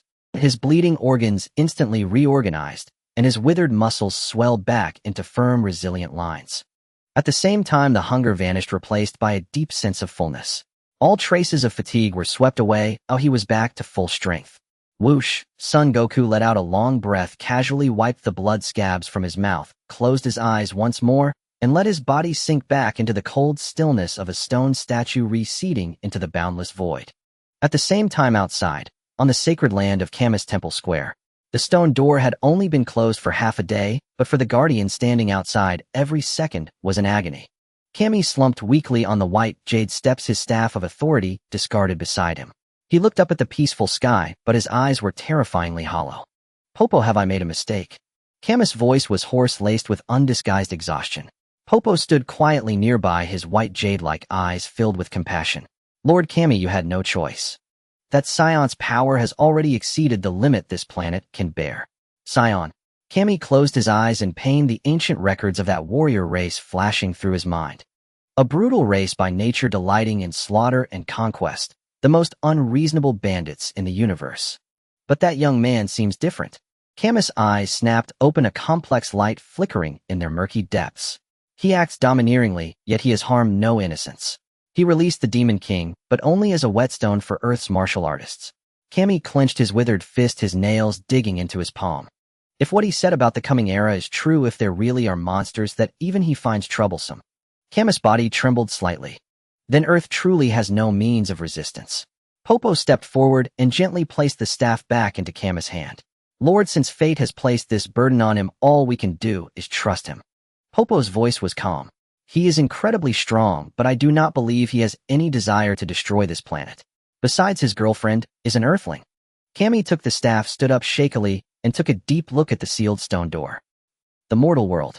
A barren canyon perpetually shrouded in wind and sand where not a single blade of grass grew. Boom. A rampaging Tyrannosaurus the size of a small mountain let out a mournful shriek before its colossal body crashed to the ground, shaking the earth. In the center of its skull was a charred, cauterized hole cleanly punched through. Amidst the swirling dust, a green-skinned youth in tattered cloth slowly retracted, 2 fingers still smoking. Having emerged from his shell mere days ago, and thanks to the Demon Clan's irrational cell division rate, his infant body had grotesquely bulked up to the size of a 7 or 8-year-old human child. The Demon King's son, Piccolo. He gasped for breath, dark purple blood dripping from the back of his hand covered in long, sharp nails. This was the 10th beast he had hunted alone today, each hunt a brush with death. Staring at the fallen giant, Piccolo wanted to let out a triumphant roar to the heavens. But the moment he opened his mouth, the shadow branded deep within his soul by his bloodline surged up unbidden. That black-haired youth standing in the raging storm, without even a wrinkle on his clothes. He had crippled his father's right arm with just the backlash of his aura, then finished him with a single casual kick. Ugh! Piccolo's roar died in his throat, turning into a pained groan. His legs trembled uncontrollably, a fear ingrained in his very genes when facing an apex predator. Cold sweat soaked through his clothes in an instant. No, I cannot be afraid. I am a proud Demon Clan member. I am here for revenge. Piccolo bit down hard on his lip until blood flowed, using the pain to forcibly dispel the suffocating tremors. He spun around and sat cross-legged on a giant rock baked scorching hot by the sun. Since fear could not be eliminated, he would crush it, turning it into fuel for his growth. Piccolo closed his eyes tightly, forcing himself to relive the moment of his father's death, letting the feeling of helpless despair rage within him. He continuously compressed and refined this emotion, eventually transforming it into a demonic energy, filled with destruction and malice, which rampaged through his meridians. The wild wind blew his purple headband. This seedling of the Demon Clan, carrying the hatred of a bygone era, was transforming into a monster at a terrifying rate. Camus Temple the Square. The sun rose and set. For the outside world, only a day had passed. Cammy and Popo stood guard by the stone door, without leaving for a moment. As the agreed time drew near, Camus' hand gripping his staff was slick with cold sweat. Rumble. From within the thick stone door came the dull sound of turning gears. Cammy instinctively stepped back half a pace, his muscles tense to the limit. He did not know what kind of absolute demon would emerge from behind that door. The air pressure valve opened, and a blast of murky, scorching hot air shot out from the crack. The mist dissipated. Son Goku walked out from the shadows with a steady pace. He was still wearing the same martial arts uniform he had entered with, though the fabric was tattered from the harsh tempering. His physique was not bulging with muscles as Cammy had anticipated, but appeared leaner and more symmetrical. But as a god, Camus' instincts screamed in alarm. Beneath that shell lurked a vast ocean of power that filled him with despair. Your power now. Camus' voice trembled. Son Goku stopped, raised his right hand slightly, and looked at his well-proportioned palm. This year of torment had been far more brutal than anticipated. Yet under the life-or-death tempering of the hyperbolic time chamber, with no way out, the Saiyan bloodline was relentlessly pushed, squeezing the limit of his current combat power to its absolute peak. Son Goku did not answer Camus' question. He simply closed his fingers gently into a fist. He did not use any aura, but the moment his fist clenched, the space within a few meters around him let out a faint, strained creak. 3 million. A leap of an entire despairing magnitude. This was the same battle power Son Goku had in the original story when he faced Frieza on planet Namek. And now only one final catalyst remained before the golden legend known as the Super Saiyan. Thank you for the venue, Cammy. I am very satisfied. The cold wind of the temple made his martial arts uniform rustle. Sun Wukong didn't linger there. He turned and walked toward the edge of the square. Let's go. Without any unnecessary pleasantries, he waved back at the celestial god and Popo stepping out of the temple. Before the sensation of falling could spread, the vast ocean of chi within him steadied his body like a rock. Without summoning the somersault cloud, he strolled through the air, as if walking on a flat asphalt road step by step into the void. Air dance technique. For someone with a battle power of 3 million, this trick of controlling airflow to float didn't require any effort to learn. His Bodis instincts had long taken over. The fierce high-altitude winds beneath his feet were like tamed sheep. The celestial god leaned on his wooden staff, staring at the figure that quickly shrank into a tiny black and eventually vanished into the depths of the clouds. He let out a long sigh. Popo. The celestial god wiped the cold sweat from his brow, his voice hoarse. This earth has produced a true dragon that we can only look up to. Penetrating the thick stratosphere, the high-altitude gale howled like a blade. This feeling of freedom, crossing the void with only his physical body completely free from gravity, made Sun Wukong stretch his arms joyfully against the wind. Below his gaze, the blue arc of the Earth's surface slowly unfolded. The sprawling mountain ranges and vast oceans were now visible like a miniature sand table. In his past life, he had dreamed countless times in the dead of night of breaking free from gravity's shackles and riding the wind through the void. Now, not only had this daydream become reality, but the exhilaration of treading the vast heavens and earth beneath his feet was 100 times more intense than any illusory dream. Feeling the power within him as deep and boundless as an ocean, a ripple passed through Sun Wukong's dark eyes. In this era, before Raditz had even appeared, a battle power of 3 million was an absolutely terrifying number, enough to overturn the balance of the universe. Finally, I have enough confidence to do more things without restraint, Sun Wukong murmured softly in his heart.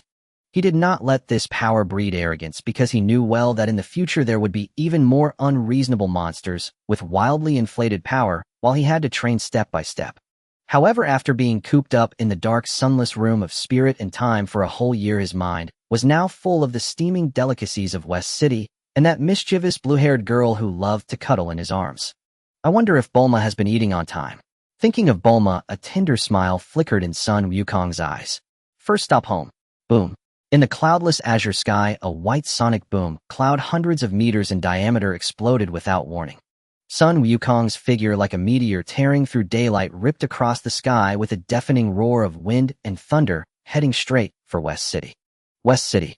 This bustling modern metropolis continued its high-speed rhythm, with flying cars weaving between buildings and neon signs flashing dazzling spots even in broad daylight. Sun Wukong landed lightly at Capsule Corporation. Following the dedicated passageway down, he navigated with familiarity to the deep underground laboratory. The laboratory was a chaotic mess, like a plundered spider's den. Discarded blueprints and calculation drafts covered the floor, leaving almost no room to step. Several micro-robotic arms hummed faintly in the corner, tirelessly cutting and assembling a piece of special alloy that emitted a faint glow. At the central wide console, Bulma, wearing a white lab coat that was clearly a size too big, was sprawled inelegantly beside the keyboard, fast asleep. The faint dark circles under her eyes silently told of her non-stop work during this period. For the development of the interstellar spaceship and the 100-fold gravity chamber, he had requested the heiress had practically turned the lab into her bedroom. With a hiss, the laboratory's sliding doors parted. Sun Wukong stepped lightly to her side. Looking at the girl's somewhat adorable sleeping face, a soft smile involuntarily spread across his face. He thought to find a coat to drape over her, but glancing down at his own martial arts uniform, which had been ravaged in the room of spirit and time, he gave up. He reached out to brush away a stray strand of blue hair from her cheek. Bulma smacked her lips drowsily, sensing the movement nearby. She rubbed her sore eyes and looked up in a daze. Their eyes met. The air in this messy lab fell silent for 2 seconds. Bulma jumped up like a cat whose tail had been stepped on. She grabbed a discarded blueprint and pressed it against most of her face, her voice distorted with fright. Wukong, you're back. But why didn't I hear your footsteps? Oh no. I haven't washed my face. My hair is a mess. I look awful. Close your eyes, don't look. Seeing her flustered, Sun Wukong couldn't help but chuckle. He stepped forward, directly pulled away the obstructive blueprint, and gently pinched her slightly tired cheek. You think I haven't seen you at your worst, he said with a warm, teasing smile. Besides, even if my Bulma didn't wash her face for half a month, she'd still be the prettiest on this planet. There's nothing to hide. Smooth talker. Bulma's mouth was full of disdain, but her cheeks quickly flushed with 2 red clouds. Her body, however, honestly lunged forward and buried itself in his arms. Although he had only been at the temple for a few days, during her relentless research, this emotional dependence had been magnified endlessly. Bulma pressed her face against his chest, the tip of her nose catching a faint, bitter scent of fabric baked by high heat mixed with the clean aura unique to this youth. You? She looked up from his embrace and poked his firm pectoral muscle. At that temple did you get what you wanted? Sun Wukong smiled, tightened his arms, and pulled her slender waist firmly against him. The distance between them suddenly closed, and they could almost feel each other's warm breath. My battle power has increased a lot. Sun Wukong lowered his head, his gaze burning as he stared into her moist eyes. But you? How long have I been gone? Why have you worn yourself out like this? Bulma's heart skipped a beat under his gaze. I'm just trying to get the spaceship done sooner. She muttered defiantly, her cheeks burning hot. And you, the moment you're back, you start criticizing. The rest of her words were completely swallowed. Sun Wukong suddenly leaned down and precisely captured her soft lips. It was a warm and restrained first kiss. His broad hand gently cradled the back of her head, while his other arm tightened around her slender waist, locking her tenderly, yet firmly, within his domain. Bulma's mind exploded into a complete blank. The hands that had intended to push against his chest now weakly clutched the worn martial arts uniform. She obediently closed her eyes, her eyelashes trembling slightly, receiving this blush-inducing closeness with a mix of awkwardness and fluster. In the silent laboratory, even the sound of their interwoven breaths became exceptionally clear, the temperature of intimacy rapidly rising between them. After a long while, Sun Wukong pulled back slightly, resting his forehead against hers. Looking at her flushed face and shimmering eyes, the smile in his eyes deepened.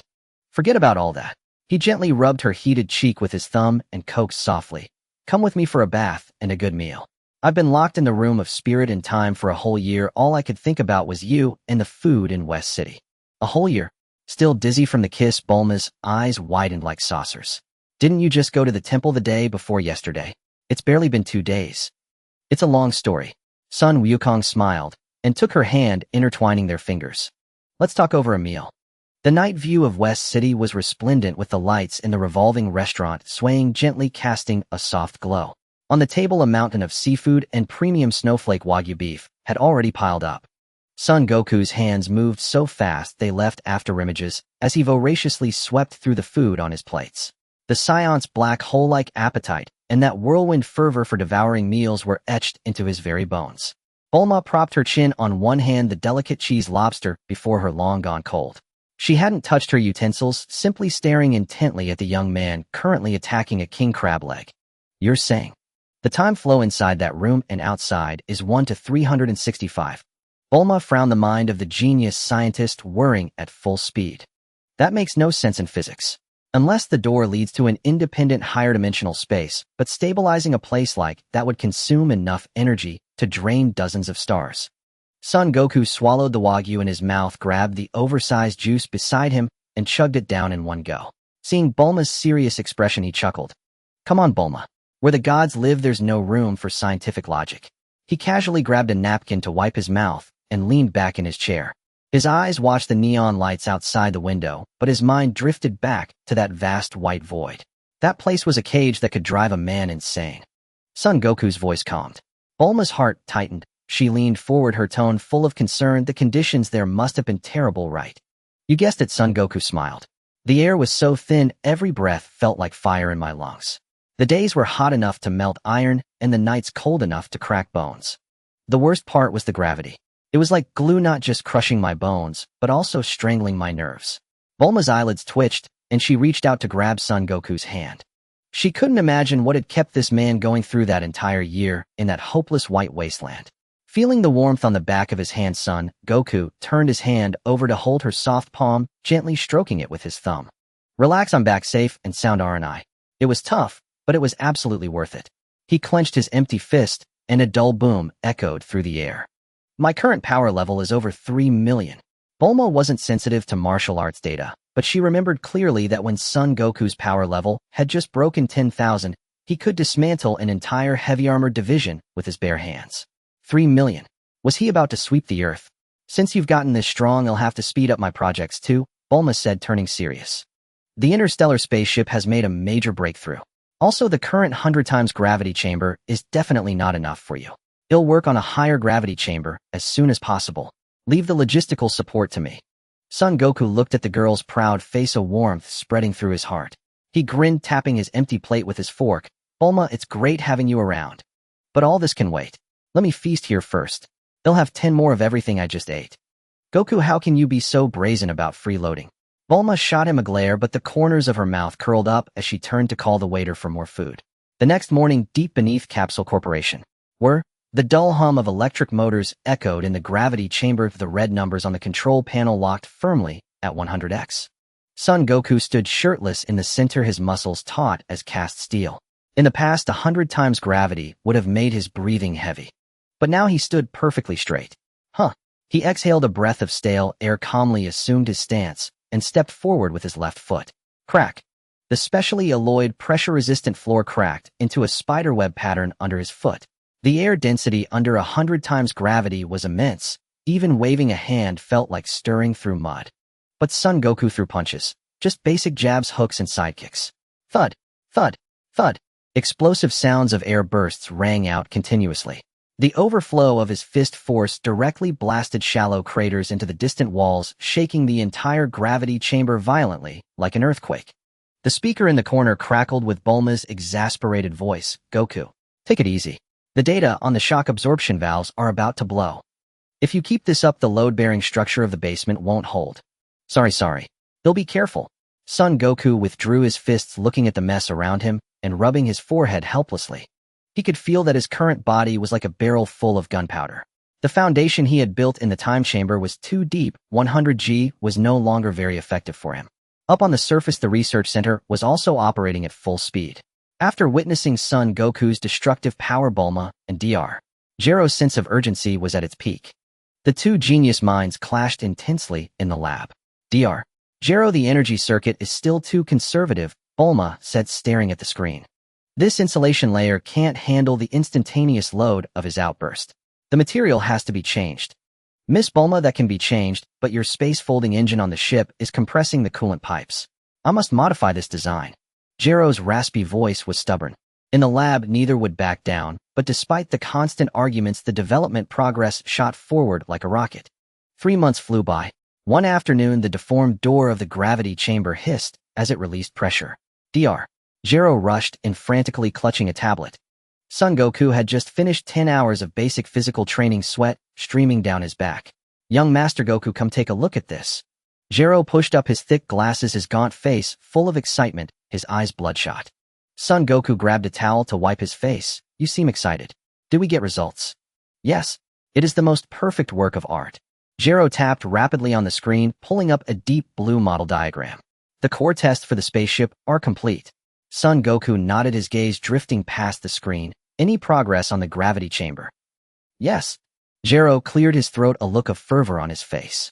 Miss Bulma, through mechanical pressurization, has developed a gravity wave oscillation system. Gero rubbed his hands together excitedly. In theory, the new machine can directly reach 500G or even higher. It doesn't just press down, it compresses space from all directions. As long as you can withstand it, the machine can distort space itself. A flash of joy lit up Son Goku's eyes, and he was about to praise him. But that's not all. Gero mysteriously swiped to the last page, and 3 tall silhouettes popped up on the screen. 3 humanoid skeletons gleamed with metallic luster, lacking skin, their crimson electronic eyes exuding coldness. These are the first-generation SP combat robots. Gero patted the tablet proudly. They have your and Krillin's combat data recorded. They have infinite stamina and are tough and durable. Saying this, Gero grinned. From now on in the gravity chamber, you won't have to spar with thin air. As long as you don't go for the kill, they'll be the best training partners. Looking at the 3 steel monsters on the screen, Son Goku felt the blood in his veins beginning to burn again. Within the hangar beneath the Capsule Corporation, the air was thick with the pungent smell of machine oil. Across the entire Earth, the only thing that could compel the heiress of the world's richest family to wrestle with a tangle of wires under an operating panel in her vest was likely this silver-gray spaceship before her. Bulma's fingers flew across the keyboard. Strings of spatial jump parameters scrolled frantically across the screen until with a final click, a green pass flashed. Done. Bulma let out a long sigh, wiping her forehead with the back of her hand, smearing black grease across her fair face, turning her into a grimy mess. She spun her chair excitedly to face Son Goku, who was sitting on a shipping container. Goku, I have to admit, Dr. Gero was a genius when it came to energy. The ship's all prepped. Now we just need to input the coordinates for planet Namek and we can take off anytime. Son Goku, chewing on some beef jerky, jumped down from the container. He walked over to Bulma, pulled the towel from around his neck, and naturally wiped the grease from her face. Good work. Look at those dark circles. Since the ship is almost ready, don't stay up all night down here. Go upstairs and get some proper sleep. His movements were gentle. Bulma leaned into his sturdy arm, nuzzling like a cat, and yawned. I really am about to crash. What about you? Going to the gravity room again. Resting tonight. Son Goku flicked her forehead lightly. I have an errand to run. Watching Bulma enter the elevator and seeing the floor indicator stop at the living quarters, the smile faded from Son Goku's eyes. Calculating the days, the cooling period for the Dragon Balls he had intercepted after the Red Ribbon Army's fall was over. Leaving the hangar, Son Goku didn't alert anyone. With a dull thud, 2 shallow craters formed in the concrete under his feet. He launched himself into the air, tearing through the night sky like a streak of light. Guided by the Dragon radar, the Dragon Balls scattered across the deep-sea volcanic craters, and even primeval forests fell into his hands with ease. At 5 in the morning, in a desolate valley hundreds of kilometers from West City, 7 pristine orbs were thrown onto the grass. The red stars within them resonated, emitting a low hum as the golden light flashed brighter and brighter. Time to work, Shenron. Son Goku said, hands in his pockets, his tone as casual as ordering from the corner store clerk. With a roar, the starry sky was instantly shrouded by black clouds. Lightning raged within the clouds, the valley's gravity field seemed disturbed, and pebbles floated against all reason. Accompanied by a dragon's roar that shattered the sky, a pillar of light shot up from the Dragon Balls, expanding into a colossal eastern dragon that blotted out the sky. Shenron coiled in the center of the storm, its red lantern-like eyes looking down upon the ground. When it saw the man who had once terrified it nearly to death, its enormous vertical pupils contracted sharply. However, after a few seconds, the fear on Shenron's face froze. In its perception, Son Goku, standing on the grass, now had no trace of ki fluctuation. Gone was the oppressive pressure that had made its scales stand on end. He now looked like a complete, ordinary human. Shenron's pupils, once pinpricks, slowly dilated, and its tense whiskers began to drift languidly. So it's you. Shenron's voice boomed across the valley. But this time the tone held less reverence and more of an arrogant condescension, as if looking down upon an ant. Mortal, it seems you have lost the power you once prided yourself on. No matter. The one who gathers the 7 Dragon Balls, the rules remain the same. State your wish, any wish. Shenron deliberately lowered its massive head, opening its great maw to exhale a hot sulphurous breath. It clearly intended to reclaim its lost dignity, making the mortal feel true divine might. The fierce wind whipped Son Goku's clothes, but he didn't even blink. Looking at the arrogant dragon face nearly pressed against his own, Son Goku couldn't help but let out a snicker. He rubbed his chin, a glint of mischief in his eyes. Shenron, do you think you've got your groove back? Huh, could it be? Shenron puffed out 2 clouds of smoke in confusion. Without warning, the pressure of Son Goku's 3 million battle power instantly locked the entire valley in a vice grip. With a crack, the floating pebbles were ground to dust. The rolling black clouds froze in place, as if someone had hit the pause button. Even the lightning mid-strike solidified. Gah! Shenron's majestic divine voice was choked off, as if an invisible hand had clamped around its throat, cracking into a shriek. Its red lantern-like eyes bulged wildly. Its once impressive body seemed to have its spine drained, trembling like a quail in a winter gale. In its extreme terror, Shenron abandoned all pretense of godhood. Its enormous head slammed onto the grass with a thud, its whiskers sprawled messily, the entire dragon cowering into a quivering green mountain of flesh. I am sorry, great and powerful one. My mind just went blank. I spoke too loudly. Shenron's voice trembled with a sob, the primal fear of facing an absolute superior. It felt that if the man before it wished, even with just a flick of his finger, he could erase it and the earth itself without a trace. Son Goku looked at the utterly pathetic dragon, so cowed it looked ready to dig a hole and bury itself, and curled his lip in distaste. He reached out and tapped Shenron's cold snout. Don't be nervous. Actually, I kind of preferred your arrogant attitude from before. How about you go back to that? Shenron was speechless. Go back. Even with 10,000 times the courage, it wouldn't dare. Great and powerful one, please don't toy with this humble god. Shenron wailed internally, rubbing its massive head pitifully on the ground. Please state your wish as soon as possible. All right, enough teasing you. Son Goku's playful look faded, his expression turning serious. This wish is simple. He stepped forward, lowering his voice, and whispered an incredibly precise request to Shenron. Hearing the wish, Shenron was visibly stunned. It blinked its huge eyes in bewilderment, seemingly unable to believe that the other's wish was merely this. What? Was my description not clear enough? Son Goku raised an eyebrow. Clear. Very clear. This wish is indeed simple.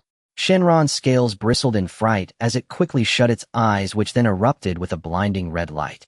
After a moment, the red light faded. A small, unmarked, dark crimson velvet box materialized and floated in Son Goku's palm. He didn't open it. Instead, he casually slipped it into his pants pocket and nodded in satisfaction. Service was acceptable this time. You may leave. With a whoosh, Shinran, as if granted a pardon, didn't even bother with its closing formalities. Its colossal form transformed into golden light and fled back into the Dragon Balls. The 7 Dragon Balls turned into shooting stars, scattering across the world with unprecedented haste. The black clouds dispersed, and the cold moonlight once again bathed the desolate valley. Son Goku turned the air under his feet, exploding as he launched himself like a cannonball, speeding straight back towards West City. The night wind whipped his black hair. He patted the small box in his pocket through the fabric, his smile brighter than the starry sky above. Planet Namek. Here I come. The sky was just beginning to lighten, and the western capital still lay in slumber as the open-air launch site of Capsule Corporation was completely cleared. A spaceship shaped like a water droplet with a matte silver-gray metallic sheen stood silently on the launch pad. It bore no bulky thrusters nor visible seams, resembling an artifact that had surpassed its era. Beneath the ship, Dr. Gero, clad in a white lab coat, clutched a data terminal tightly in his hands. His gaunt cheeks twitched slightly from excessive excitement, and behind his thick lenses his eyes were fixed on this masterpiece of his creation. Young Master Goku, the core has stabilized completely, and all redundant data has been purged, Dr. Gero said, stepping forward with a hoarse voice. Thank you for your hard work, Doctor. Son Goku nodded, slightly turned, and stepped into the cabin. The airlock sealed, cutting off the outside wind completely. Inside the cockpit, Bulma was already seated before the main console. She had changed into a sleek light blue space suit that accentuated her graceful curves, her slender fingers dancing swiftly across a holographic keyboard. Anti-gravity engine preheated, coordinates set to break free from Earth's gravitational pull. Bulma turned her head, gestured to Goku, then slapped a red start button. Hold tight. I'm taking you on an elopement. There was no deafening roar nor searing exhaust trail. Powered by Dr. Gero's innovative core, the droplet-shaped ship rose silently like a ghostly blue streak. Within a dozen seconds, it smoothly pierced the atmosphere. On the screen, the azure Earth shrank rapidly. Bulma unbuckled her seatbelt, leaned over the screen, and her eyes gleamed with wild excitement. Finally out after being cooped up for so long. My dad keeps nagging me to take over the company, but I'm not doing it. Leaning back in the co-pilot seat, Goku watched the home planet shrink into a sapphire gem and smiled. So this is elopement. I can't afford the ransom for a heiress. Stop joking. Bulma shot him a glare. Navigation is locked. Autopilot engaged. You can report to your gravity room now. In the gravity room at the ship's lower level, red warning lights flickered in a dull rhythm. The numbers on the control panel were locked at a terrifying 300 G. 300 times gravity. What did that mean? A heavy tank would be crushed into a metal pancake by its own weight instantly. For blood to flow normally, the heart would need to exert power like a nuclear reactor. An ordinary person standing here would have their lungs burst and bones collapse from a single breath. Thud. A jarring, teeth-grinding sound exploded in the center of the gravity room. Goku, shirtless with a muscular physique, had sweat just seeping from his forehead before being slammed to the ground by the monstrous gravity. Before him, 3S-series first-generation training bots covered in bionic muscle and built with memory alloy frames launched a relentless pincer attack in a tactical formation. That's the spirit. Feeling the tearing force of 300 G, Goku grinned, a spark of excitement flashing in his eyes as his Saiyan battle instincts ignited. Facing a whip kick from SP-01 that could slice an aircraft carrier in half, Goku didn't dodge. He simply raised his left arm to block it. Boom. The massive recoil nearly gouged deep marks into the reinforced alloy floor, and his thick arm muscles quaked violently on impact. The raw bone-jarring pain thrilled him. But these machines felt no pain. As Goku blocked the kick, SP-03 silently crept behind him and aimed a chilling blue hand blade at his back. Simultaneously, SP-02 on the floor lunged up, locking his legs in a tight hold. They've even integrated such advanced combo tactics. Dr. Gero really put in the effort. Facing the coordinated assault, Goku advanced instead of retreating. He chose not to overpower them with energy bursts, but savored the pure physical combat. Twisting his torso against the crushing 300G, he hurled his right fist back like a cannonball, smashing into the attacker behind him with brute force. With a screech of tortured metal, SP-03's chest armor caved in horrifically. The entire machine flew backward, crashed into the metal wall, and slid to the floor, its red eyes extinguishing amid a shower of sparks.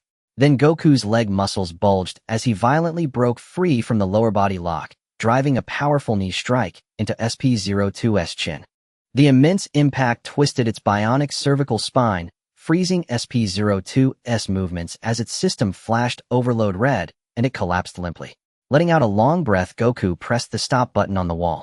The gravity field deactivated, and the suffocating pressure receded like a tide. He rolled his neck, listening to the crisp cracks of his vertebrae, and nodded in satisfaction at the refined strength flowing through his limbs. This intensity is what I call real training, he remarked, glancing at the battered training bots. Thanks to Dr. Gero adding self-repairing memory metal to their frames, even though they were now knocked out and powered down, a few days in the maintenance bay would let them regenerate into tireless sparring partners again. Grabbing a towel and draping it over his shoulder, Goku flexed his slightly sore shoulders and walked out of the gravity room. Time for a shower, then I'm having dinner with Bulma. Half an hour later, dressed in loose black casual, where he shuffled in slippers into the ship's mid-level observation dining room. As he entered, a rich aroma of seared meat wafted over. On the large dining table, a dozen portions of premium Wagyu beef sizzled, neatly arranged.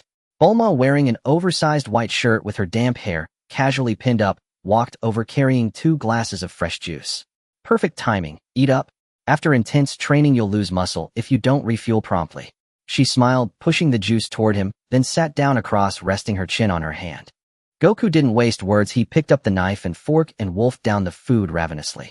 Just as he polished off the 5th plate, the holographic communicator on the dining wall suddenly flashed red with a beeping sound.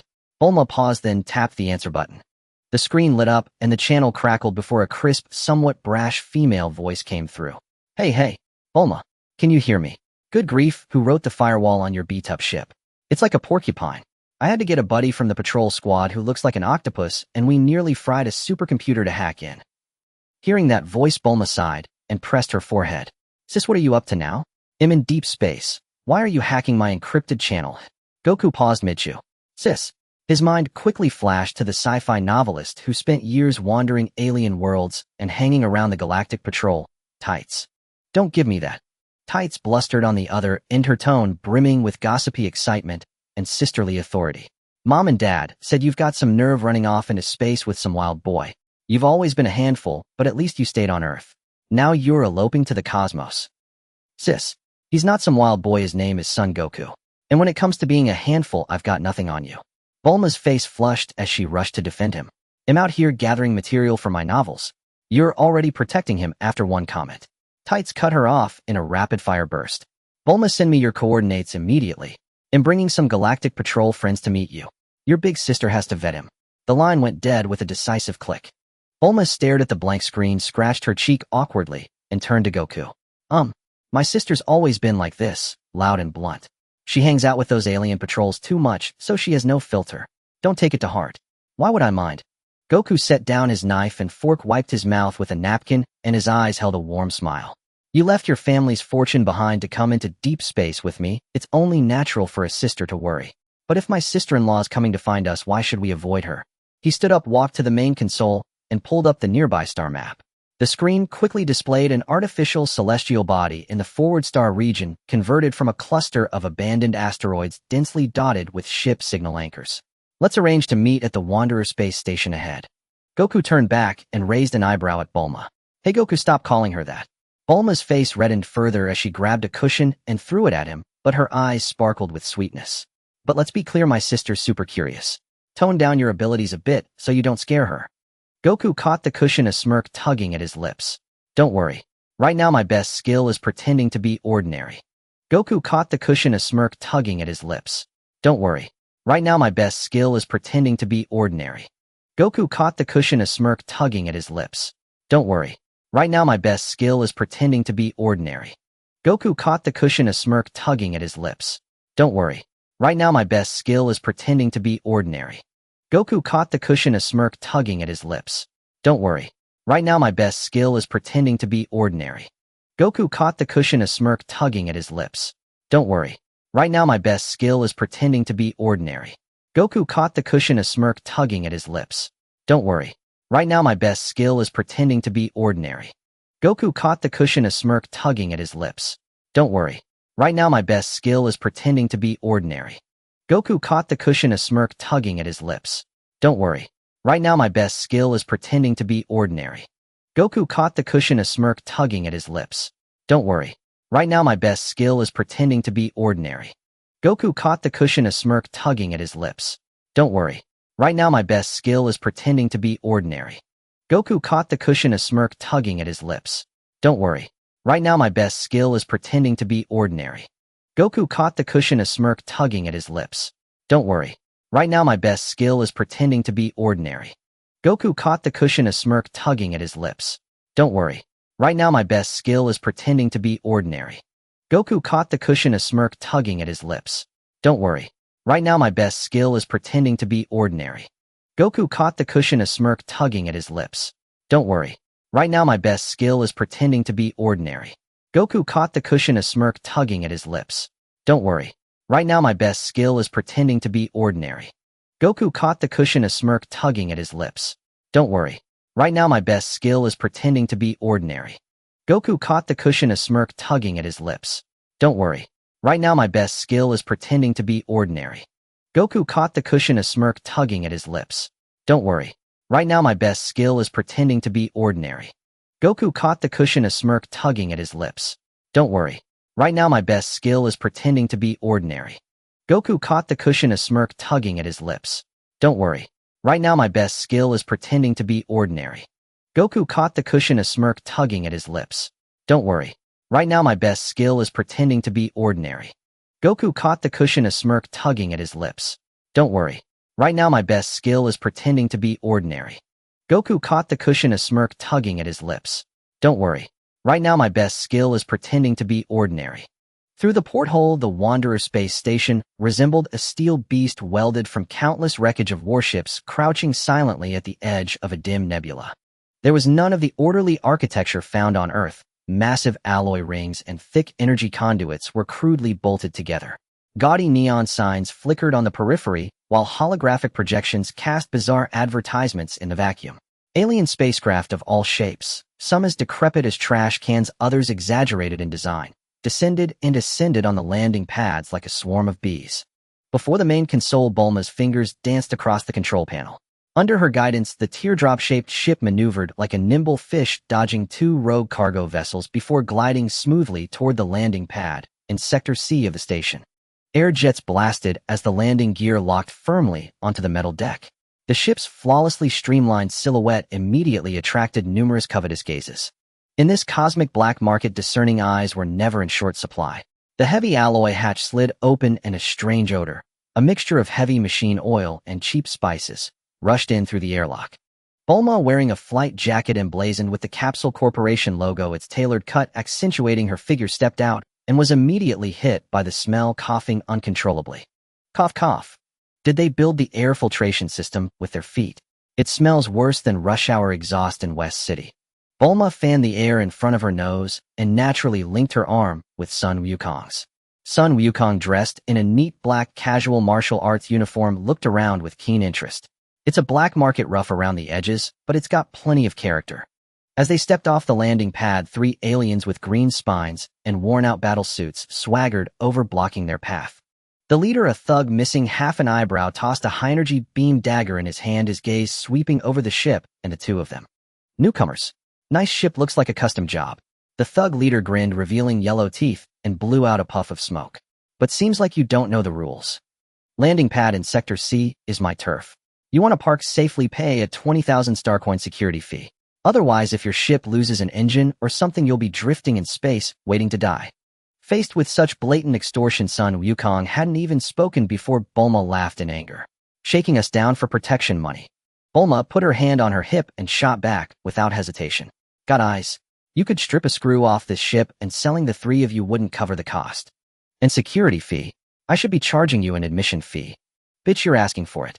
The thug leader, humiliated by her public tirade, flew into a rage. He lunged forward, the dagger in his hand, erupting into a pale blue laser blade. With a sizzling sound, it aimed straight for Sun Wukong's chest. "He'll start with your pretty boy." Sun Wukong didn't even blink. He casually raised his right hand. Smack! A dull thud. The thug leader saw only a blur before he felt his knife-wielding wrist clamped in an iron grip by a hand with distinct knuckles. The dagger, powerful enough to slice through warship armor, stopped less than half an inch from Sun Wukong's chest, unable to advance any further. The thug leader's face turned red as he strained with all his might to push down, but the hand was like a steel pillar welded into the cosmos, immovable. Sun Wukong looked at him and tightened his 5 fingers. Crunch. The sickening sound of breaking bones was accompanied by a piercing scream. The thug's wrist was instantly crushed into a grotesque angle, and the laser dagger clattered onto the deck. Quite the vocal cords. "Looks like you've been at this for a while." Sun Wukong released his grip, letting the man fall to his knees, clutching his broken wrist, his tone mild. "Still collecting that security fee?" "No. No more. We were blind." "Spare us, sir." The thug leader, his face twisted in pain, knew he had messed with the wrong person. Fighting back the agony, he tremblingly moved aside, kicked his 2 dumbfounded underlings, and scrambled away into the crowd. Good thing they came to their senses. Bulma snorted lightly and pulled Sun Wukong into the main street. The wide metal corridor was buzzing with noise. Blue creatures with long tentacles, scaled reptilians, and all kinds of merchants milled about. The stalls were cluttered with damaged laser guns, alien specimens, and wreckage of ship engines. Bulma was unimpressed by the junk, but she stopped at a stall filled with mechanical parts. "Boss, how much for this superconducting raw ore?" Bulma picked up a piece of metal with a dull silver sheen, weighing it in her hand. Natural superconducting ore had excellent energy conductivity, perfect for optimizing the gravity room circuits. The stall owner, an old alien with 3 eyes, saw Bulma's refined attire and immediately put on a flattering smile. "Young lady has good taste. This is natural ore from deep within the Tianlong Nebula. You won't find another piece like it in the whole station. Since you seem like nice folks, I'll give you a special price, 50,000 star coins." 50,000. Bulma chuckled, running her fingertip over the metal surface. "Boss, if you're going to rip someone off, at least be reasonable. The oxidation layer on the surface is this thick, and the internal element decay is severe. The purity is barely over half. I'd have to refine it, and the solvents might cost more than the stone itself." Bulma tossed the metal block back onto the stall, pulled out a 10,000 star coin, and flipped it between her fingers. 10,000. "They'll take this scrap off your hands for consumables. Take the money or leave it. There are 2 more shops ahead I can browse." With that, she made as if to take Sun Wukong and leave. The 3-eyed old man, clearly stunned by her professional analysis, saw a big spender about to slip away and slapped his hand down on the coin. "Hey, don't go. 10,000 it is, considerate, making a friend." Watching Bulma happily stow the ore into a capsule, Sun Wukong couldn't help but smile softly.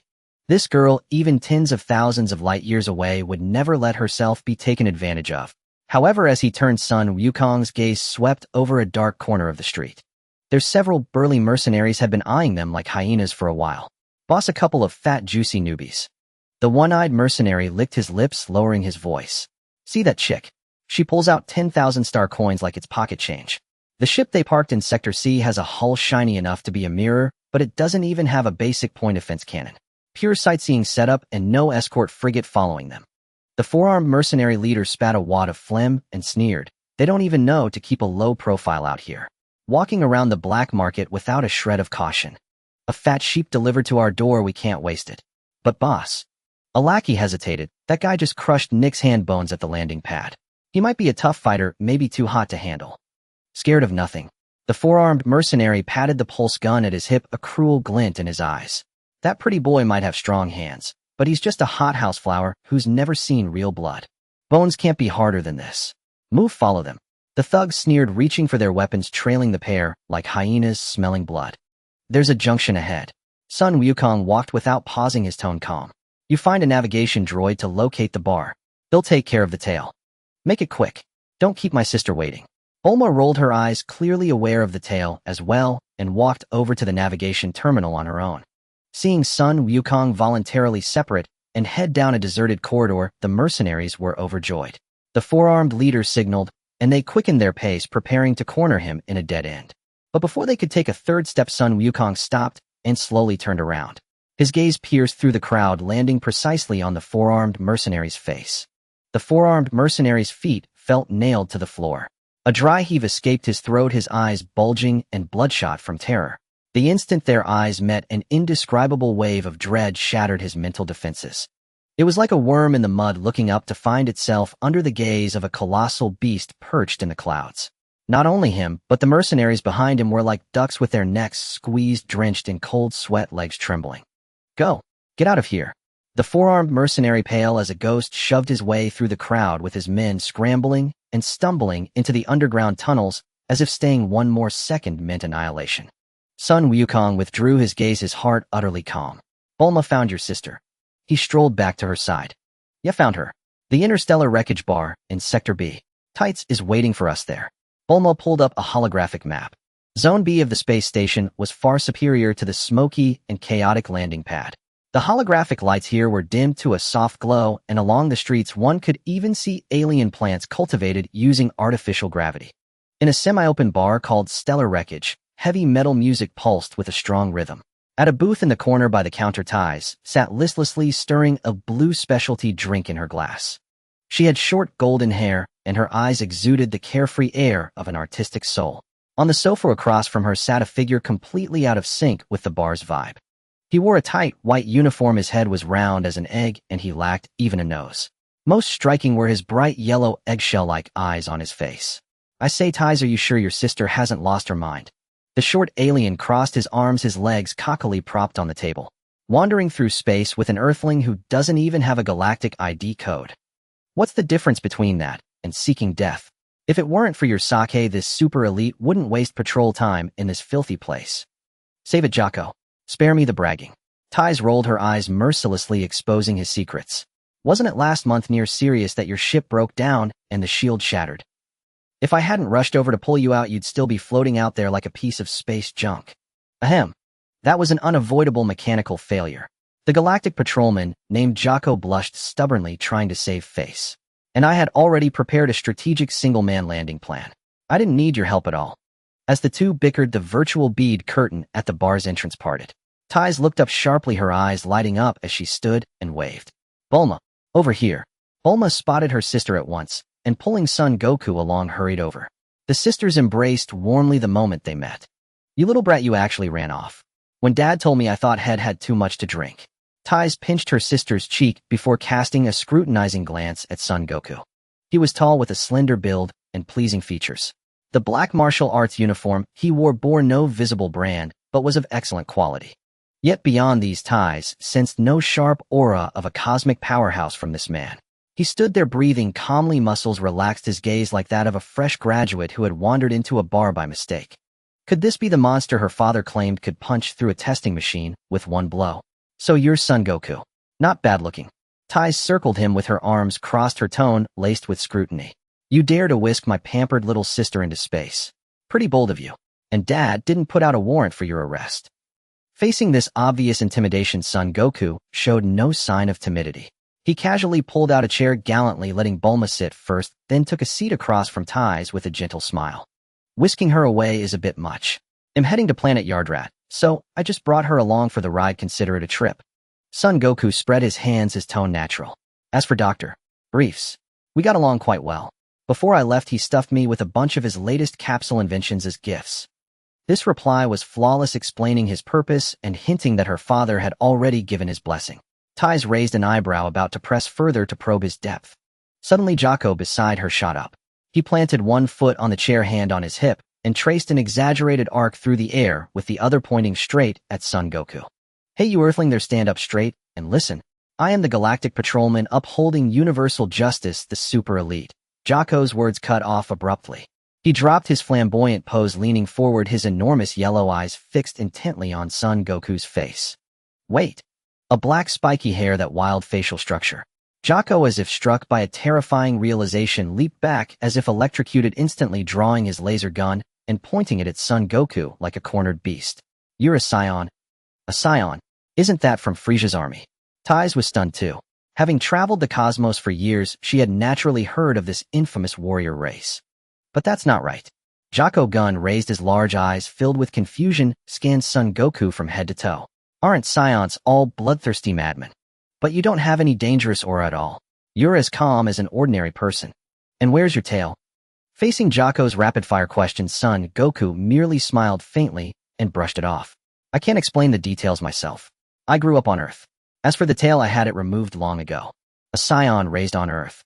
Jocko was skeptical, but kept his gun trained, forcing his stance. Even so, Saiyans are dangerous elements.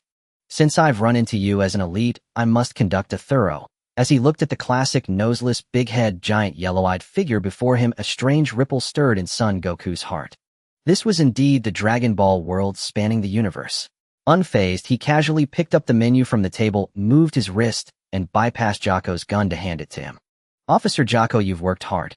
Fate brings us together, so take a look at what you'd like to eat. Today's on me. His movements were fluid, his tone calm, like a warm-hearted street stall owner. Yet the moment Jocko's eyes met the motion of the menu being handed over, his pupils contracted into pinpricks. As a veteran galactic patrolman, Jocko's combat power might be abysmal, but his dynamic vision was exceptional, capable of tracking ultra-high-speed objects. But in his perspective, the hand Son Goku used to hand the menu seemed to vanish. In the trajectory of that hand, there was no prelude of muscle tension, no sign of accelerated blood flow, not even a breeze cutting through the air. Jocko felt his scalp tingle, his combat instincts screaming in alarm. He knew that if this tailless Saiyan wished, that menu could slice through his throat in an instant, leaving him no time even to pull the trigger. Gulp! Jocko swallowed hard, the leg on the chair, trembling uncontrollably. You! He stammered, cold sweat beading on his bald head. He slowly lowered his gun, silently holstering it, and even wiped the sweat from his palm on his pants leg. Then the super elite respectfully took the menu with both hands, and like an obedient schoolboy, sat back down, legs together. Thanks. I'm suddenly not hungry. Just give me a glass of water. Jocko's voice was weak, his eyes fixed on the menu, afraid to look up. Tai, seeing Jocko's pathetic state, kicked him under the table in confusion. What's wrong with you? Where's the nerve you had pointing a gun at him? Why are you stuttering? Jocko flinched in pain, screaming inwardly, this is no gentle, ordinary person. This monster would make even a patrol inspector break into a cold sweat. What kind of figure did Tai's sister get involved with? I just pointed a gun at him, and my head still on my shoulders. Thank the Kai. Son Goku caught every micro-expression on Jocko's face, chuckled lightly, without calling him out, and turned to Tai's. If you still have concerns, sister, feel free to speak. He leaned back, his tone easygoing. With me here, no one in this universe can touch a hair on her head. The understated yet undeniable confidence in his words made Tai's pause, and the casual sister came out perfectly. Bulma, sitting beside him, watched Son Goku effortlessly dominate the scene, her heart sweet as honey. She couldn't help but secretly pinch his thigh under the table, scolding him for being glib, though her face was full of pride. Having navigated the stars for years, Tai's was a master at reading people. She glanced at Jocko, now quiet as a quail, then at Son Goku's serene demeanor, and vaguely sensed that this brother-in-law was far from simple. All right. Seeing how this brat looks at you, you've already stolen her soul. They'll let you pass. Tai's was a decisive person. Since Jocko had backed down, she wouldn't press further. She snapped her fingers heartily to call the bartender. But let's get this straight, you're paying today? This writer's been nearly broke lately. No problem. Son Goku smiled. Eat your fill. The light in the corner of the Star Rec bar was dimmed, the noise-filtering force field reducing the cacophony of alien tongues to a low hum of white noise. On the table, an array of bizarre alien delicacies gave off an enticing aroma. Jocko, who had been drenched in cold sweat from Sun Wukong's stare moments ago, was now shamelessly gnawing on a tentacle that resembled a giant squid. His face smeared with blue sauce, all his earlier wariness had vanished into thin air, and he muttered indistinctly about how this dump was a total ripoff. Sun Wukong, holding a glass of potent interstellar fruit wine, let his gaze drift between tights, and Jocko, a tone of casual mockery in his voice. Sister, you travel the cosmos, gathering inspiration, and you're always accompanied by this. Super elite. You two are inseparable, surely there's something more between you. Tights, who had been drinking, choked violently, coughing repeatedly. Cough, cough. Wukong, your train of thought is way too bizarre. She frantically grabbed a napkin to wipe her mouth, pointing at Jocko, who was still devouring the squid tentacle with a look of utter disgust. Me? With him? Don't be ridiculous. That guy is a walking comedy act. Aside from using his patrol status to save me some parking fees, or providing negative inspiration for my sci-fi novels, he's basically useless. When real danger strikes, he runs faster than a rabbit. My standards aren't that low to fall for some delusional alien who's obsessed with cosmic justice. Hey, Tights, what do you mean by runs fast? That's a strategic retreat, when facing a superior foe. Jocko dropped the tentacle, wiped his face haphazardly, and refuted with righteous indignation. Besides, I, the super elite, am burdened with the duty of maintaining peace in the Milky Way. I am a proud bachelor. Emotions would only slow my draw. Watching the two expertly expose each other's flaws, Bulma burst into laughter. Sun Wukong also realized that this duo was indeed just a pair of frenemies. After dinner, Tights acted as a guide, leading them on a stroll through the space station. The Wanderer space station is chaotic, but there are some interesting spots. Tights pointed at the massive glass dome above. Like the floating garden over there. The plants there are the sole surviving specimens salvaged from destroyed planets. But first we need to cross this industrial corridor to get to Sector F for spaceship parts. As they meandered along and stepped into the industrial corridor, the atmosphere shifted. Neon lights flickered erratically, and the air was thick with the pungent smell of heavy oil and metallic rust. Hey there, you folks enjoying a post-meal stroll? A sneering voice suddenly emerged from the shadows of a discarded cargo container. Leading the group was the four-armed mercenary who had retreated earlier on the landing pad under Sun Wukong's glare. But this time he wasn't alone. A dozen heavily armed accomplices surrounded them, brandishing dark, menacing high-energy pulse rifles blocking their path front and back. I was outnumbered before and got caught off guard. The four-armed mercenary spat, grinning maliciously as he aimed his gun at Tights. Now hand over the key to that teardrop ship and leave all your valuables behind. As for these two Earth girls, they'll make fine entertainment for my men. A robbery, and you dare rob the super elite. Seeing the situation, Jocko's large yellow eyes lit up. He felt this was his chance to redeem his glorious image. He leaped onto a waste oil drum, spread his legs, placed one hand on his hip, struck what he thought was a cool pose, and drew his laser gun, shouting, "Listen up. I am Jocko, the Galactic Patrolman. You scum of the galaxy, drop your weapons now, or else." Bang! The four-armed mercenary, with no regard for honor, stepped forward and swung a heavy metal gun stock with brutal force. The poor super elite didn't even have time to scream. He was sent flying like a baseball hit for a home run, crashing into a metal wall a dozen meters away with a loud clang. Sliding down the wall, his eyes rolled back, and he was completely unconscious. Jocko. Tights paled in fright, instinctively stepping back behind Bulma. Has some galactic patrolman. Just a clown. The four-armed mercenary disdainfully withdrew his gun stock, his greedy eyes scanning Bulma. Now, sweetheart, it's your turn. But before he could finish, his pupils contracted sharply. He noticed that the black-haired youth's figure had suddenly become a blur. Some people just have to ruin the mood. A chilling voice sounded without warning from right behind the four-armed mercenary's ear. Before he could react, before any of the mercenaries could even see what happened, a series of sickening muffled thuds exploded through the narrow corridor. Bang, bang, bang. It was as if a hurricane had rampaged through the crowd. The dozen heavily armed mercenaries were sent flying backward, as if struck heat-in by a speeding train.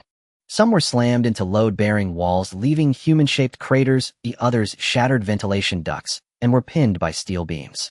The leader, the four-armed mercenary, suffered the worst fate. Sun Wukong casually grabbed his arm and twisted it downward. With a crisp crack of dislocating bones, both arms hung limply. He collapsed to the ground like a pile of mud. The pain, so intense his vision went dark, and he lacked even the strength to scream. From the moment Sun Wukong vanished to the instant all the mercenaries were down, it was but a blink of an eye. When Bulma and Tights came to their senses, Sun Wukong was standing amidst the scattered fallen mercenaries. With one hand in his pocket, he casually brushed off his sleeve as if he had merely kicked aside a few bothersome stones. The corridor fell into a terrifying silence, broken only by the crackling of electrical sparks. Tights' jaw dropped as she stared at the mercenaries embedded in the walls, her mind going completely blank. Since when did Earth have such a formidable fighter? No wonder Jocko was so scared in the bar. Tights swallowed hard, her voice trembling. Bulma proudly wrapped her arm around Sun Wukong's chin, held high. "See, sister, isn't my taste in men far better than those unreliable novel subjects you find? This is more than just good taste. He's a humanoid nuclear bomb." Tights slapped her forehead, her gaze towards Sun Wukong shifting. It was the fervent look of a sci-fi author discovering a rare specimen. "Hey Wukong, are there more people as strong as you on Earth? Can you introduce me to one? If I use a real-life prototype in my new book, it's bound to be a universal bestseller." Seeing the light in Tights' eyes, Sun Wukong had an idea. In the original story, Bulma ended up with Vegeta. Now that Bulma was his wife, the distant Vegeta was about to become a bachelor, and Trunks would never exist. His sister-in-law here seemed like a perfect compensation. There's probably no one like me left on Earth, since I'm not originally from there. Sun Wukong tapped his chin lightly, looking at Tights with a faint knowing smile. But if you're really interested, I do know someone. Who? Is he handsome? Is he as strong as you? Tights' eyes shone like searchlights, a barrage of questions pouring out. A guy with an absurdly high pride. The classic image flashed through his mind, and a glint of amusement crossed Sun Wukong's eyes. He's a prince of our race. Though not very tall, and his hairline is a bit concerning, he has an unyielding fierceness in his bones. His current combat power might not rank highly in the universe, but in terms of potential he's top tier. Sun Wukong paused, his tone turning teasing. So sister, are you interested in a prince from a fallen aristocracy? If the opportunity arises, I wouldn't mind introducing you to. Tights rubbed her chin, her mind already weaving a script about its under a prince and a female writer, her excitement growing. Sounds like it has great tension. And a prince. Deal. Remember that, don't stand me up. Even if we don't fall in love, snagging him as a free bodyguard and a prototype for my novel's hero is a win. Bulma rolled her eyes. She had no idea who this prince was, but her gut told her that if her boisterous sister ever met that alien prince, the future of the universe would never be peaceful. All right, stop trying to set me up with your weird kin, Bulma said, pointing at the unconscious Jocko lying by the waste oil drum. Let's get Jocko back to his patrol ship first. We still need to get to planet Namek. Sun Wukong chuckled softly, walked over, and like picking up a chick, grabbed Jocko by the scruff of his neck and dragged him toward the landing pad. Having settled the still unconscious Jocko, Sun Wukong and Taisai were ready to depart. At the landing pad, Taisai waved an electronic notepad, her eyes alight with the hope of finding perfect material for her next masterpiece. Wukong, don't forget what you promised. If you encounter him, make sure you notify me at once. My new novel's male lead depends on him. Taisai shouted up at the two on the boarding ramp, not even pausing to ask about her sister's safety. Bulma massaged her forehead in exasperation and shot her elder sister an annoyed look. Stop causing trouble across the universe. Take some time to return to Earth and let our parents see you. That's the proper thing to do. With that, she hauled Sun Wukong through the airlock. As the chamber sealed with a soft click, the underside of the waterdrop ship glowed with an eerie cerulean ring. The vessel rose nimbly, detached from the rover space station, and dove into the star-strewn depths. In the cockpit, Bulma entered the coordinates for Yatalate Star and pressed the jump activation. Outside the porthole, the view changed dramatically, the black tapestry of scattered stars stretching and unraveling into a radiant, multicolored hyperspatial tunnel. Bulma peered at the interstellar chart and sighed. Yatalate Star is terribly remote, and the surrounding body's magnetic fields are a chaotic mess. We can't thread a straight course through them. At the current heading, it will still take us months in space. Sun Wukong leaned back in the co-pilot seat, watching her worry, and smiled. No hurry, he said gently. We haven't properly wandered this cosmos, yet consider it a tour. In the days that followed, the waterdrop ship did not push forward like an ascetic in a rush. Sun Wukong knew well that cultivation required a rhythm of tension and release, and that relationships needed nurturing. Having brought his partner along, he could not leave her idling outside the gravity chamber every day. Thus their voyage quietly became an interstellar honeymoon. Their ship often drifted out of the jump lane to pause briefly in unknown systems along the way. They berthed near a binary system, and Lyra sat side by side within the transparent observation dome atop the ship, poured red wine, and admired purple auroras that stretched for millions of kilometers. Days later, the ship descended upon a planet composed entirely of pure water. Sun Wukong dove into the depths, seized a luminescent leviathan, and grilled a feast of seafood for Bulma on the beach. When boredom hit, they piloted the vessel through a diamond meteor belt weaving among stellar debris like children on a treasure hunt. In Sun Wukong's company, Bulma wholly unfurled the girl she had once been. She beheld wonders unimagined on Earth, and the old apprehension about the unknown transformed into an eager anticipation each morning she awoke. Of course, between sightseeing, Sun Wukong did not neglect his daily regimen. In the gravity chamber, the environment remained at 300 times normal gravity. He did not push the multiplier higher. The Saiyan physique had reached its present limits, relying solely on higher pressure yielded diminishing returns. Rather than tearing muscle, he shifted his focus inward to meticulous refinement.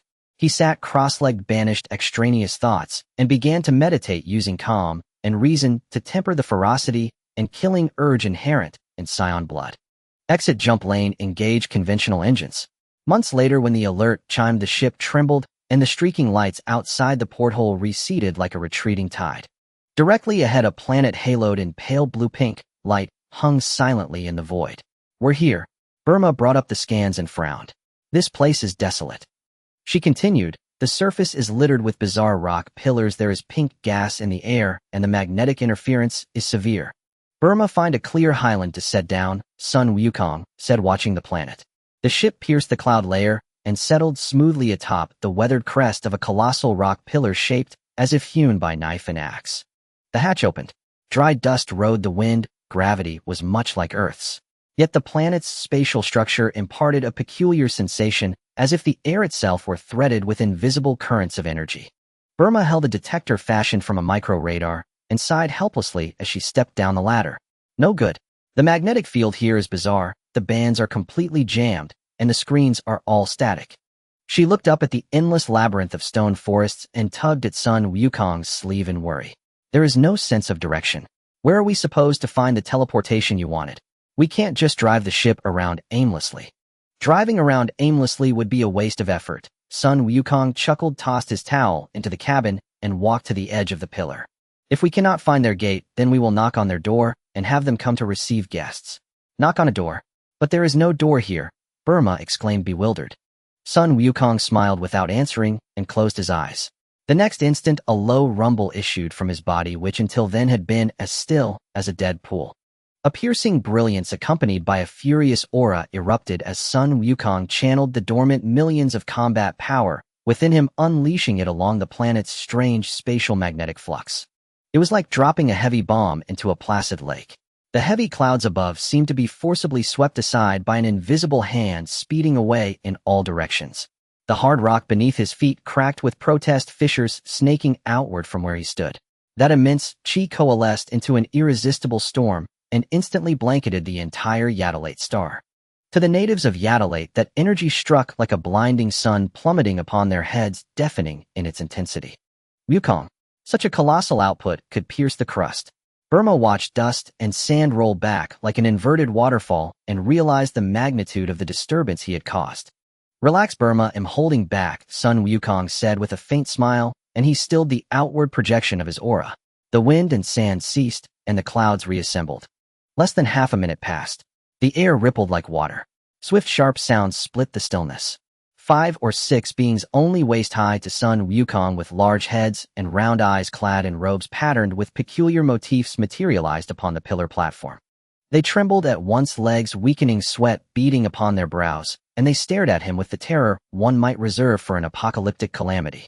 The air rippled again, and a middle-aged Yatalate native in voluminous robes bearing the bearing of a leader teleported to the fore. His face went ashen, and he immediately lowered his head in a posture of abject humility. A voice laden with awe and fear spoke directly into their minds, a distant mighty one. It continued, the Yatalate are a peace-loving people who have never sought to provoke interstellar conflict. If you come to conquer, we will submit. Please spare my kin. Do not be afraid, Chief Supa. We are neither space pirates nor harbingers of destruction. Hearing Sun Wukong call his name, Supa snapped his head up, his round eyes wide with astonishment. In this vast cosmos, not even the Freeloader Legion would know the name of the regional leader of such a remote planet. Sun Wukong took in Supa's astonishment, but offered no explanation. Such an aura of inscrutable omniscience was itself an instrument of intimidation. I am Sun Wukong, and this is my girlfriend Burma. He inclined his head slightly, his tone calm. My earlier display was not meant to alarm you. I wish to learn your secret arts, but I do not know where to find you. Learn your secret arts. Supa wiped a bead of sweat from his brow and forced a nervous smile as his inner defenses frayed further. You possess power as vast as the starry seas and even foresight. With my meager attainments, I feel breathless standing before you. I am hardly qualified to teach you. However, Supa swallowed and hurried to add, fearful of incurring the wrath of this daunting presence. Our tribe does have a true sage, the Grand Elder Pabala. He continued, that venerable elder may be able to unravel the mysteries for you. On a weathered giant stone pillar, Supa looked at the two before him with reverence. The great elder's temple lies on the other side of the planet. If you two don't mind, I can take you there directly. Directly? Bulma's blue eyes lit up. Is that the instant transmission you mentioned, Goku? Supa nodded, stepped forward, and placed his rough suction-cup palms on their shoulders. You might feel a bit dizzy the first time. Please try to relax, Supa cautioned, pressing his other 2 fingers together against his forehead. Witnessing that iconic gesture in real life, Son Goku could hear his own heartbeat accelerate. Before Bulma could steel herself, the air began to ripple. Bulma felt a churning in her stomach as the scenery before her stretched into streaks of light. Her vision and sense of balance failed, and before she could cry out, the intense sensation of weightlessness abruptly receded. The feeling of solid ground returned. Bulma stumbled forward, and Goku with a keen eye caught her by the waist. Ugh, this kind of jump that doesn't even need a wormhole. It's utterly unreasonable. It's incredible. Bulma gasped, clutching her chest, pale but exhilarated. Compared to Bulma's physical discomfort, Goku remained stoic, yet his heart was equally stirred. In that instant, he experienced this divine technique. One moment, it was a wasteland; the next, he could smell the temple's botanical incense. This is instant transmission. The coolest technique in the Dragon Ball world, he mused inwardly. Suppressing his excitement, he surveyed his surroundings. They stood in a vast stone temple with a soaring ceiling, its walls embedded with natural ores emitting a soft white light. At the center of the hall hovered a short, plump Namekian elder with a white mustache. "Great Elder," Suppa said, stepping forward and bowing his head. "This is Son Goku, a martial artist from Earth, and his fiancée. He wishes to learn the secret arts from you." The Great Elder Beerus slowly opened his eyes and landed softly on his feet. His clear gaze rested quietly on Son Goku. The hall fell into a profound silence. Beerus studied him for a long moment, a glimmer of approval in his aged eyes.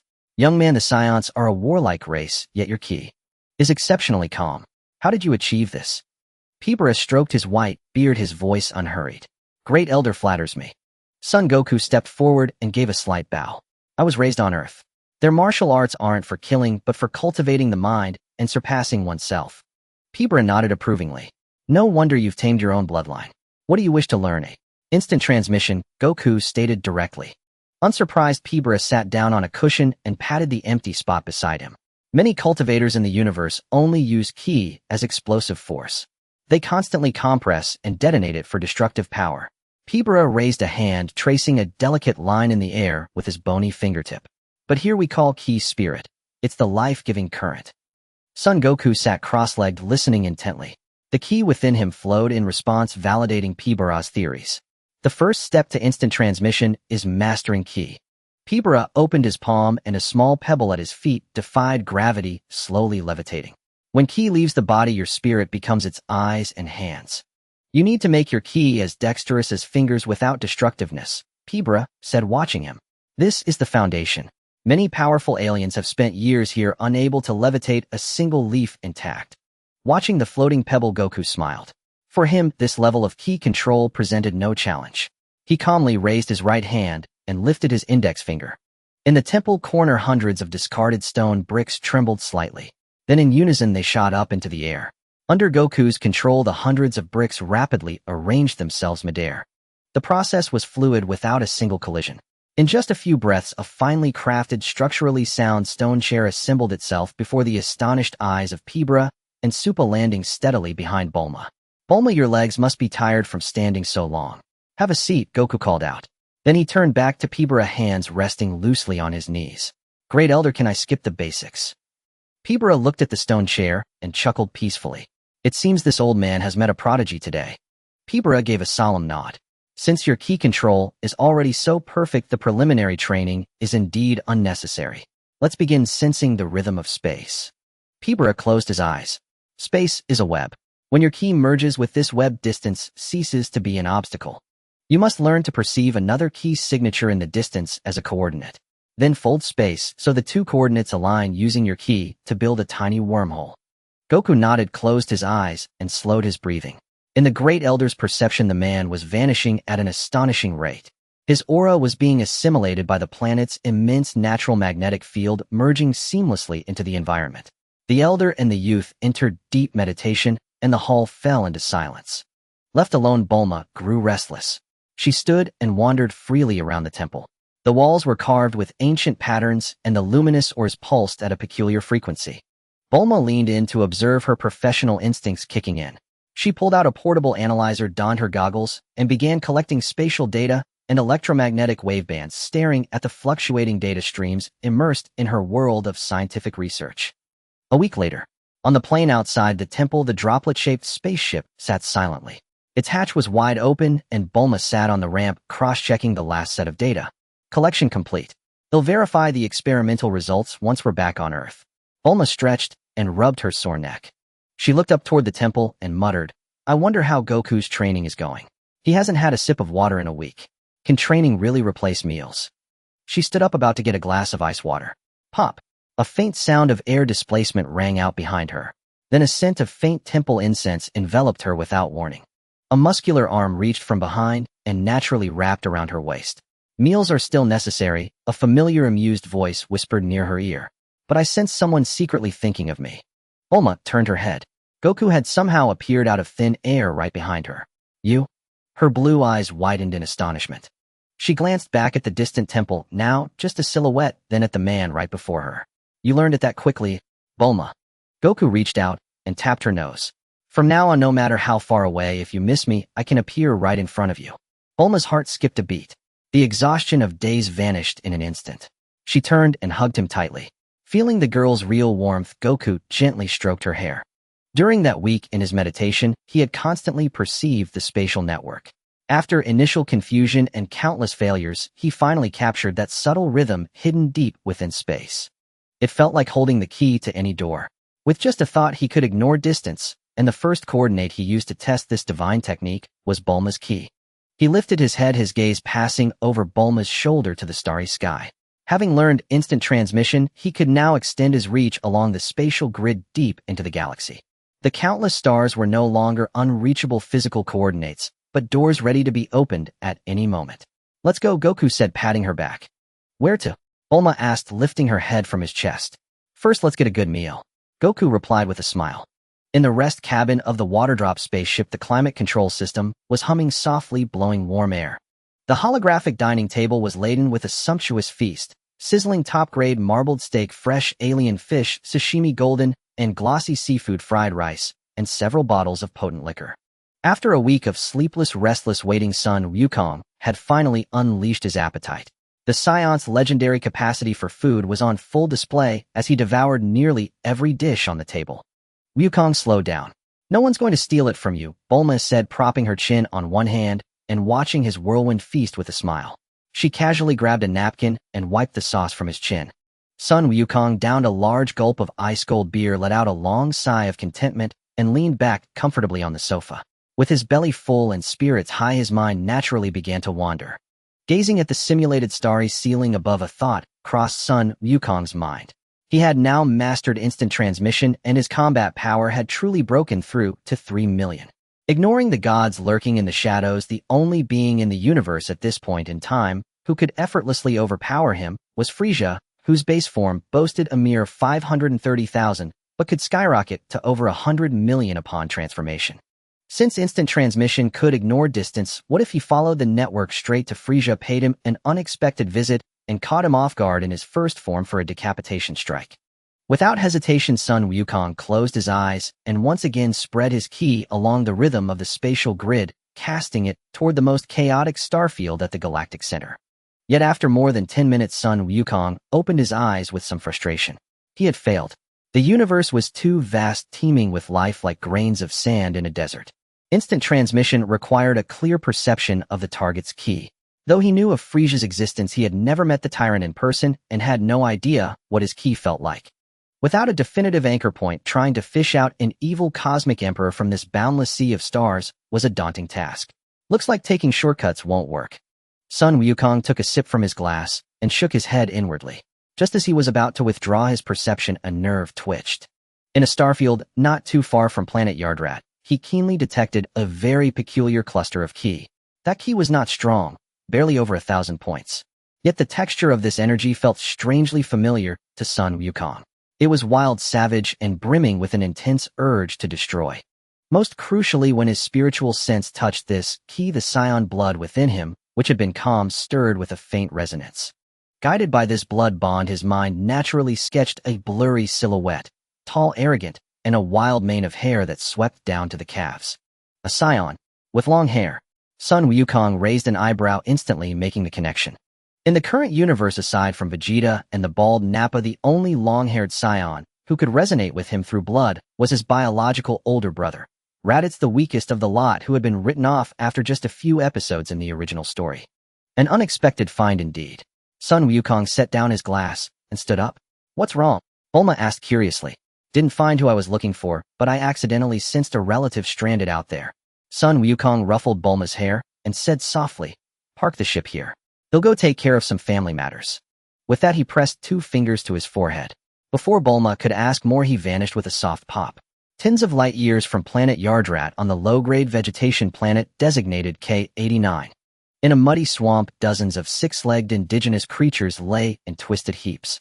Their green blood stained the puddles a murky hue, and the air reeked of acrid gore. Raditz sat atop the largest native corpse, tearing into a half-raw chunk of hind leg meat. His iconic long hair was caked with mud, and his worn-out battle suit had several gaping holes, making him look utterly disheveled. Damn Vegeta, always sticking me with these barren toughest-nails backwater worlds to clean up. Raditz cursed between bites, pounding his scouter. Not even a decent vein of ore. This trip was a total waste. Just as he was grumbling, a voice, dripping with condescension, drifted from behind him without warning. Tough life, isn't it? A proud Saiyan elite reduced to a galactic scavenger. Who? Raditz's hair stood on end. Without turning, his survival instincts kicked in. He hurled the roasted meat backward like a projectile, lunged forward like a panther, and spun midair into a defensive stance. But when he laid eyes on the black-haired youth standing by the swamp's edge, he froze as if struck by lightning. Raditz's gaze locked onto Sun Wukong's face, his eyes bulging with sheer shock. The spiky black hair, the chiseled features, the bone-deep familiarity. Bardock. Dad. Raditz blurted out instinctively, then shook his head violently. No, Dad died with planet Vegeta when that meteor hit. Could you be the brother sent to Earth? Kakarot. Staring at his mud-streaked, shocked Tothakor biological brother Sun, Wukong's tone carried a hint of nonchalant teasing. Nice to meet you, my bargain bin brother. But let me correct you. On Earth I go by Sun Wukong now. Sun Wukong. Don't sully me with that low-class planet name. After a brief moment of bewilderment, Raditz's shock quickly morphed into arrogant condescension. He looked Sun Wukong up and down with disdain. You carry the blood of the universe's mightiest warrior race. As long as you're a Saiyan, your name will always be Kakarot. Raditz snorted, his gaze falling on Sun Wukong's bare lower back. Where's your tail? Lost your noble Saiyan tail. What a disgrace. What couldn't hack it on Earth, so you came crawling to your big brother for shelter. He cracked his knuckles and strode forward. Perfect timing. There aren't many Saiyans left. Come with me and pledge your loyalty to the great Lord Frieza. With your bloodline, you might at least make a decent cannon fodder. Before he could finish, Sun Wukong sighed. There was no fighting stance. Raditz didn't even see how the man before him vanished. Thud. A dull impact rang out. Raditz felt as if a starship at full speed had slammed into his abdomen. His eyes bulged, and he spewed a mix of stomach acid and meat scraps. His massive frame curled like a shrimp and crashed heavily into the muddy swamp, sending a spray of muck into the air. Sun Wukong slowly withdrew his right leg, walked to the edge of the pit, and looked down at the convulsing Raditz. Raditz, to be honest, I'm sick of hearing you babble about Lord Frieza and cannon fodder, Sun Wukong said casually. Been a dog so long you've forgotten who you are. Raditz clutched his stomach, each breath tasting of blood. He struggled to lift his head, and the look in his eyes finally gave way to unvarnished fear. What the hell was that speed and power? He was a proud elite warrior, and he hadn't even had time to react. What kind of monster are you? Raditz gritted his teeth, sweat and mud streaming down his face. I don't have time for your nonsense. I knocked you down just so you'd shut up and listen to a story. Sun Wukong crouched down, meeting Raditz's eyes at level. Did you know? Planet Vegeta wasn't destroyed by a meteor. It was your precious Lord Frieza, terrified of the Super Saiyan legend, who blew our homeworld to cosmic dust with his own energy sphere. Raditz's eyes shot wide open. Bullshit. How could Frieza believe what you want? When Bardock charged alone at Frieza's ship to die, you were probably off on some planet playing janitor. Sun Wukong stood up, ignoring Raditz's crumbling expression. I'm not killing you because you still have Saiyan blood in your veins. But the way you're acting now like a lapdog is just pathetic. Sun Wukong stepped forward, grabbed Raditz by his mud-caked hair. Raditz tried to struggle, but a precise chop to the back of his neck silenced him. The Saiyan warrior who had terrorized the cosmos for years rolled his eyes back and fell unconscious. Dragging the limp Raditz, Sun Wukong pressed 2 fingers to his forehead, and with a soft pop, they vanished from the desolate swamp. Dragging the limp Raditz, Sun Wukong pressed 2 fingers to his forehead, and with a soft pop, they vanished from the desolate swamp. Dragging the limp Raditz, Sun Wukong pressed 2 fingers to his forehead, and with a soft pop, they vanished from the desolate swamp. Deep within the spacecraft inside the medical pod, a pale green high-concentration repair liquid bubbled and gurgled. Raditz, wearing a respirator and fully equipped with tubes, floated inside the cylindrical glass chamber. He was trapped in a nightmare. Under the dark red skyline, countless Scion warriors fell from the sky. A small malevolent demon sitting on a floating throne merely extended a finger, and a destructive energy sphere crushed the entire planet Vegeta. Amidst the desperate wails of the planet breaking apart, Raditz saw the disdainful face of Vegeta and heard that brutish laughter. In the end, all of this transformed into that black-haired youth who had shattered all his pride with a kick in the mud. No. Raditz suddenly opened his eyes wide, struggling violently in the repair liquid. With a sharp hissing sound, the glass pod door slid open and green liquid gushed out. Raditz crashed onto the metal floor like a broken sack, retching the remaining liquid while greedily gasping for air. Enough already, stop vomiting. The cost of this repair liquid is quite high. A crisp voice echoed in the cabin. Raditz looked up sharply, baring his fangs like a beast cornered. At the control panel, Bulma, dressed in loose pajamas, was tapping away at the keyboard without turning around. There are clean clothes on the table. Hurry up and take a shower and get that alien mud off you. Earthwoman. Raditz's memory returned, and he instantly exploded in rage. Even if he couldn't defeat Kakarot, could he not crush an Earthwoman? He roared angrily, ready to spring up from the floor.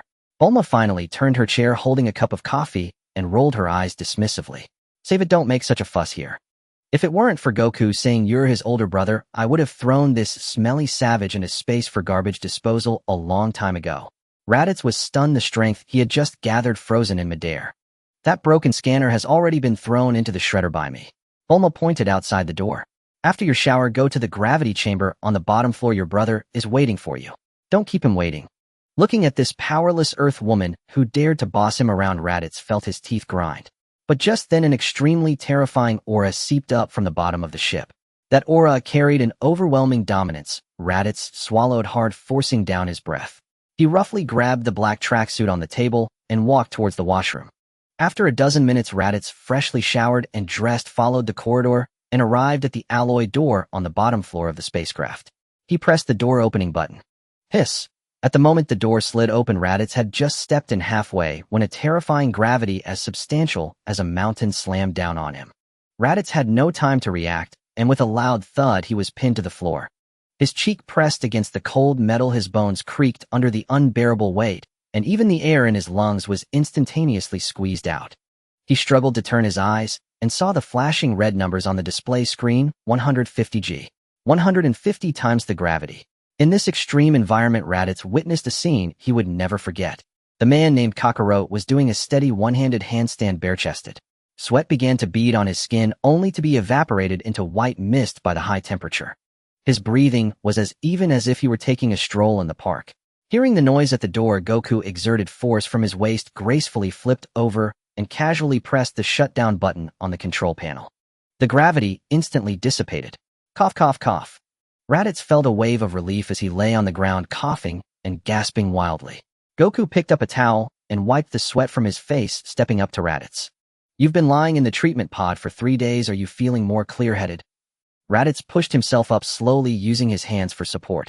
He looked at his younger brother, who was several years his junior, gazing at that face identical to their father's. The long-suppressed inferiority from being constantly belittled by Vegeta and the humiliation from the gravity just now erupted like a volcano. Why?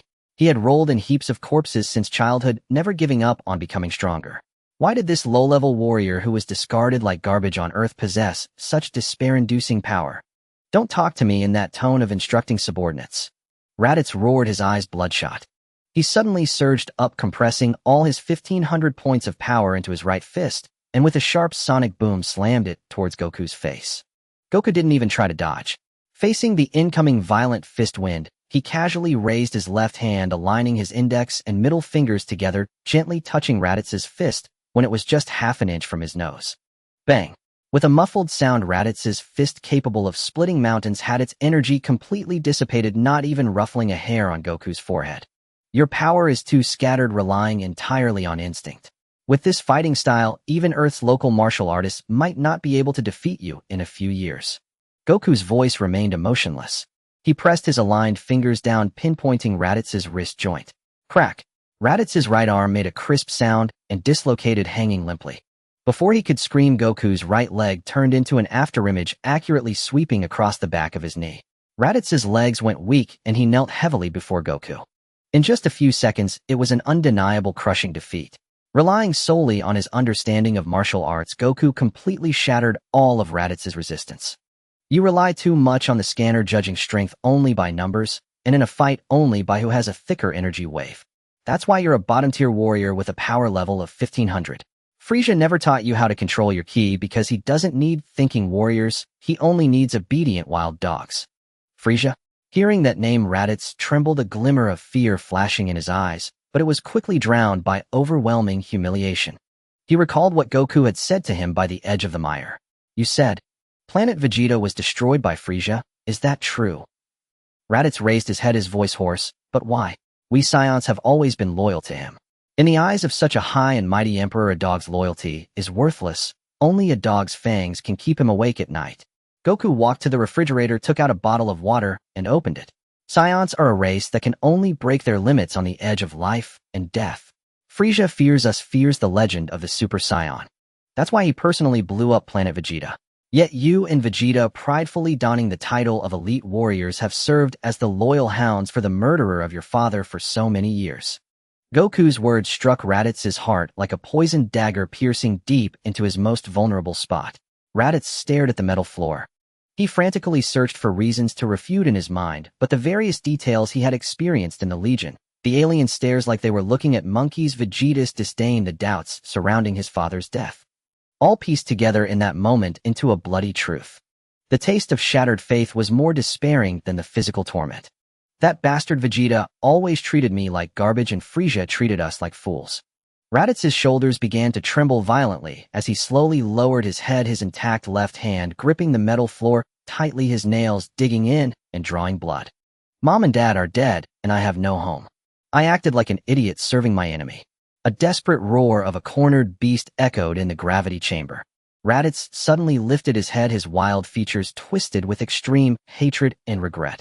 He looked at Goku, no longer boasting. All that remained was a deep-seated desire for revenge. Kakarot. Raditz bit down on his teeth, blood trickling from the corner of his mouth. He heavily slammed his head against the metal floor, producing a muffled sound. Teach me. These two words squeezed out from his throat, filled with desperate resolve. Teach me how to become stronger. I want to personally slay Frieza. I want to stand over Vegeta's corpse. I want them to know what a superior warrior they treated as garbage is capable of. Looking at the pure desire for survival and revenge burning in Raditz's eyes, Goku nodded. This was the essence a Saiyan should possess. If this suppressed resentment from 20 years could be fully unleashed, combined with systematic gravity training and key guidance, Raditz would undoubtedly unleash astonishing potential. I can teach you. Goku tossed the empty water bottle into the trash can and turned to walk out of the gravity chamber. Saiyan training emphasizes breaking down before rebuilding. Getting hit is a common occurrence. From today onwards, forget about your ridiculous identity. Reaching the door, Goku paused and slightly turned his head. At 5:55 in the morning, the corridor of the spaceship was so quiet that one could hear a breath. Soaking in the green healing liquid of the medical chamber for an entire night, his dislocated joints and broken ribs had long since healed. The Saiyan's abnormal physique, which allows them to resurrect as long as they are not completely dead, indeed proved useful. But he felt no joy at all. Staring at the tightly closed metal door before him, cold sweat covered Raditz's palms. In the past, when he was with Frieza, he feared losing his head. Now he was genuinely terrified of the brother named Son Goku behind that door. At 6 o'clock sharp, the door opened. Son Goku, dressed in a black training outfit, was sitting cross-legged on the floor. The parameters of the gravity chamber had not been adjusted and remained at Earth standards. Close the door after you come in, Son Goku said without opening his eyes. Raditz took a deep breath and forced himself to walk inside. The door closed behind him, and the sound of the lock clicking was like a hammer striking his heart. Kakarot, you said you would teach me to become stronger yesterday. Where do we start? Teach me that technique to cross space. Or the more powerful Kamehameha. You have quite an imagination. Son Goku opened his eyes, got up, and pushed the gravity lever to 50G at the control panel. Boom. Raditz felt his internal organs plummet, his legs buckled, and he fell to one knee on the floor. The crushing weight of 50 times Earth's gravity bore down on him, causing his muscles and bones to creak under the pressure.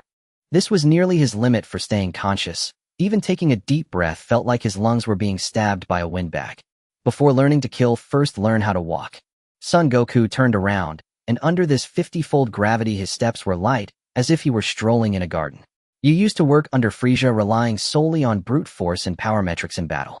With all the valves open, you would crush the weak directly, and against the strong. Aside from waiting for the full moon to transform into a giant ape, you had no other means. He approached Raditz and poked his finger into Raditz's solid chest muscles. Your energy is like a leaky old furnace. When you throw a punch, most of your strength is wasted on flashy effects and leaking energy. From today on, throw away everything you knew before. Son Goku took 2 steps back, slightly spread his feet, and assumed a very ordinary turtle school stance. Hit me. When you can force me back even half a step under this 50-fold gravity, while practice the next technique.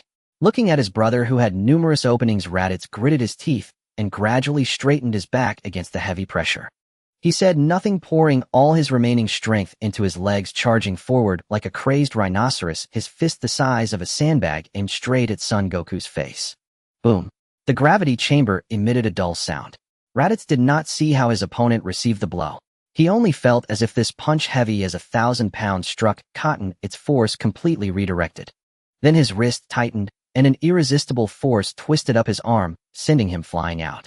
Raditz flew back at an even faster speed than how he charged in, crashing solidly against the specialized alloy wall. He held his stomach, sliding down to the ground, nearly vomiting from the pain. Too rough. Son Goku shook his head. You don't even know which muscle in your body is exerting force. You are just wasting energy blindly. Get up and continue. Raditz wiped the sour water from the corner of his mouth, his eyes reddening, and charged at him again. In the following 2 months aboard the spaceship speeding back to Earth, the sounds of muscle collisions and Raditz's various screams could be heard punctually every day. Until mid-second month, the one-sided beatings finally came to an end. In the gravity chamber, Raditz sat cross-legged on the floor. His posture was humble, yet the scene was anything but peaceful. Tick, tick. Large beads of sweat splashed down from Raditz's chin onto the floor. His eyes were tightly shut, his cheeks twitching violently from pain. The layer of crimson rage surrounding him surged like a runaway wild horse, desperately trying to break through his skin, scorching the surrounding air until it sizzled. Try to pull your energy back.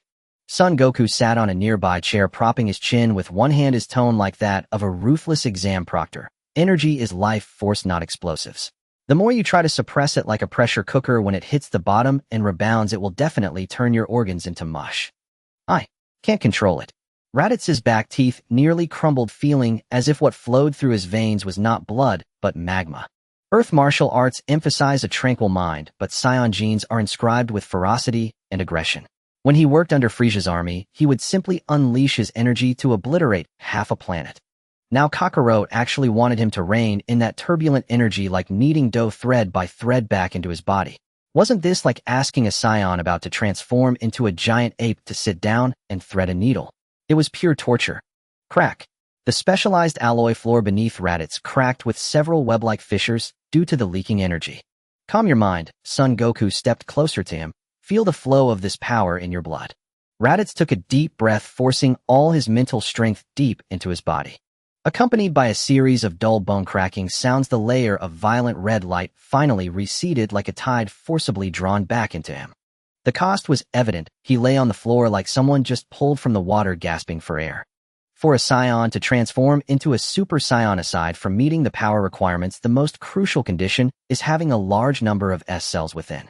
A tranquil mind serves as an excellent breeding ground for S cells. Raditz obviously could not achieve a state of perfect calm, but if he could... Son Goku began to calculate in his heart. In the original story, Son Goku spent his life competing fiercely with Vegeta. He didn't want to live that kind of life. Wouldn't it be more enjoyable to have a comfortable life with Bulma during that time? But since Raditz had turned over a new leaf and was honestly training, Son Goku's eyes brightened as he looked at his brother sprawled on the ground. Then let him replace the original self, becoming Vegeta's lifelong rival. They were all Saiyan remnants who had suffered under Frieza, and Raditz's pride was no less than Vegeta's. All the drama of competing with the proud prince could be handed over to this big brother, allowing himself to comfortably take on the role of a behind-the-scenes boss. Watching the show, this arrangement was simply perfect. Thinking this, Son Goku's gaze towards Raditz changed, revealing a hint of amusement. This noon, in the spaceship's dining hall. Bulma sat at the dining table watching the long-haired man across from her shove synthetic meat patties into his mouth, feeling quite curious. At this moment Raditz was drenched in sweat, and even his hand holding the fork trembled. This was not due to exhaustion, but because he was attempting to control his energy. He had to focus all his attention on controlling the turbulent energy within him, and this forced suppression made him feel unusually tense. The 2-meter tall, muscular man carefully held a fork to cut the meat patty, creating a rather comical scene. However, this special training was indeed showing immediate results. In the past, when Bulma approached him, she always felt like he was a ticking time bomb, which was quite unsettling. Now all his energy was forcibly locked within his body, not leaking out at all. "What are you staring at?" Raditz noticed the gaze chewing on meat and lowered his voice with difficulty, fearing that his voice would shatter the cup. "Just seeing if you're about to blow up." Bulma rolled her eyes and casually pushed over a cup of green nutritional liquid. "Drink this. Since you're training so hard, you need to keep your nutrition up. I don't want to keep going to the medical chamber to pull you out. That healing liquid is expensive." Raditz stared at the cup of oddly colored liquid, his facial muscles twitching. He instinctively wanted to resist, but when he looked up he met Bulma's expression of "no food if you don't drink it." His tense muscles stiffened for a moment, but in the end he picked up the cup and obediently downed it. The wind of West City carried a hint of sea salt, and the dome of the Capsule Corporation headquarters slid silently open to both sides. The air was scorching as a silver-gray teardrop-shaped spaceship descended steadily onto the lawn, its low engine roar shattering the tranquil afternoon in the courtyard. The hatch opened. Bulma, wearing a short-sleeved shirt and hot pants, was the first to jump down the ramp in her white sneakers. She stretched languidly and took a deep breath. After spending nearly a year in space only with her feet on Earth's soil, could her heart truly settle? Then heavy footsteps echoed from the shadows within the hatch. Thud! Thud! A burly man over 2 meters tall with hair past his knees emerged, carrying 2 large metal cases. The gardening robot trimming the shrubs flashed red lights frantically and let out a piercing alarm. This man's gaze was too fierce. Even though he deliberately restrained himself, the aura, utterly out of place in the peaceful garden, still made the surrounding blades of grass tremble slightly. "Mrs. Briefs walked out of the house, carrying a tray of freshly baked cookies. Seeing this fearsome figure in the yard, she wasn't afraid at all, though instead her eyes lit up. "Bulma, did you hire such a macho bodyguard from outer space?" Mrs. Brief smiled as she approached, offering the tray. "Big guy want a cookie?" Raditz froze. A cold glint flashed in his eyes as he was about to erupt, but his peripheral vision caught the dark-haired youth following behind him down the ship. His murderous intent instantly dissipated like cold water poured on it, choking in his throat. Thank you." This scion warrior who once roamed the universe with impunity now moved like a rusty machine, stiffly pinching a cookie and shoving it into his mouth, chewing as if gnawing on wood. Son Goku couldn't help but laugh at Raditz's constipated expression. "All right, Raditz, put the stuff down and head to the underground gravity room to continue training." Son Goku casually tossed out the order. Raditz, as if granted a pardon, put down the cases and disappeared into the Capsule Corporation buildings without looking back. Half a month later, Papaya Island, the 22nd World Martial Arts Tournament. Outside the registration hall was packed with people. Under a coconut tree in the corner of the square, Krillin, rubbing his bald head, stood on tiptoe to look around. Yamcha beside him flipped a coin, looking relaxed. Master Roshi, in a floral shirt and sunglasses, was intently staring at the legs of passing girls. "That Goku guy isn't going to miss the registration, is he?" Krillin fretted, hopping. After winning the championship 3 years ago, he vanished with Bulma. "Relax, knowing him, he'll definitely come," Yamcha said, catching the coin he had tossed. "I want to show him the fruits of my 3 years of hard training in the ring. Then you might get eliminated in the first round again." A voice filled with laughter came from behind them. Krillin and Yamcha jolted and spun around abruptly. Son Goku stood a few steps away, dressed in a well-tailored casual outfit. Bulma held his arm, radiant and beautiful. Son Goku had grown significantly taller, shedding the immaturity of his younger days. Standing there quietly, he seemed to merge with the surrounding air, perfectly composed. "Goku!" Krillin exclaimed. Master Roshi took off his sunglasses and leaned in, looking him up and down with amazement. "Good lad, I haven't seen you in 3 years. I barely recognize you." Master Rose's gaze sharpened. "Master Roshi," Son Goku greeted. "Since you're here, hurry up and register. Time's almost up." Yamcha urged. "I'm not competing this time. I'm just here to watch," Son Goku said, turning sideways. "But I brought someone to register, and I want to introduce him to you all." Everyone's gaze shifted to a spot about 10 meters away. Leaning against a lamppost, there was a tall man. Everyone had been so focused on Son Goku that they hadn't noticed him standing there. Seeing Raditz's physique, the atmosphere under the coconut tree instantly plummeted to freezing point. Raditz had changed into a Earth-style martial arts uniform, his exaggerated muscles like rock poured into a mold. He crossed his arms, coldly scanning these martial artists with battle powers around 100. Even though he sealed all his ki within the scent of one who had crawled through mountains of corpses and seas of blood, still made Krillin's back crawl. Jigoku. Krillin broke into a cold sweat, unconsciously assuming a defensive stance. Who is he? This aura. It's over 10 times more terrifying than Jackie Chun from last tournament. Yamcha's relaxed demeanor vanished, his muscles tense. Raditz snorted coldly and strode over. Looking at these earthlings on high alert, he grinned, revealing a cruel smile. Even though Son Goku had subdued him, he was still an arrogant Saiyan at heart. I am Kakarot's brother, Raditz said haughtily. Kakarot. Krillin was baffled. Kakarot is my birth name. He's Raditz, my biological older brother, Son Goku explained to everyone. Biological older brother. Krillin and Yamcha's jaws nearly hit the ground. Apart from their hairstyles, the two bore no resemblance. Alright, go register quickly. Son Goku pulled out a filled form and shoved it into Raditz's hands. After leading Raditz through registration, he called him to a secluded corner next to the hall. Kakarot, are you really not competing? Raditz frowned at the number tag in his hand. You want me to fight these earthlings with battle powers under 200? One punch from me could kill someone. I'm having you register to experience martial arts, not to be a butcher. Listen carefully to what I'm about to say. Son Goku's smile faded, his eyes turning cold. In this tournament, you are absolutely forbidden from using ki.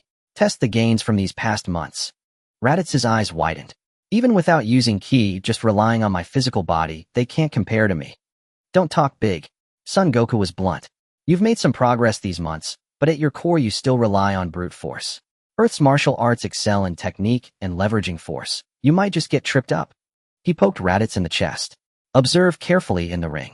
Learn to dismantle techniques with minimal effort.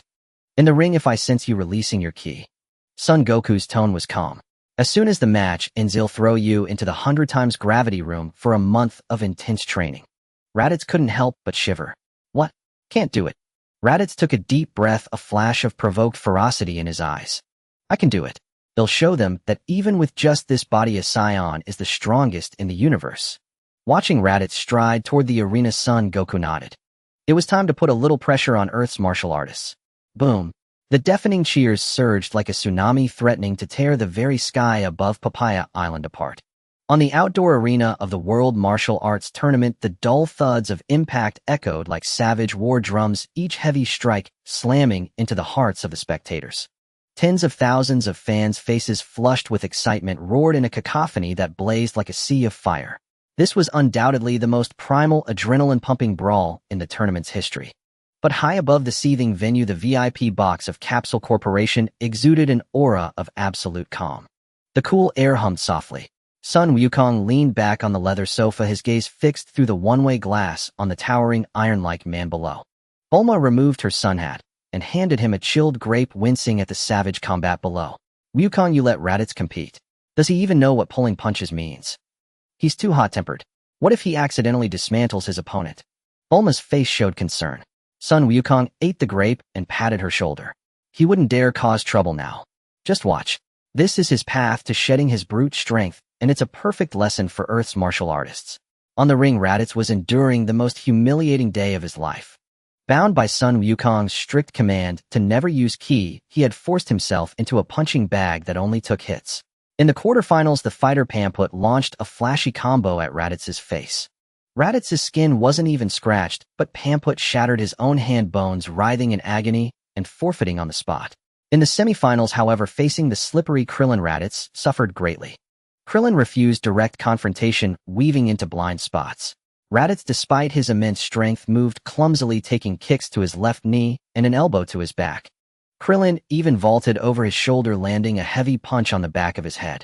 Though it felt like a tickle, the relentless taunting threw Raditz off balance, making him stumble and nearly fall. Raditz is so clumsy. Could Krillin actually eliminate him? Bulma asked. Sun Wukong held her hand, his voice steady. Don't worry. He's figuring out how to fight differently. Bulma nodded with vague understanding and turned her gaze back to the ring. On the platform, Raditz gritted his teeth and forced his eyes shut.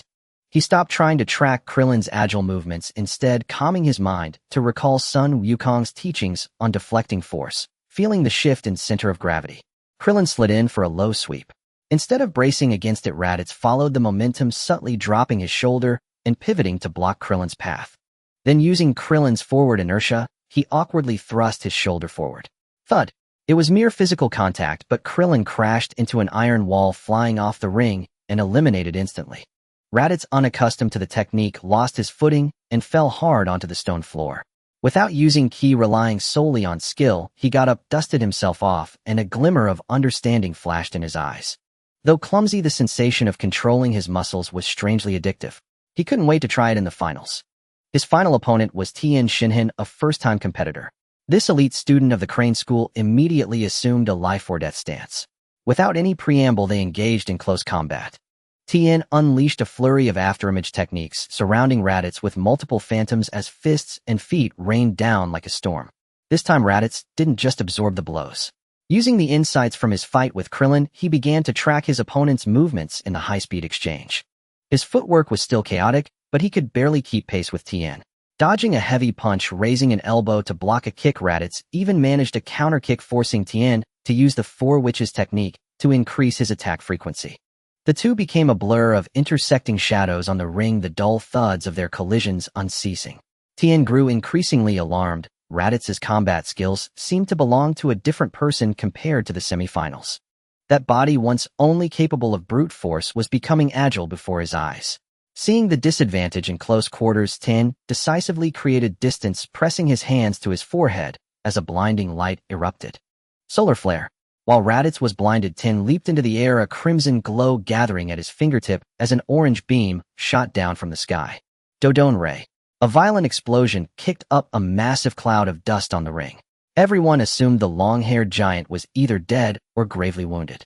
The wind cleared the dust, revealing Raditz's unmoving form. A hole was blasted in his martial arts uniform, but thanks to his science-tempered physique, only a faint red mark remained on his skin. Impossible. He tanked the Dodone ray with his bare body.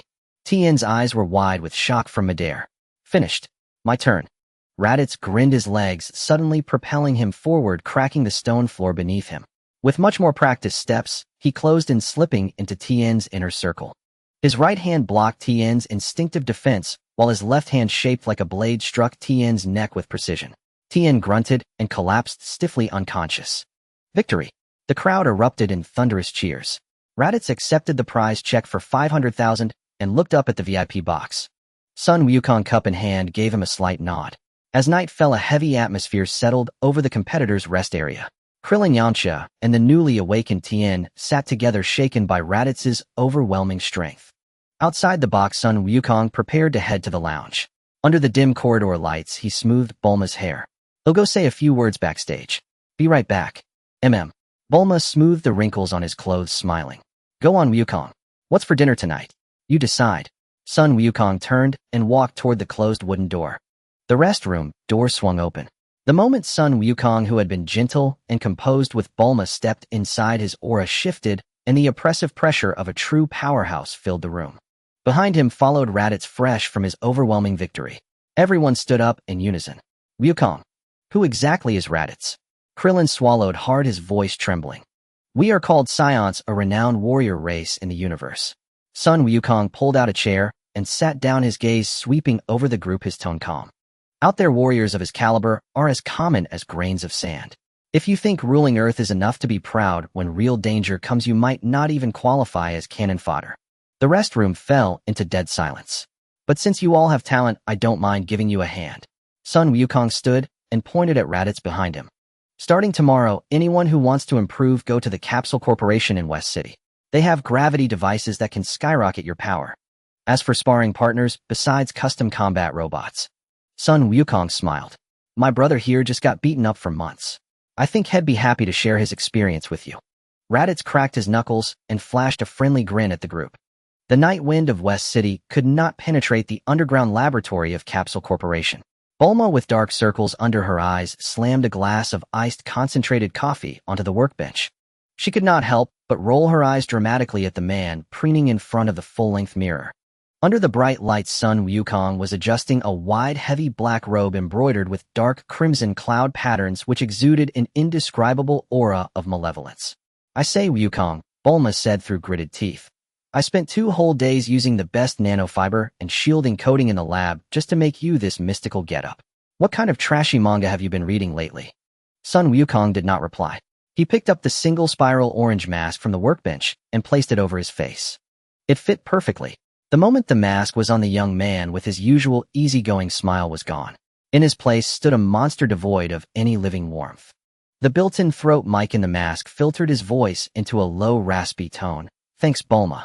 Since I'm going to be that guy's life mentor, the ceremony has to be top-notch. Your craftsmanship is excellent." Sun Wukong pressed 2 fingers to his brow and offered no further explanation. "I'm off to give our future golden babysitter a lesson he'll never forget. Stop playing the ghost. Just make sure you come back early for dinner." Bulma waved him off, showing great indulgence for her man's peculiar taste. "Save some more barbecue." With a soft pop, a gust of air scattered several blueprints on the table, and Sun Wukong had vanished. The northwestern wasteland. Gale force winds carried sand and grit scraping like knives against the cracked rocks. Piccolo gasped for breath, supporting himself with one hand on a fractured boulder, his body caked in dirt. Just moments ago, like a frenzied beast, he had unleashed an overloaded barrage of energy blasts, pulverizing dozens of thick stone pillars into dust. Not enough. Still far from it. Veins bulged on Piccolo's dark green face as a growl of unwillingness escaped his throat. That unfathomable monster Sun Wukong weighed on him like an immovable mountain. Hiding in this desolate land like a lone wolf, he squeezed every last drop of stamina, his power skyrocketing. The feeling of growing stronger intoxicated him. Suddenly, every hair on his body stood on end. Without any sign of an approaching aura, a strange mocking voice rang out right behind his ear. "Oh my, what's this green bug doing digging in the mud in the dead of night?" "Who?" Piccolo's scalp tingled. He spun around, unleashing all his power in a whip-like kick wreathed in purple energy that tore through the air. Whoosh! It landed. But Piccolo's eye twitched. There was no impact. The body in the black robe with red clouds rippled and dissipated like water. An afterimage. "You're dead." Piccolo thrust both hands forward, unleashing a barrage of a dozen furious energy blasts. Boom. The flames engulfed everything ahead, carving a massive crater into the frozen wasteland. "Did I get him?" Piccolo started to sneer, but then felt a light tap on his shoulder. "Don't be so hot-tempered, Demon King. You almost burned a hole in Afei's new clothes." The voice was right behind him. Piccolo whirled around in horror to find the masked man with the orange spiral hovering midair, hands in his pockets, even casually brushing dust off his sleeve. "Whoever you are, die right now." Piccolo completely lost control. He lunged furiously, unleashing jabs, sweeps, knife hand strikes, and energy blasts. Every killing move he knew. The fierce wind from his fists pulverized the surrounding rubble. But the next 5 minutes became a nightmare Piccolo would never forget. No matter how desperately he attacked the masked man calling himself, Afei never even pulled his hands out of his pockets. With mere tilts of his head, sidesteps, or half-step retreats, he evaded every strike with absolute precision. A crushing display of supreme speed and flawless perception. Missed. A little to the left. Nice strength, but what's the use if you can't hit anyone? Fierce glare, but is that all you've got besides staring? Piccolo stopped, panting heavily, his eyes bloodshot. The son of the Demon King was now like a toyed with child, unable to even touch the other's clothes despite his utmost effort. This casual contempt hurt more than broken bones. "What do you want?" Piccolo stared, his pride shattered. Seeing Piccolo on the verge of collapse, Sun Wukong decided the time was right. "Bored now. My turn." His voice turned icy. Before the words faded, he had vanished and reappeared before Piccolo like a phantom. Without a word, he delivered a clean front kick to Piccolo's abdomen. Thud. The blow used little force, but its precision was vicious, dispersing the energy Piccolo had just gathered. Piccolo felt his strength drain away as he flew backward like a cannonball. He plowed a long, deep trench through the ground, smashing through 5 rocky mounds before crashing into the mud. Sun Wukong strode over and landed lightly at the edge of the pit. Looking at Piccolo writhing in pain and hatred, he set aside his mockery for the first time. "You see Sun Wukong as your lifelong rival, your mind full of revenge and world domination." Sun Wukong's calm voice drifted through the wasteland night wind. Piccolo struggled to half-rise, glaring at the orange mask. "How? Do you know? Hatred is indeed a good thing. It forces you to push your limits." But if you just train in isolation like a mad dog obsessing over these earthly grudges, you'll burn yourself out. Sun Wukong raised a hand pointing at the deep night sky. Look up at the sky, Piccolo. Beyond this planet, there are monsters everywhere stronger than Sun Wukong. With your current strength, you wouldn't even qualify as an opponent for the real powerhouses in the universe. Piccolo froze the fury in his eyes, giving way to a flicker of confusion. The universe. Monsters stronger than Sun Wukong. Put away your narrow, vengeful killing intent. Use your head and figure out how to get stronger. Before Piccolo could react, Sun Wukong delivered a sharp chop to the back of his neck. Thud. Piccolo's vision went black and he collapsed unconscious. Sun Wukong pulled off his mask and let out a long breath. He glanced around, picked up a flat stone, and carved the two characters for waste into it with his finger like a sword, tossing it beside Piccolo's head. Level up quickly, golden babysitter. Sun Wukong muttered inwardly. Pressing two fingers to his brow, his form dissolved into a blur and vanished into the wind and sand of the wasteland. On the northwestern wasteland, even the wind was scorching hot. The gravel on the ground was bleached white by the blazing sun.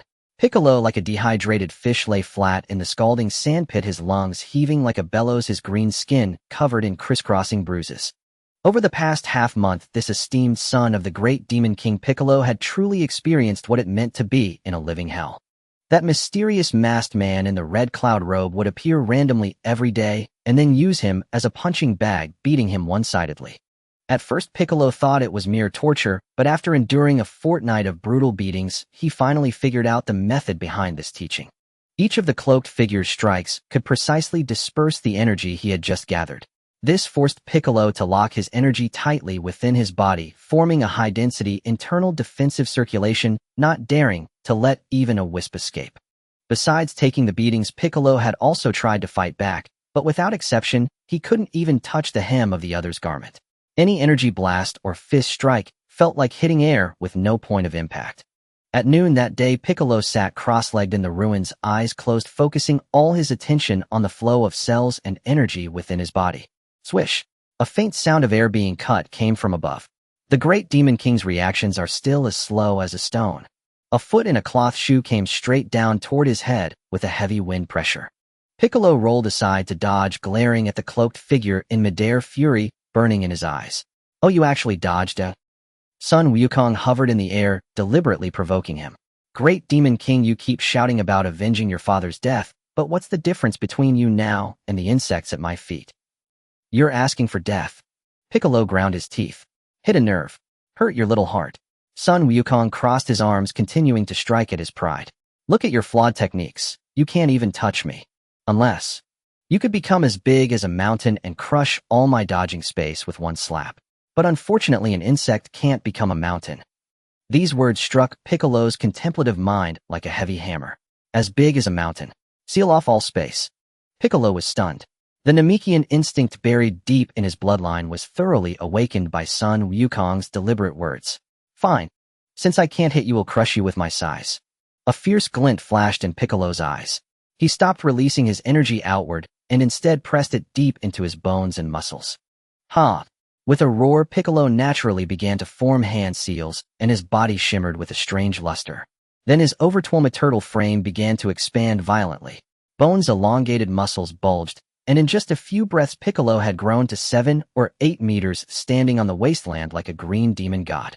His two arms, thick as vats, swept through the air like a pair of heavy iron doors, slamming down towards Sun Wukong from both sides, completely sealing off all escape routes. Sun Wukong raised an eyebrow in midair. Although this giant form was still somewhat clumsy, it was indeed a powerful weapon, but not against him.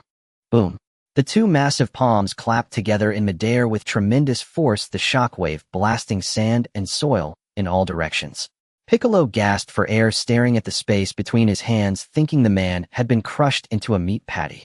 Yet the sensation in his palms was as hard as if he were clutching a divine iron ingot. Quick thinking. Using your racial trait to expand your attack range, forcibly compensating for the speed gap. The voice came slowly from beneath the red cloud robe. Piccolo was startled. He slowly opened his hands to see that detestable figure propping up his millstone-sized palm, with both hands, not even breathing harder, his clothes without a single wrinkle. But when your size increases, your openings grow larger too. With those words, Sun Wukong turned into a blur. Before Piccolo could retract his arms, a solid kick landed on his massive abdomen. Ugh! Piccolo spat out sour fluid, his giant body deflating like a punctured balloon, shrinking back to normal size as he collapsed weakly to the ground. Sun Wukong landed lightly before Piccolo, looking down at the pale-faced demon king, his voice returning to a calm tone. Giant form is a decent trump card, but in the face of a true master, it's just a clumsy, slow-moving target. Sun Wukong looked down at him. True evolution isn't about expanding your body outward, but compressing inward, refining your vast energy into a qualitative change. Piccolo clutched his stomach, staring intently at the face hidden beneath the hood, and asked through gritted teeth, "What exactly are you trying to say? You know nothing about the foundation of the Namekian race." Sun Wukong put his hands in his pockets. "You created the Dragon Balls, yet you only use them to fulfill those trivial wishes." Piccolo was stunned. Dragon Balls? Since Shenron can grant wishes, why haven't you thought of having that dragon help you unlock all the potential buried deep in your bloodline? Sun Wukong watched Piccolo's pupils contract. Breaking the shackles of your genes, making your body as hard as steel, allowing your muscles to expand to their limits without losing a shred of speed. That's the path you should be walking. Before Piccolo could digest this, Sun Wukong dropped another bombshell. Besides, your energy now is too crude and incomplete. Sun Wukong pointed a finger at the blue sky above. You always feel something is missing in your heart, right? If you get the chance, go up and take a look. Go see that old man in the temple. Maybe then you'll understand who you really are. Piccolo's breathing was completely thrown off. Potential. Incomplete. Someone in the sky. This Afe not only overpowered him in strength, but every word he spoke was incomprehensible, as if he knew everything. Piccolo felt his identity as the Demon King's son was as transparent as a sheet of paper before this man. Watching Piccolo wallow in self-doubt in the mud pit, Sun Wukong knew today's lesson had reached its mark. Remember, don't make revenge your only goal, and stop obsessing over destroying the world. Sometimes, accompanying a young one as they grow can be quite interesting. Sun Wukong turned around, his cloak rustling in the wind. Oh, and one more thing for you. Sun Wukong tilted his head, a hint of teasing in his tone. This green skin does get a bit monotonous after a while. When you finally break your limits, maybe orange would suit you better.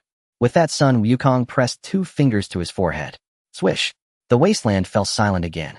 Only Piccolo remained slumped in the ruins, his mind racing with the words Shinran, the sky, and orange. That heart, once filled only with vengeance, had been forcefully cracked open to a door leading to a new world. The night had grown deep.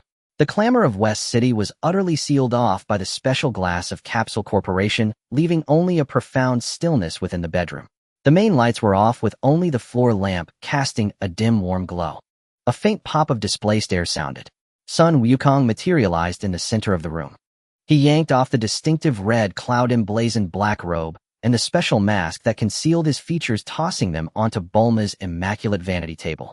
Playing the aloof sage is truly exhausting, Sun Wukong muttered, rubbing his stiff neck before collapsing into the soft leather sofa. Keeping up the act and speaking in riddles has my facial muscles nearly frozen. Still, that Piccolo fellow had a surprisingly tough backbone. After enduring a fortnight of relentless beatings without yielding, he had finally seen the light. All that painstaking effort hadn't been in vain. A crack had been forced open in that green-skinned lad's latent potential. Click! The door handle turned, and the bold aroma of black pepper grilled meat invaded the room first. Finally decided to come home, have you? Bulma entered carrying a tray, casting a disdainful glare at Sun Wukong sprawled on the sofa. Go wash your hands right now. I made your favorite grilled meat. As you command. Sun Wukong chuckled, springing upright in a single fluid motion. He splashed his face at the sink, not even bothering to dry off before grabbing a sizzling bone-in steak from the plate and tearing into it ravenously. Leaning against the counter, Bulma handed him a glass of juice with ice cubes while casually tapping the surveillance panel on the wall. You've been out every day lately. Krillin and the others are being run ragged by your big brother. The screen flickered to life, showing the newly built hemispherical gravity chamber in the backyard. Sun Wukong glanced up, his brow arching slightly. The stark red number in the upper right corner was fixed at 30 times Earth's gravity. These top-tier Earth martial artists had struggled for half a month just to barely adapt to 10 times gravity. Raditz, that bastard, without so much as a word, had tripled the intensity. The gravity chamber was now an utter nightmare. Yamcha lay sprawled face down on the floor, desperately trying to push himself up with arms trembling like sieves. The moment he let up, he was slammed back onto the alloy floor, a pool of sweat spreading beneath him. Krillin, being shorter, had a smaller surface area to resist the force, but he wasn't lying flat. Instead, he was pinned to a half-kneeling position by the crushing gravity. His knees struck the ground with a dull thud. His teeth were clenched so tightly they ground audibly as his body curled over like a cooked shrimp, each labored breath a luxury. Tien Shinhan was in the best shape, but even he had reached his limit.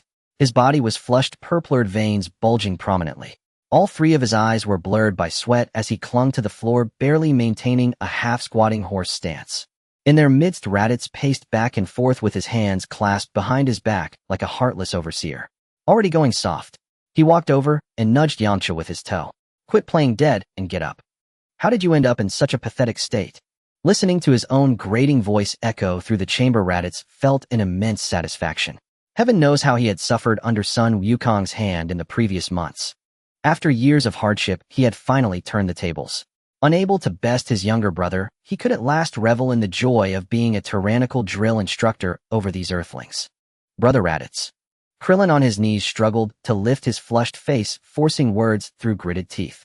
"A little warning next time. My organs feel like they're about to burst." Raditz stopped, looking down at the kneeling Krillin with a sneer. "A warning?" He suddenly stomped his foot hard on the floor, making Krillin flinch. "If you ran into Frieza's army in space, would they send you a broadcast announcement before firing? Just because an enemy falls, they'd spare you." Raditz roared. "Life on Earth is too comfortable. A little pressure, and you're already crying hardship. Suppress your ki deep within your body. Resist with your muscles. Withstand it with your bones." Outside the screen, Sun Wukong swallowed the last bite of meat, wiped his mouth with a napkin, and chuckled. That cheap big brother of his had copied his own scolding verbatim. On the screen, hearing that bellow, Tien Shinhan bit his lip hard and forcibly cut off his external ki. The moment the buffer vanished, the full weight of 30 times gravity crashed down. Tien's knees slammed heavily onto the floor, but he didn't utter a sound. He just gripped his thighs tightly, beginning to endure the crushing force with sheer physical strength. "Oh, three-eyed freak, you've got some spine after all." Raditz snorted. "If any one of you doesn't finish running 10 kilometers today, none of you get dinner." With that, Raditz turned his back to the monitor, a satisfied smile spreading across his face. Watching these top-tier Earth martial artists kneeling before him, this feeling of absolute control was more soothing than soaking in the finest healing fluid. "Interesting," Sun Wukong remarked with a smile. Under this relentless high-pressure grind, their combat power was bound to skyrocket exponentially. Throwing these people into the meat grinder early for tempering had finally given Earth some decent warriors. "Are you full Goku?" Bulma approached, reaching for the empty plate, but her wrist was caught in a firm grip. With a slight pull from Sun Wukong, she let out a surprised yelp and tumbled into his embrace, settling securely on his solid thighs. "Oh, you're still all sweaty. Stop messing around."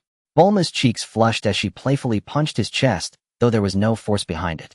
Sun Wukong didn't let go. He wrapped his arms around her slender waist, burying his face in the crook of her neck, inhaling deeply the familiar scent of her shower gel. "Let me hold you for a bit. Recharging," he murmured, his voice low and husky. His warm breath brushed against Bulma's earlobe, causing her to shiver slightly. Bulma hummed softly, her eyes softening like water. She naturally looped her arms around his neck, her fingers gently combing through his prickly short hair. The atmosphere grew thick and heavy. Sun Wukong lifted his head, his gaze settling on Bulma's moist lips. His Adam's apple bobbed. He raised a hand to cup her chin, tilting it upward. Before Bulma could speak, he leaned in and kissed her. Their lips met, carrying the innate dominance of a Saiyan. He parted her lips, greedily savoring her sweetness. Bulma's mind went hazy. Her eyelashes fluttered as a soft, tender moan escaped her nose. Her body went completely limp, and her hands instinctively tightened around his broad back. The temperature in the room soared. It wasn't until Bulma was nearly breathless that Sun Wukong reluctantly pulled back half an inch. Seeing her glistening eyes and slightly reddened lips, he let out a low, rumbling chuckle from his chest. He pulled her closer, resting his chin affectionately on the top of her head. With the warmth of her in his arms and the sound of Raditz's booming scolding from the monitor, Sun Wukong narrowed his eyes, contentedly plotting his next moves. The sunlight in West City was somewhat glaring. Sun Wukong lay by the opulent rooftop pool of Capsule Corporation, took a large gulp of iced watermelon juice, and let out a heavy sigh. Living off easy money was indeed pleasant. With a base combat power of 3 million and a girlfriend who was a world-class billionaire, he could now do as he pleased in this novice village called Earth. He had pressed Piccolo into the mud, reshaping his worldview, Krillin and the others had entered the gravity chamber, beginning their hellish training, and the future troublemaker Raditz had also reformed. In the short term, Earth was as secure as a fortress. Yet this life made Sun Wukong uneasy. His current capital was enough for crushing early game weaklings, but if thrown into the cosmic arena of the later stages, he wouldn't even make a ripple. No matter how much money was poured into upgrading the gravity chamber's hardware, it could at most boost his power by a few 100,000, never enough to break through the crucial barrier of becoming a Super Saiyan. Should he follow the original path? Sun Wukong touched his chin and shook his head. According to the lore, becoming a Super Saiyan required extreme rage, essentially sacrificing a beloved one. But that formula simply wouldn't work for him. As a transmigrator with a modern soul, he had some camaraderie with Krillin and the others, but not to the extent of sharing a pair of pants in childhood capable of heart-wrenching grief. If Krillin were crushed to death before him, he might let out a few dry sobs, at most never able to unleash the pure primal fury from the original story. As for Bulma, she was his absolute untouchable scale. If anyone dared so much as to touch a hair on that wealthy woman's head, he would obliterate the entire planet without waiting for a transformation. Without sufficient emotion, he could only compensate with a massive breakthrough in power. Sun Wukong ran through the resources of the entire 7th universe in his mind. The only one who could forcibly raise his power ceiling was the fat man at the end of the Yellow Springs, North Kai. That old man held the Kaioken, a top-tier cheat that allowed Ki to multiply and overclock. If he could get his hands on that technique, he might forcibly inflate his stats and break through the bloodline's critical point. As for how to get to Kai's planet, would he really have to die and run the Serpent Road? He knew the entrance to the Serpent Road was built right behind King Yema's desk, but the problem was he couldn't sense the latter's key. King Yema is a workaholic who stamps hundreds of thousands of documents every day. His key must carry the resentment of an eternal office slave. Sun Wukong closed his eyes, pondering inwardly. Let me try to sense him first. If I can't find him, I'll ask Cammy for a pass. What are you thinking about? Your heart suddenly raced. Bulma keenly noticed his distraction. Lifting her head from his embrace, her beautiful large eyes stared at him suspiciously. Nothing much. Sun Wukong smiled and reached out to tidy the stray hairs at her collar. I was just thinking about whether to take a trip to the underworld. Where? Bulma was startled, grabbing his arm tightly. Why would a living person go to the land of the dead, eh? Don't worry, I'm just going through the back door to handle some business. Sun Wukong gently patted her hand, his tone relaxed. I need to seek advice from an old master to see if I can break through a bottleneck. All right, how long will you be gone this time? Knowing her man's temper, once he set his mind on something, not even 9 oxen could pull him back. Bulma could only sigh. Hard to say. Maybe a few days, maybe a few months. Wukong. Bulma carefully smoothed the wrinkles on his chest, then glared at him fiercely. I'm warning you, if you dare to flirt with any pretty female ghosts in the underworld, I'll smash all your training equipment into scrap metal. Sun Wukong chuckled, bent down, and planted a heavy kiss on her smooth forehead. Don't worry. No one can compare to you. He released his hold, stood up, and stretched his limbs. He closed his eyes, fully unleashing his key sensing ability. His consciousness pierced the barrier of the living world, extending like an invisible net into the vast, boundless void. A few minutes later, in the endless darkness, he precisely detected an energy source, immense, profound, and radiating a sense of irritable fury. This feeling was all too familiar, exactly like his own when he was a wage slave in his past life. No doubt about it, it had to be King Yema. Lucky me got it on the first try. Sun Wukong grinned. He turned to Bulma on the sofa and pointed at his wrist. If you miss me, just press the communicator. He'll be back any time. As his words faded, Sun Wukong pressed 2 fingers to his forehead. Whoosh. With a faint pop of displaced air, his figure vanished from the room, heading straight for the underworld at the junction of Yin and Yang. The King Yema's hall in the Yellow Springs. The moment his feet touched the ground, Sun Wukong's ears were filled with the shouts of demon guards escorting souls and the heavy thuds of stamping seals. Looking around, the souls waiting for judgment were packed densely, each with a halo above their heads, jostling like sardines on the path to the underworld. Before a massive rosewood desk, King Yema, whose body was as colossal as a mountain, was sweating profusely as he revised towering piles of documents. Beside him were stacks of the Book of Life and Death, taller than a man. The high-intensity work made him unwilling to even lift his head. He suddenly stopped writing, his large nose twitching forcefully. Then his eyes, as big as copper bells, fixed intently on Sun Wukong, who had appeared out of nowhere before his desk. His seal stamp suspended in midair, King Yema was completely stunned. The scent of a living person. Who are you? How did you get into the King Yema's hall? King Yimma's voice was as loud as thunder shaking dust from the hall's rafters. A few old ghost souls waiting in line were spun around 3 times on the spot by the roar their halos knocked askew. Security. Where's security? Check the book of life and death quickly. Did this kid wander onto the wrong set? The surrounding oxhead and horseface guards snapped to attention, drawing their spears and steel tridents noisily closing in. King Yimma, don't be nervous. I'm just passing through. Sun Wukong paid no heed to these underworld workers. As several spears thrust toward him, he didn't even bother to dodge. With a mere flicker of his form, the weapons passed straight through his afterimage. Due to the excessive force, 2 oxhead guards crashed into each other, their weapons clattering to the floor as they tumbled like rolling gourds. Insolence. The King Yimma's hall is not a place where you can come and go as you please. King Yimma roared in fury, reaching out with a hand as large as a palm leaf fan to grab him. Without a word, Sun Wukong lightly tapped the edge of the wide desk with his toe. Crack! King Yimma's massive hand slammed down, not only missing its target, but also snapping off the corner of his beloved rosewood desk.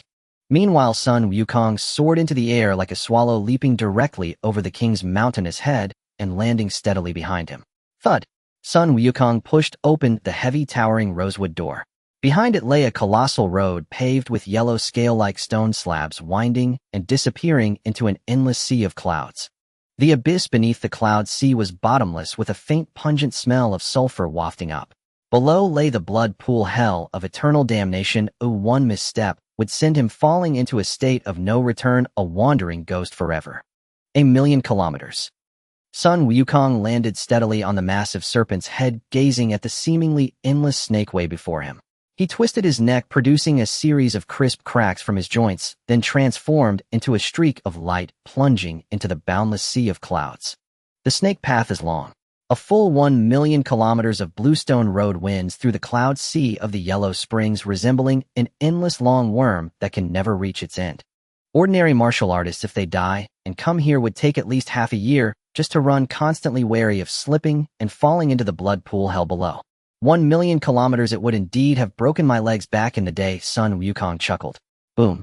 An aura of power surged from his body, and the violent airflow carved out a vacuum passage through the clouds for miles around.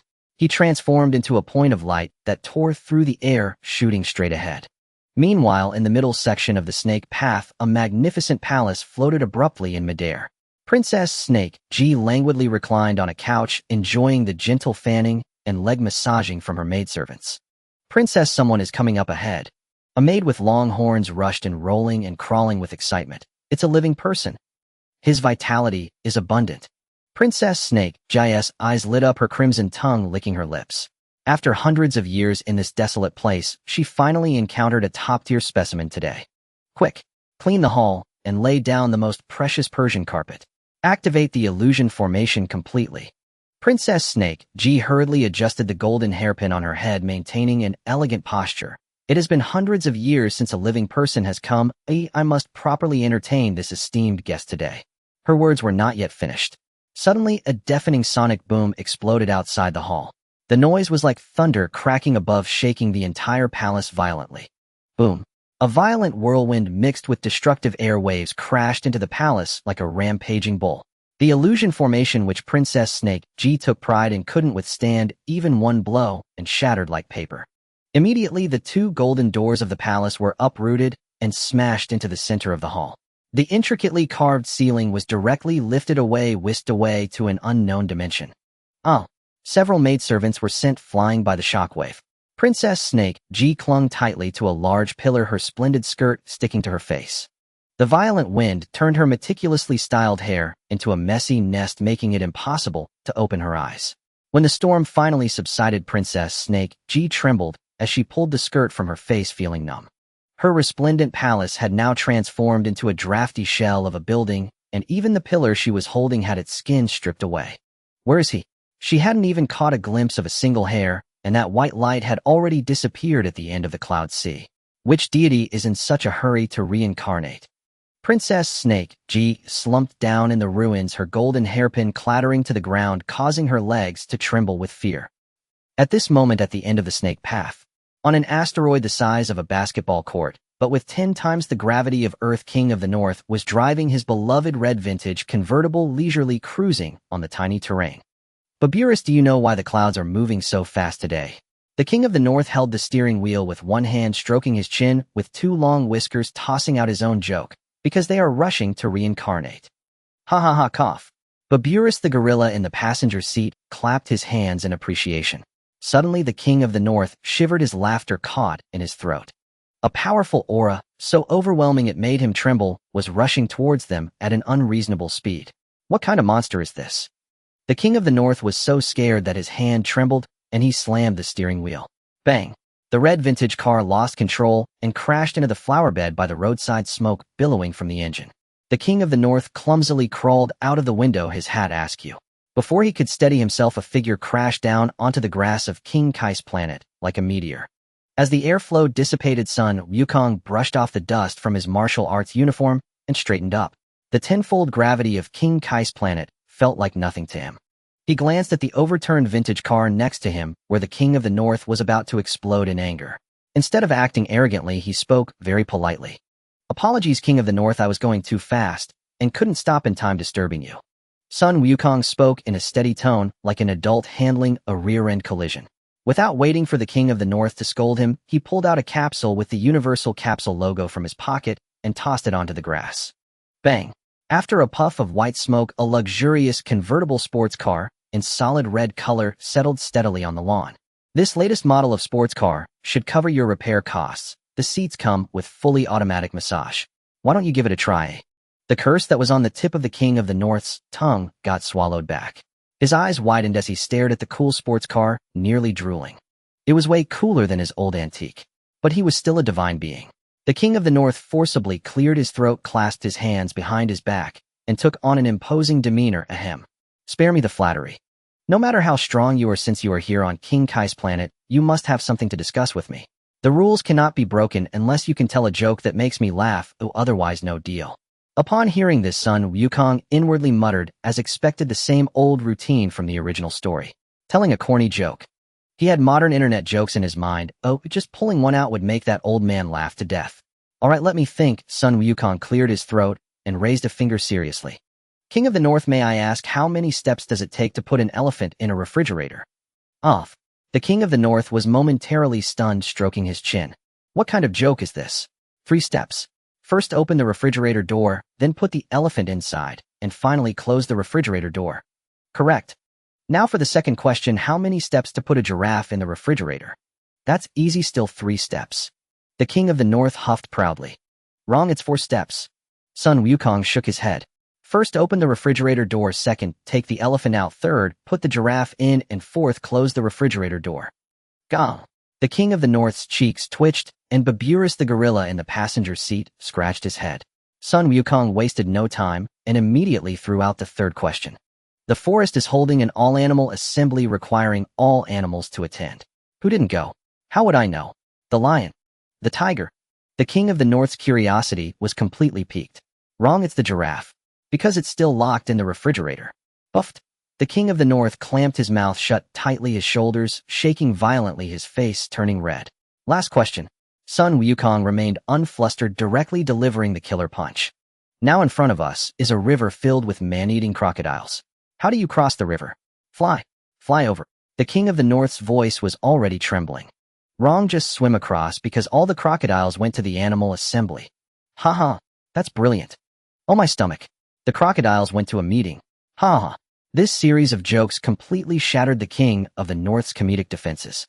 He clutched his stomach, laughing so hard that he rolled on the grass. Even his signature sunglasses flew off, laughing while pounding his thighs.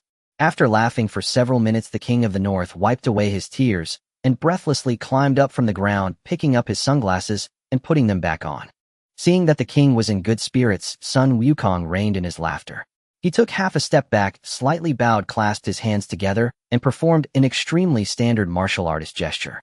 King of the North, I apologize for my earlier rudeness, Sun Wukong said sincerely. In fact, I came here specifically to seek knowledge. Seeking knowledge? The King of the North was taken aback, looking Sun Wukong up and down.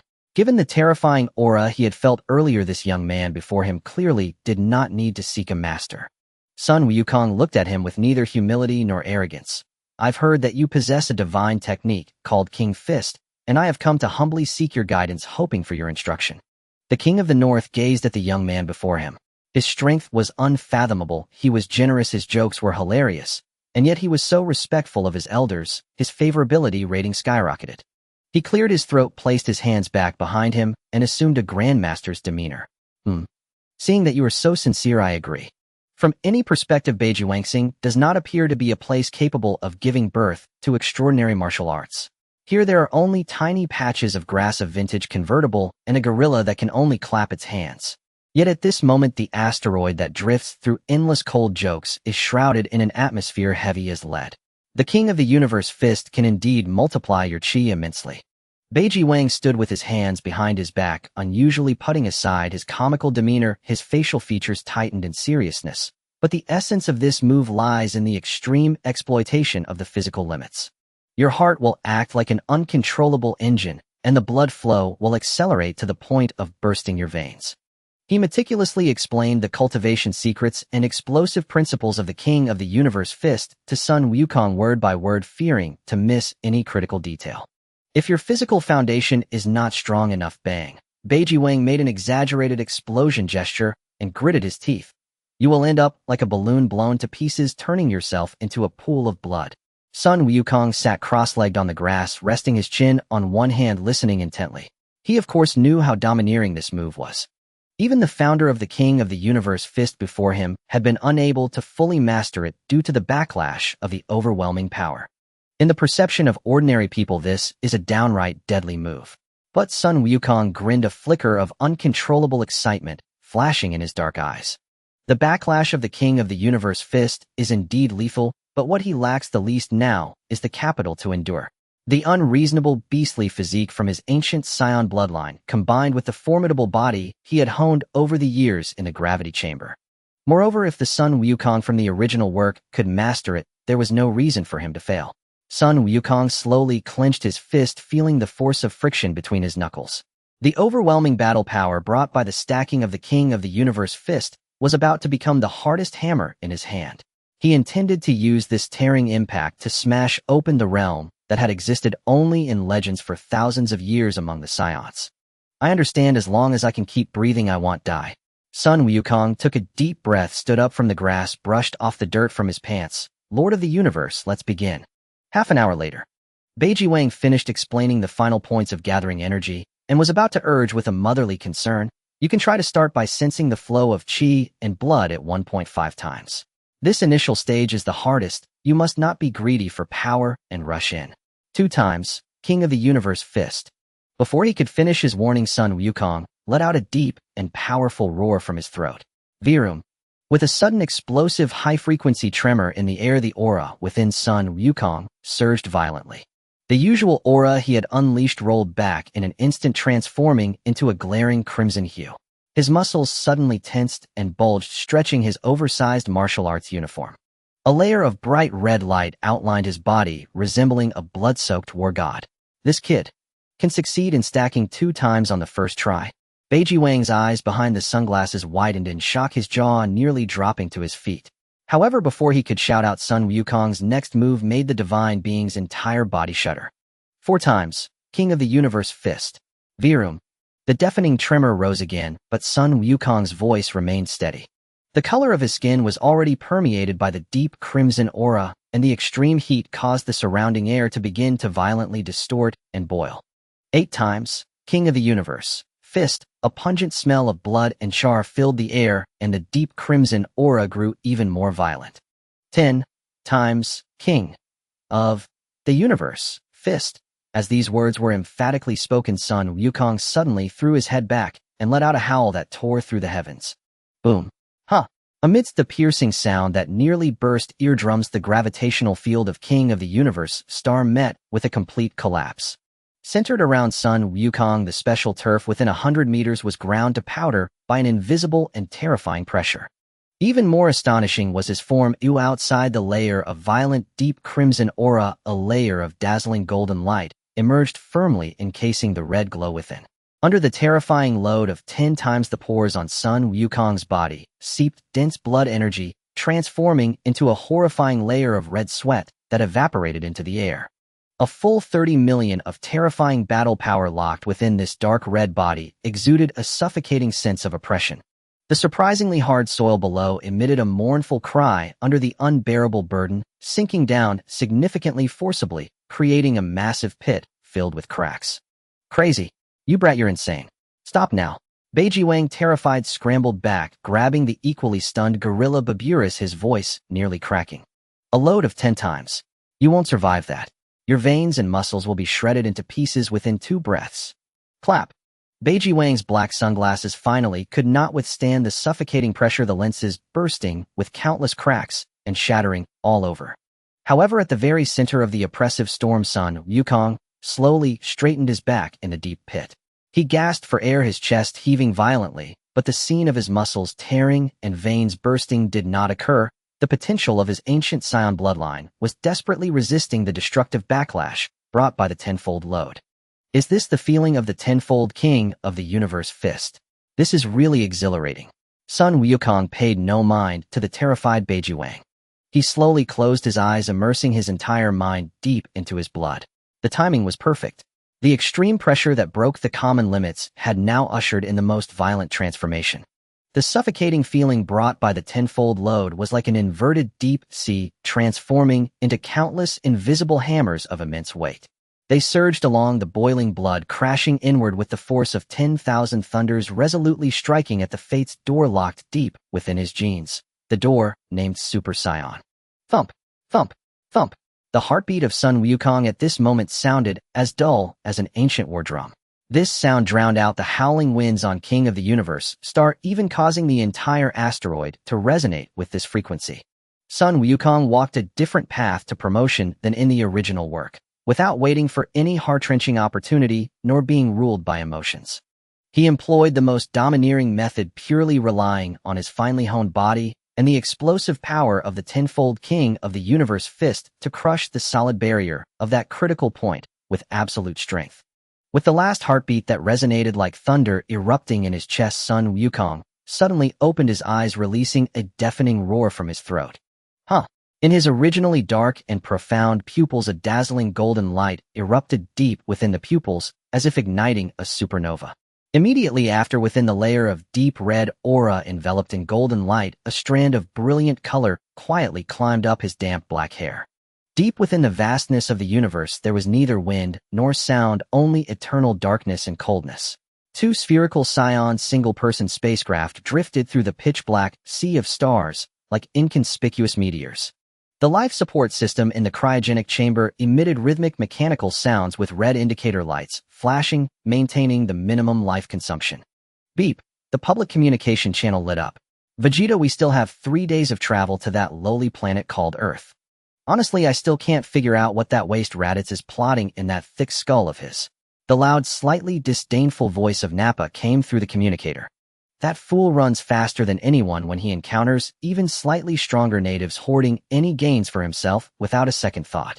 This time he actually sent coordinates asking us to come over and claims to have something that can greatly enhance our combat power.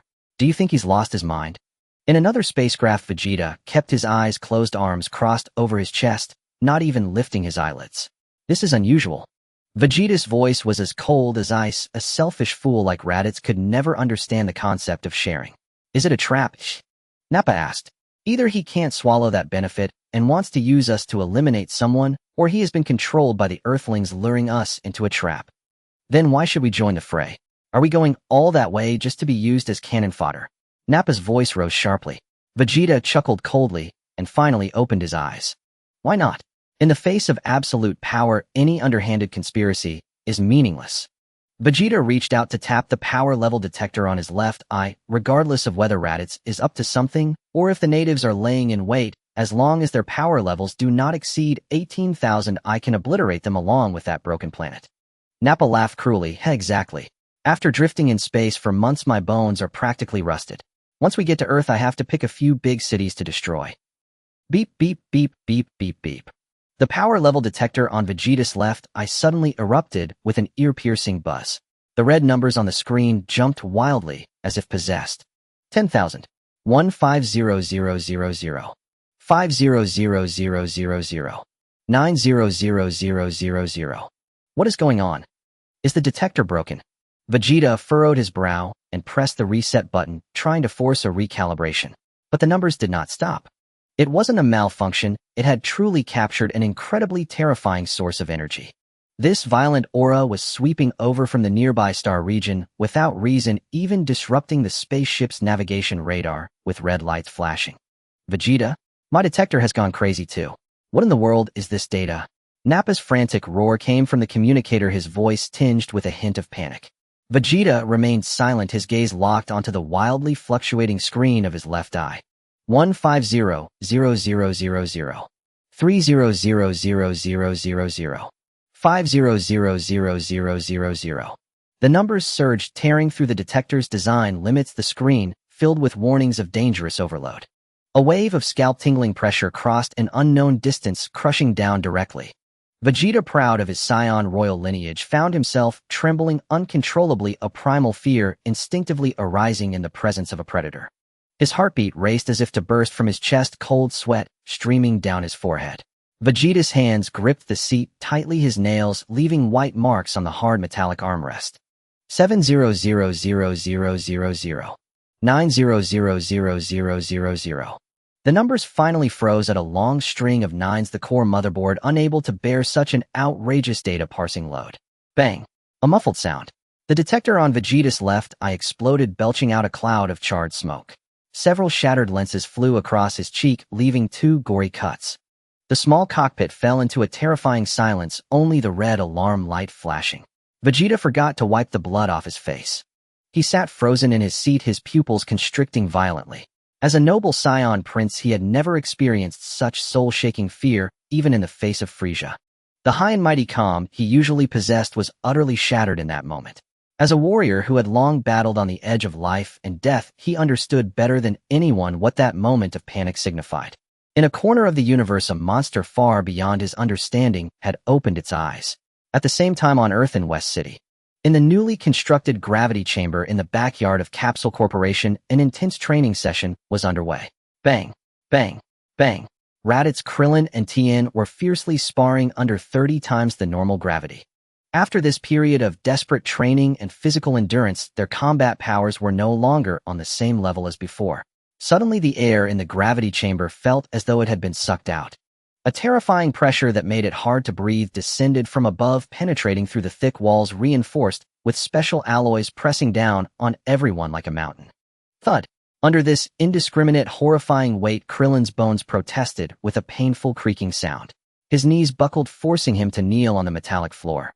He gasped for air, unable to lift his head, his expression a mix of horror. Whose energy is this? It's so powerful that even Earth's magnetic field trembles along with it. Tien gritted his teeth, veins bulging on his forehead. Even the third eye at the top was bloodshot from the extreme pressure. This is absurd. This is not a breath that a human can have. In the face of this aura, we are like a grain of sand in the desert, unable to muster any thought of resistance. The one reacting most intensely was Raditz, who sat slumped on the ground like a rag doll. His body shook uncontrollably, cold sweat drenched his battle suit, and his wild hair hung down like dry grass. Impossible. Absolutely impossible. Raditz stared blankly, despairingly murmuring. This kind of oppressive feeling that even makes you unable to think of fleeing. Not even Frieza could accomplish this. Where on earth did this monster come from?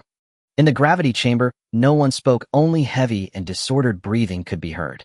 In the oppressive atmosphere, everyone exchanged glances, sharing the same thought in their hearts. Although no one knew where that man had gone to train in secret, looking across the entire Earth, the only one capable of creating such a stir would be Goku, right? Today, the North Realm King has truly met with unprecedented misfortune. On this palm-sized asteroid, even the wind has been forcefully stifled. It's not that the air has vanished, but rather it has been brutally suppressed by an immensely savage force. The grass beneath Sun Wukong's feet has long been scorched to ashes, while the hardened soil cracks inch by inch under the immense pressure, causing the entire planet to tremble violently beneath this raging energy. A series of grinding sounds reminiscent of teeth grinding emanated from deep within Sun Wukong's bones. This was not the sound of bones breaking, but rather the extreme shackles deeply embedded in the Saiyan cells finally cracking under the relentless hammering of the tenfold King Fist's 30 million battle power. The crimson aura surged through his muscles and veins like a knife. The burden of the tenfold King Fist was nearly fatal. Only Sun Wukong could endure it, for anyone else would have exploded into a mist of blood. Relying on the monstrous physique honed through countless near-death experiences in the gravity chamber, he gritted his teeth and contained the energy that could burst a person apart. Sun Wukong suddenly opened his eyes, filled with a fervent desire to break through limits, and a suppressed roar rolled from his throat. Tenfold King Fist. Boom! A low roar erupted like thunder across the grass of King Kai's planet, as the searing dark red aura erupted from Sun Wukong's body like molten volcanic rock. The violent airflow tore the gravity grass within a 10-meter radius to shreds. This asteroid, which possessed 10 times Earth's gravity, emitted a low moan under the unbearable strain. Sun Wukong's muscles bulged, his skin flushed crimson from excessive blood flow. The burden brought by the tenfold King Fist felt like countless heavy hammers relentlessly striking his internal organs and bones. But he did not stop. Instead, he tightened his fists fiercely. Not enough. Break for me.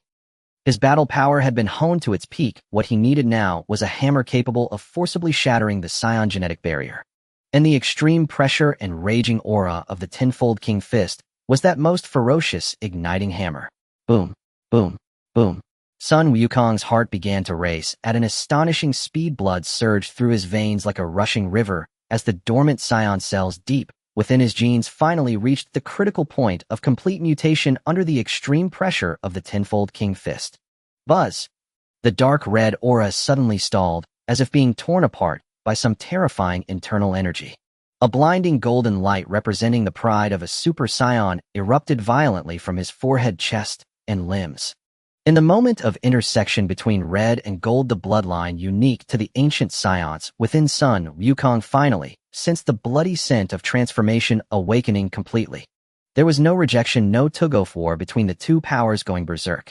The ancient bloodline of the same origin devoured the newly born golden aura like a greedy tyrannosaurus, completing the most violent and perfect fusion evolution in an instant. Boom! A pillar of light shot up into the sky, brutally piercing through King Kai's planet's atmosphere and plunging deep into the endless sea of clouds of the underworld. As the light dispersed, a color never before seen in the Dragon Ball world completely illuminated the skies of this underworld. Azure gold. This was not the bright and somewhat jarring yellow of an ordinary Super Saiyan, but what burned around Sun Wukong was a thick mercury-like azure gold flame. The outer layer rolled with a golden radiance that could destroy everything, while the inner flame exuded a greenish blue that suppressed all ages. Dense blue lightning surged chaotically through the air, interweaving and producing a spine-tingling crackle. This was not the Super Saiyan 2 state, but the entire Dragon Ball world welcoming its birth. At the moment this azure gold ignited, the operational rules of the entire underworld jammed. The surface of King Kai's planet collapsed massively, the soil crystallizing under the terrifying heat and pressure. The North Realm King's treasured limited edition convertible sports car was merely grazed by the released shockwave and instantly disintegrated into a cloud of flying ash.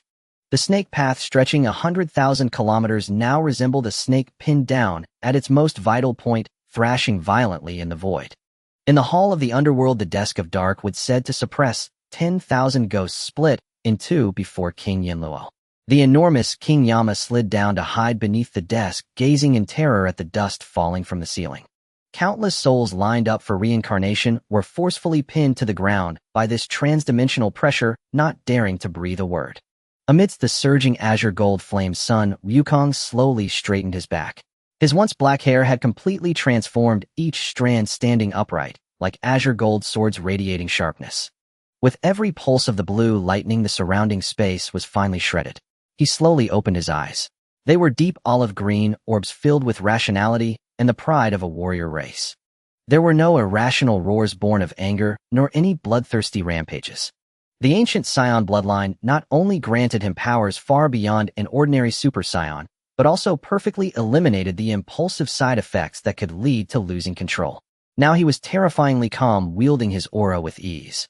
Sun Wukong lowered his head, looking at his hands enveloped in azure gold light, and clenched them tightly. Bang! The air was violently compressed in his palm, resulting in a deafening sonic boom. A foundation of 3 million battle power. With the 50-fold amplification of the Super Saiyan, plus the unreasonable enhancement from the ancient bloodline. a terrifying battle power exceeding 150 million. In this early timeline where even the androids had yet to appear, this was unquestionably absolute dominance. Regardless of whether it would be Cell or Majin Buu in the future, with this overpowering capital that surpassed all, this outsider butterfly finally had the audacity to plot against the entire Dragon Ball universe. I finally did it. Sun Wukong softly spoke, his voice not loud, yet under the resonance of the azure gold aura it transformed into a rolling thunder. He turned his head to glance at the distance. There the North Realm King clung tightly to the gorilla Beerus, half of his body buried in the pit, overturned by the shockwave, trembling in fear, his signature sunglasses long gone. As that pair of azure gold eyes swept over the North Realm King's heart skipped a beat, even forgetting to breathe. Lord King Kai. Sun Wukong retracted the world-destroying aura, and the azure gold light instantly dissipated, his hair returning to a gentle pure black. He landed back on the ravaged ground, a peaceful smile reminiscent of springtime gracing his face, as if the unparalleled fierce god from moments ago was not him at all. Thank you for teaching me the King Fist. You helped me break through this barrier smoothly. Your losses will be covered by our Capsule Corporation. On King Kai's planet, the raging energy storm had completely subsided. The towering pillar of cyan and golden light, like a whale drinking from a stream, was fully absorbed into Son Goku's body.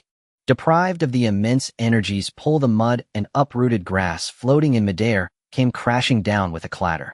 King Kai crawled out from the bottom of a pit, looking disheveled. According to common sense, once such a limit-breaking violent transformation was undone, a Saiyan's body would bear an immense burden and succumb to a state of exhaustion. But at the center of the massive crater, Son Goku did not collapse. Instead, he twisted his neck with great ease, a crisp crackling sound echoing from his joints. His breathing was steady, as if the commotion that had nearly torn the other world apart was merely a trivial warm-up. Lord Kai will be going ahead. Goku brushed the dust off his training gi, raised his right hand, and pressed his index and middle fingers together against his forehead. Going. That's the million-kilometer serpentine road. Even with your current power, flying back would take. King Kai adjusted his cracked sunglasses, looking utterly bewildered. Wait, that stance of yours is... Before he could finish, Goku closed his eyes. His immense energy without any hindrance crossed the starry sea and directly locked onto the aura of Bulma, who was far away in West City. Whoosh! A ripple of air stirred. Goku vanished from the spot, as if erased by an invisible eraser, leaving King Kai standing there, mouth agape, flabbergasted in the cold wind of his planet. The Yardration's ultimate technique, instant transmission. This kid knows that too. Meanwhile, on Earth, in the wilderness on the outskirts of West City. Boom. Boom. Two massive fireballs trailing thick smoke violently tore through the atmosphere and slammed into the ground with the savage force of falling meteors. The ultra-high friction caused the surrounding air to warp intensely, filling the air with the pungent smell of ozone and scorched rock. The terrifying impact force directly lifted waves of earth dozens of meters high. The rock layers were forcibly blasted into two enormous ring-shaped craters. The soil at the bottom was completely vitrified, and dark red magma churned restlessly in the crevices. Hiss! Accompanied by the sound of a pressure valve releasing, the scorching hatch of a space pod slowly opened. A burly, bald-headed man with a fierce face leaped out of the crater first. Thick, dark brown muscles were still slick with viscous hibernation fluid from the pod, which sizzled as it dripped onto the hot rocks. He ground his wide foot, turning the hard rock beneath it to dust. He twisted his thick neck. TCH, what a weak planet. The gravity's as light as stepping on cotton. Nappa flexed his broad shoulders, ripped the scorched scouter off his left eye, and tossed it to the ground like trash. Then another figure, shorter in stature, but radiating an aura of chilling arrogance, floated down and landed. He crossed his arms. Vegeta's cold, sharp gaze swept across the desolate surroundings before finally looking up at the blue sky. The air composition is too mild. There's not even a hint of blood. Vegeta snorted, his tone dripping with ingrained pride. This kind of hothouse environment can only breed useless weaklings. Calling it a low-class planet is an overstatement. Even without Scouter, their Scion eyesight allowed them to easily see the colossal steel metropolis, West City, on the horizon tens of kilometers away. Towering glass walls and intersecting maglev tracks gleamed with prosperity under the sunlight. But to Nappa, it was nothing more than a pile of fragile scrap metal. Look over there, Vegeta. Nappa pointed at West City and laughed heartily. All flash and no substance. I could sink this pathetic civilization with just 2 fingers. That idiot Raditz said there were resources in this garbage dump that could drastically boost our power. Vegeta looked away, his eyes devoid of emotion. It's precisely because they are weak that they waste their energy on useless metal machines. His voice was icy. Whether Raditz was after their technology or got taken down by their primitive weapons, it doesn't matter anymore. A waste who has lost his use doesn't deserve to live under the name of a Saiyan. The scouter broke on the way here. Can't pinpoint that fool's location now. Nappa let out a cruel grin and raised his right hand. Between two of his fingers, crackling, destructive electric sparks began to form. But it doesn't matter. He'll raise this city as a warm-up. Once we make a big enough ruckus, that loser will come crawling to us. Vegeta looked at the city's silhouette coldly without even a hint of stopping him. Do as you wish. Make it quick. If Raditz dares to play us, I'll crush him and this boring planet with my own hands. Given the silent approval, Nappa's smile grew even more vicious. He swung his arm up, and the energy sphere at his fingertips swelled rapidly, exuding an oppressive wave of annihilation. A single strike, and that city would be wiped off the map. Just as this violent energy was about to be unleashed, a voice pierced through the lingering smoke and dust, reaching their ears with precision. It was low and gruff, yet carried a calmness that showed no regard for anyone. Nappa, I suggest you put that hand down. If you wreck Bulma's turf, you wouldn't be able to pay for it, even if we sold you both by the pound. The energy sphere in Nappa's hand halted abruptly. Vegeta furrowed his brow, his cold gaze cutting like a blade towards the high cliff. The voice was familiar, but the relaxed, effortless tone within it felt extremely strange and displeasing to him. The wild wind blew away the dust. On a cliff not far away, a line of people had silently appeared. Krillin, Tien, Shinhan, Yamcha, standing in a row. Not a trace of their violent energy leaked out. Even the rhythm of their breathing was barely audible. They stood like weathered rocks, completely merged with the wilderness. But at the slightest hint of movement, these martial artists who had compressed their energy to the extreme could unleash a thunderous killing blow in an instant. This sudden silent appearance made Vegeta's heart skip a beat for no reason. The Earthlings' ability to conceal their aura defied his understanding. And at the very front of the group stood a man who was both familiar and utterly foreign. He wasn't wearing the standard low-class warrior armor of the Frieza Force.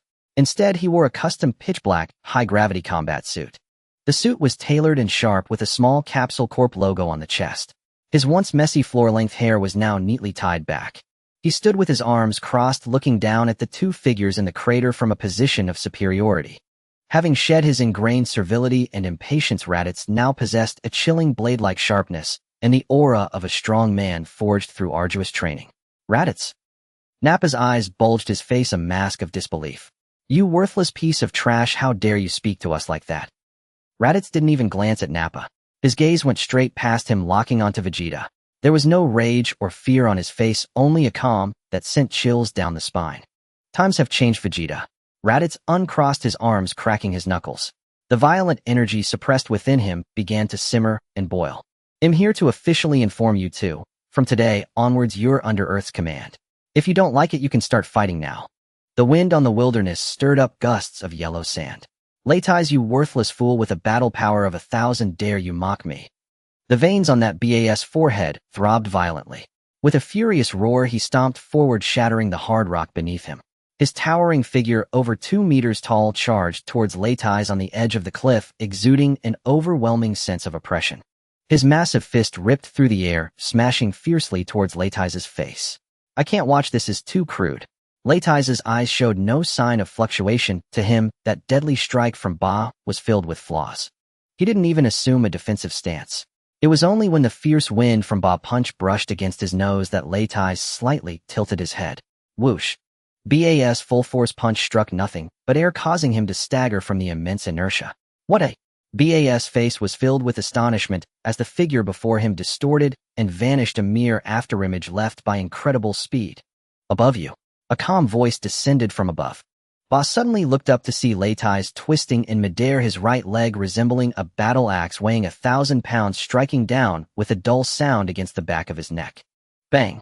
There were no unnecessary flourishes. Ba could only emit a muffled groan as his massive body plummeted like a cannonball, carving a deep trench over 10 meters long in the wilderness. Completely unconscious. Clean. Swift. Not far away, Clint and Tianjin Fan exchanged glances, swallowing hard.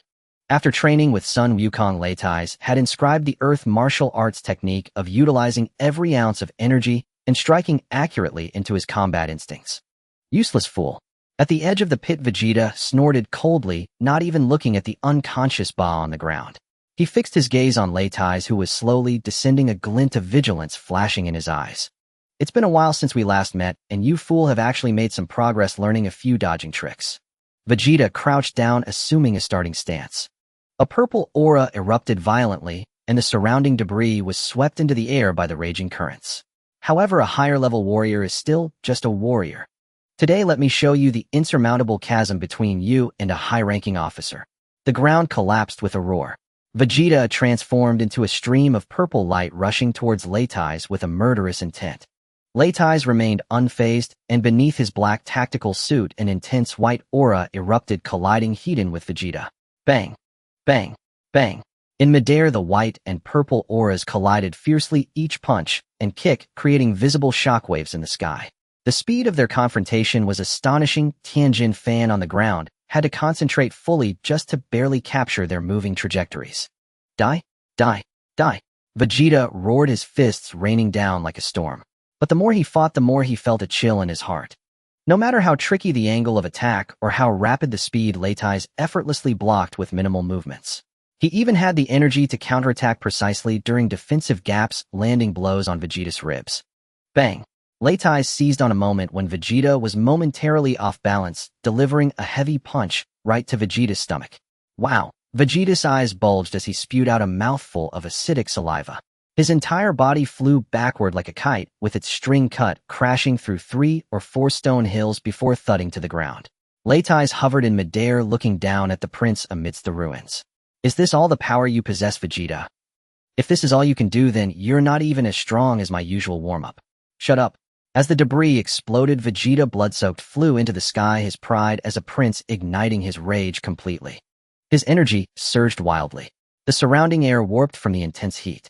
He drew his hands back, compressing the violent purple energy in his palms at breakneck speed, emanating a wave of despairing destruction. Since you've chosen death, let this garbage planet be turned to ash along with you. Galactic gun. A thick purple beam of light descended with the power to destroy everything, hurtling down towards Leitai and the Earth's core. Facing this world-ending strike, Leitai did not evade. He took a deep breath, channeling all his energy into his palms. An extremely solid white energy wave erupted, colliding head-on. Boom! The two vastly different energies clashed fiercely in midair. But the stalemate lasted only 2 seconds. Leitai's energy wave shattered the purple galactic gun with overwhelming force, completely engulfing Vegeta in the sky. As the acrid smoke dissipated, a massive black pit several dozen meters wide appeared in the wilderness. Vegeta lay on his back at the bottom of the pit, his once proud battle suit torn to shreds like plastic, his body covered in charred wounds, unable to muster the strength to lift even a finger. Thud! The black tactical boots stepped on the scorched earth. Leitai descended into the pit, looking down from above at this once unreachable prince. An absolute display of force crushed Vegeta's inherent arrogance. Kill me. Vegeta gritted his teeth, his eyes filled with humiliation. Being defeated by you is my greatest disgrace. Just do it. Leitai looked at him coldly, arms crossed, showing no intent to deliver the killing blow. Kakarot instructed me to spare your life. Leitai's tone was flat. He said you still have some use. Cough, cough. Use. Vegeta coughed up a mouthful of blood, forcing a bitter laugh. I don't need the pity of you lowly beings. Leitai ignored his outburst, gazing up at the gray sky, his voice growing somber. Vegeta, do you truly believe that our home planet Vegeta was destroyed due to a massive meteor impact? As soon as the words left his mouth, Vegeta's heaving chest abruptly froze. What? What are you trying to say? Stop deluding yourself, Vegeta. Leitai's voice struck like a heavy hammer. With your intellect, after selling your life for so many years, could you not have questioned this, eh? There was no meteor. This is the truth that Kakarot told me. Leitai lowered his head, staring intently into Vegeta's eyes. It was Frieza. That treacherous little man who kept you under his heel out of fear of the legendary Super Saiyan destroyed planet Vegeta with just a flick of his finger. Nonsense. That's impossible. How dare Frieza? Vegeta howled hoarsely. But the quivering voice and suddenly constricting pupils betrayed the crumbling defenses of his psyche. He had harbored doubts, but his pride as a prince had made him subconsciously evade the most desperate possibility. The truth is this cruel. Leitai mercilessly tore open the wound. The royal bloodline you take pride in is merely a toy to Frieza, something he can discard at any moment. You have spent most of your life as a dog serving the enemy of your race. The self-respect, the faith was completely crushed at this moment. After a long while, Leitai glanced at the still unconscious Ba in the distance before retracting his gaze. Earth's martial arts are quite interesting. You should stay here. Leitai turned and no longer looked at him. This place can make you stronger. Having said that, he soared into the sky. Vegeta clenched his fists tightly, his nails digging deep into his palms, trembling uncontrollably from extreme humiliation and rage. Stay on Earth.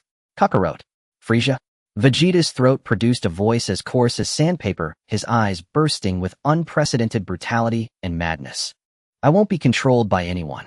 Whatever the truth may be, I will personally seek out Frieza for answers. I won't be controlled by anyone. Whatever the truth may be, I will personally seek out Frieza for answers. The setting sun over West City stained the panoramic glass atop Capsule Corporation's headquarters a dull bloody red.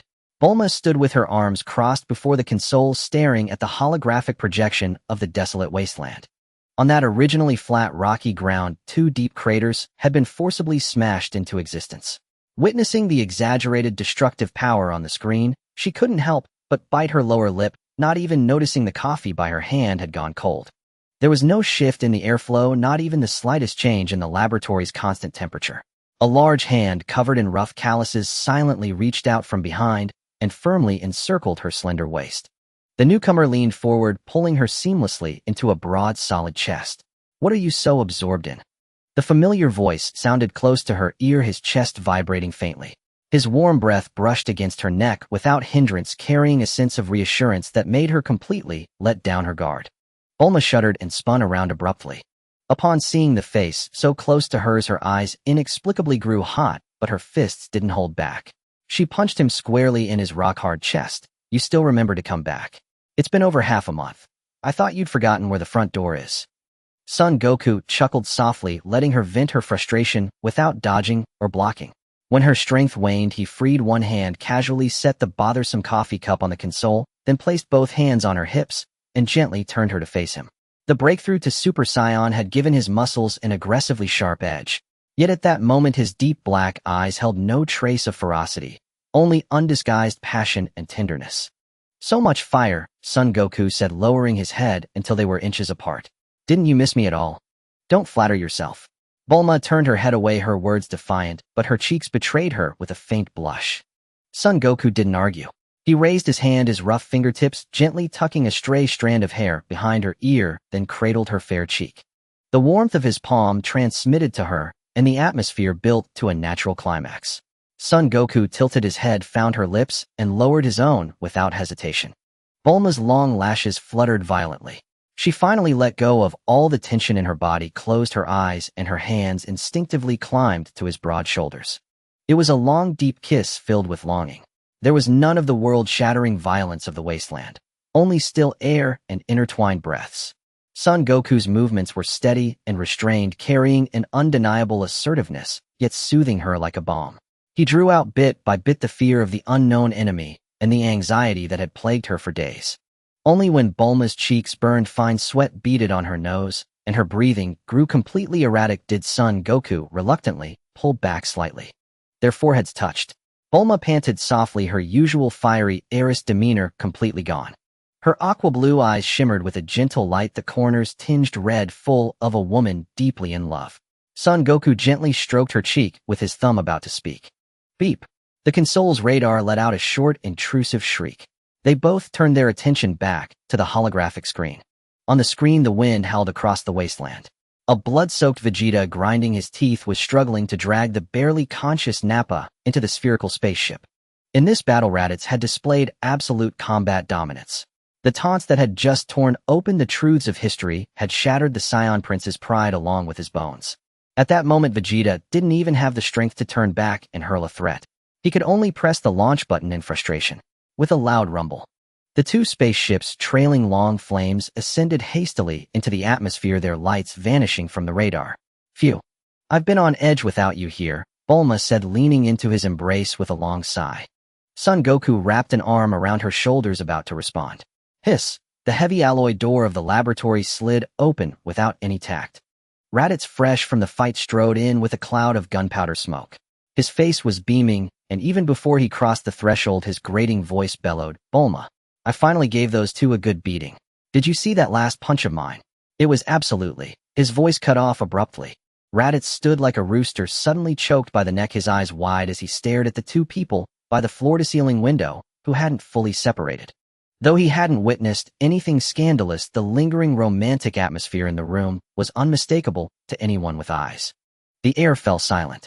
Bulma, as if shocked, blushed and sprang out of Son Goku's arms. She smoothed her hair, awkwardly turned around, and pretended to tap at the keyboard to check data, practically burying her face in the monitor. Son Goku sighed and turned his head slowly. Though the kiss had been thoroughly enjoyed, having this rare moment of peace shattered was irritating for anyone.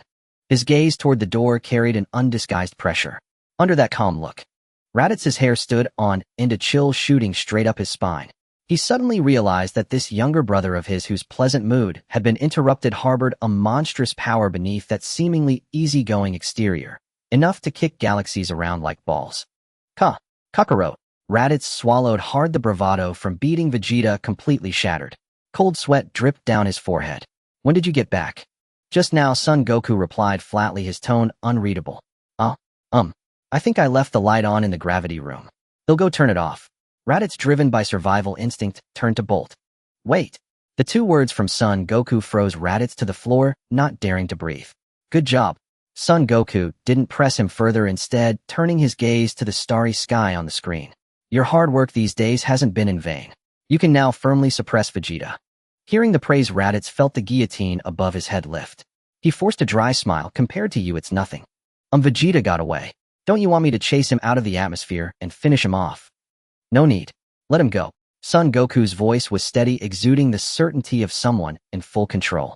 For someone with pride etched into their very bones, mere physical domination isn't enough.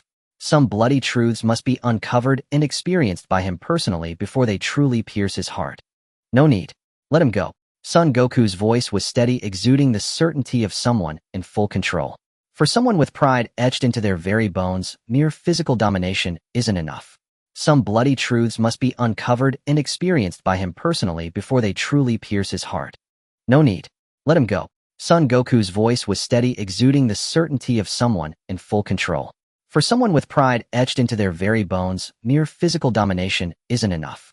Some bloody truths must be uncovered and experienced by him personally before they truly pierce his heart. "No need. Let him go." Son Goku's voice was steady, exuding the certainty of someone in full control. For someone with pride etched into their very bones, mere physical domination isn't enough. Some bloody truths must be uncovered and experienced by him personally before they truly pierce his heart. "No need. Let him go." Son Goku's voice was steady, exuding the certainty of someone in full control. For someone with pride etched into their very bones, mere physical domination isn't enough. Some bloody truths must be uncovered and experienced by him personally before they truly pierce his heart. Cold and desolate. Deep in the universe, two blackened spherical spacecrafts are dragging flames slicing through the starry sea at breakneck speed. Inside the rear cabin lies Naba, barely clinging to life. Before leaving Earth, Vegeta forced himself to endure the discomfort in his stomach, unceremoniously stuffing this worthless being into the spacecraft like a dead dog. It's for no other reason than that the Saiyan clan has only a few seedlings left. Even keeping them as cannon fodder is better than leaving them to rot on Earth. Just soak in the repair liquid you waste. Inside the main cockpit, thick light green repair liquid had already submerged Vegeta up to his neck. Under the oxygen mask, his breathing was heavy and labored, accompanied by the muffled sound of bursting blood bubbles. His spine was broken in 3 places, and nearly all of his ribs were shattered. With such injuries, any other Saiyan would have succumbed to blood loss and excruciating pain, but he did not. Meteorite. Frieza. His tightly closed eyes suddenly opened, bloodshot and filled with a fierce intensity, looking particularly horrifying in the green repair liquid. Raditz's words were like a rusty blunt knife, repeatedly cutting into his nerves. If he did not seek confirmation, his pride from over 20 years and his precarious submission to Frieza would be a joke. "Once I recover." Vegeta stared fixedly at the increasingly close planet displayed on the holographic screen, his eyes gleaming with rage. "Frieza, you better pray that what Raditz said isn't true." During the long interstellar drift, his bones healed in the repair liquid only to be crushed again by the spacecraft's superluminal overload, repeatedly reorganizing. The Scion's unreasonable instinct for survival was frantically reshaping this broken body under the catalysis of overwhelming hatred. Meanwhile, in the Capsule Corporation's underground laboratory, blinding blue electric welding sparks tore through the dim space. Bang! A heavily oiled heavy wrench was casually tossed into the toolbox as Bulma, wearing grease-stained work pants, wiped the sweat from her forehead.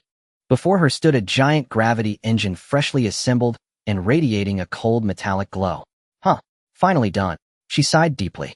With the current 300 times gravity chamber for Goku, it was merely a warm-up space to aid digestion after meals.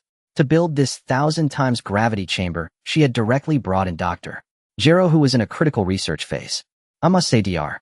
Gero indeed possesses an extraordinary talent for reconstructing energy matrices. Looking at the finally stabilized data on the holographic panel, Bulma clapped the dust off her hands. The high-density reactor can finally stabilize at 1,000 times pressure. The newly upgraded second-generation combat robots will be perfect training partners for Goku. Meanwhile, in the gravity laboratory, beep! Goku pressed the control panel, and the numbers on the electronic screen jumped to 100. Boom! 100 times simulated gravity field instantly enveloped the entire metal cabin. Krillin, Yamcha, and Tien were caught off guard and were immediately pressed down onto the alloy floor, their bones creaking under the strain. In contrast, Raditz, though slightly weighed down and drenched in sweat, stood firm, enduring the 100 times gravity with relative ease. Goku stood with his hands behind his back, moving effortlessly in the terrifying force field. Your battle power is increasing too slowly. Goku criticized without mercy, Krillin at 7,000, Yamcha at 5,000, and Tien at 12,000. Raditz, you barely reach 50,000, while the effect of regular gravity training on you is nearing its limit. Raditz wiped the sweat from his chin, gasping for breath. Kakarot, this gravity isn't a problem for me, but if you crank it up any higher, those three will be crushed into pulp. Since conventional physical training has reached its limit today, I will teach you some hard techniques to squeeze out your potential. Goku looked at them, legs slightly sinking. Watch closely, this move is called the Kaioken. A dark red aura of violent energy suddenly enveloped Goku's entire body. It forcibly controls the flow of chi and blood, causing power and speed to surge exponentially. The principle is simple, but it requires an extremely high level of control and burden on the body. Goku retracted the aura, resembling an emotionless mentor. Try it once, starting from the lowest multiplier of 1. 5. Everyone held their breath and closed their eyes to gather their energy. Raditz, being the strongest, let out a roar, struggling to produce a faint dark red aura on his skin. But he could barely hold it for 2 seconds before his face turned deep purple. With a spurt of blood, Raditz knelt on one knee, clutching his chest, feeling as if his heart was about to explode. Krillin and Tien fared worse, unable to even muster a red glow. They both spat blood and collapsed. No, I can't control my chi and blood, my heart is going to burst. Tien exclaimed in horror. This isn't something a living person can practice. Goku raised an eyebrow. He had started with a tenfold increase, believing that his sturdy body could withstand it. Now it seemed that being able to use the Kaioken as a basic attack was not due to the Saiyan bloodline, but rather his extreme bloodline limits and the foundation built from intense training. Stop, don't push yourselves to death. Goku casually tossed out a bag filled with senzu beans. Each of you take one. Since you can't currently take the shortcut of the Kaioken, let's start with the most primitive method of honing your physical body. Goku grinned, his eyes filled with a devilish coach's intensity. In the coming time, I will personally shatter your bones inch by inch, and then rebuild them. As long as you're not dead, one senzu bean can bring you back. Even if you truly die, there are the Dragon Balls to fall back on. Train hard, you need to actively grow stronger, or else it will be too late when the enemies come.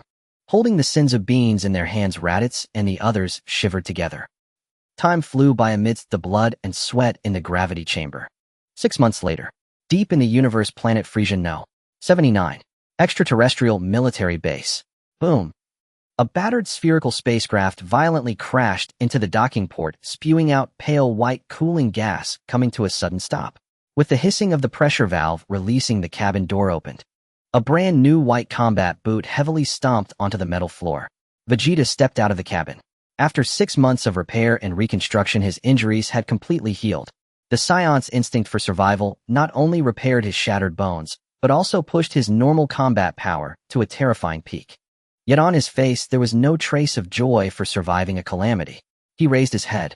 His bloodshot eyes, resembling those of a lone wolf in the wilderness, locked onto the massive palace in the center of the base.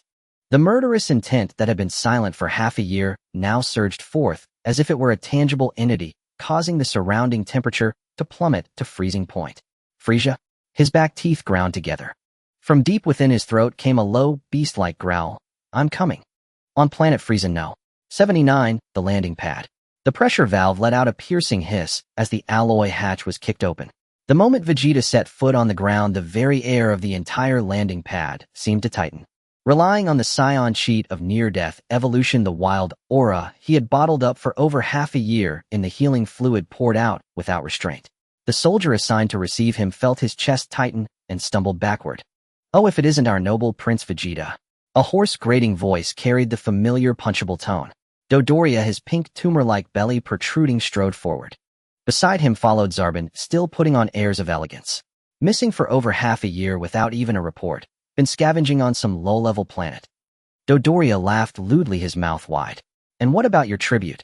His lordship has been in a foul mood lately, Zarbon added coolly, twisting the knife.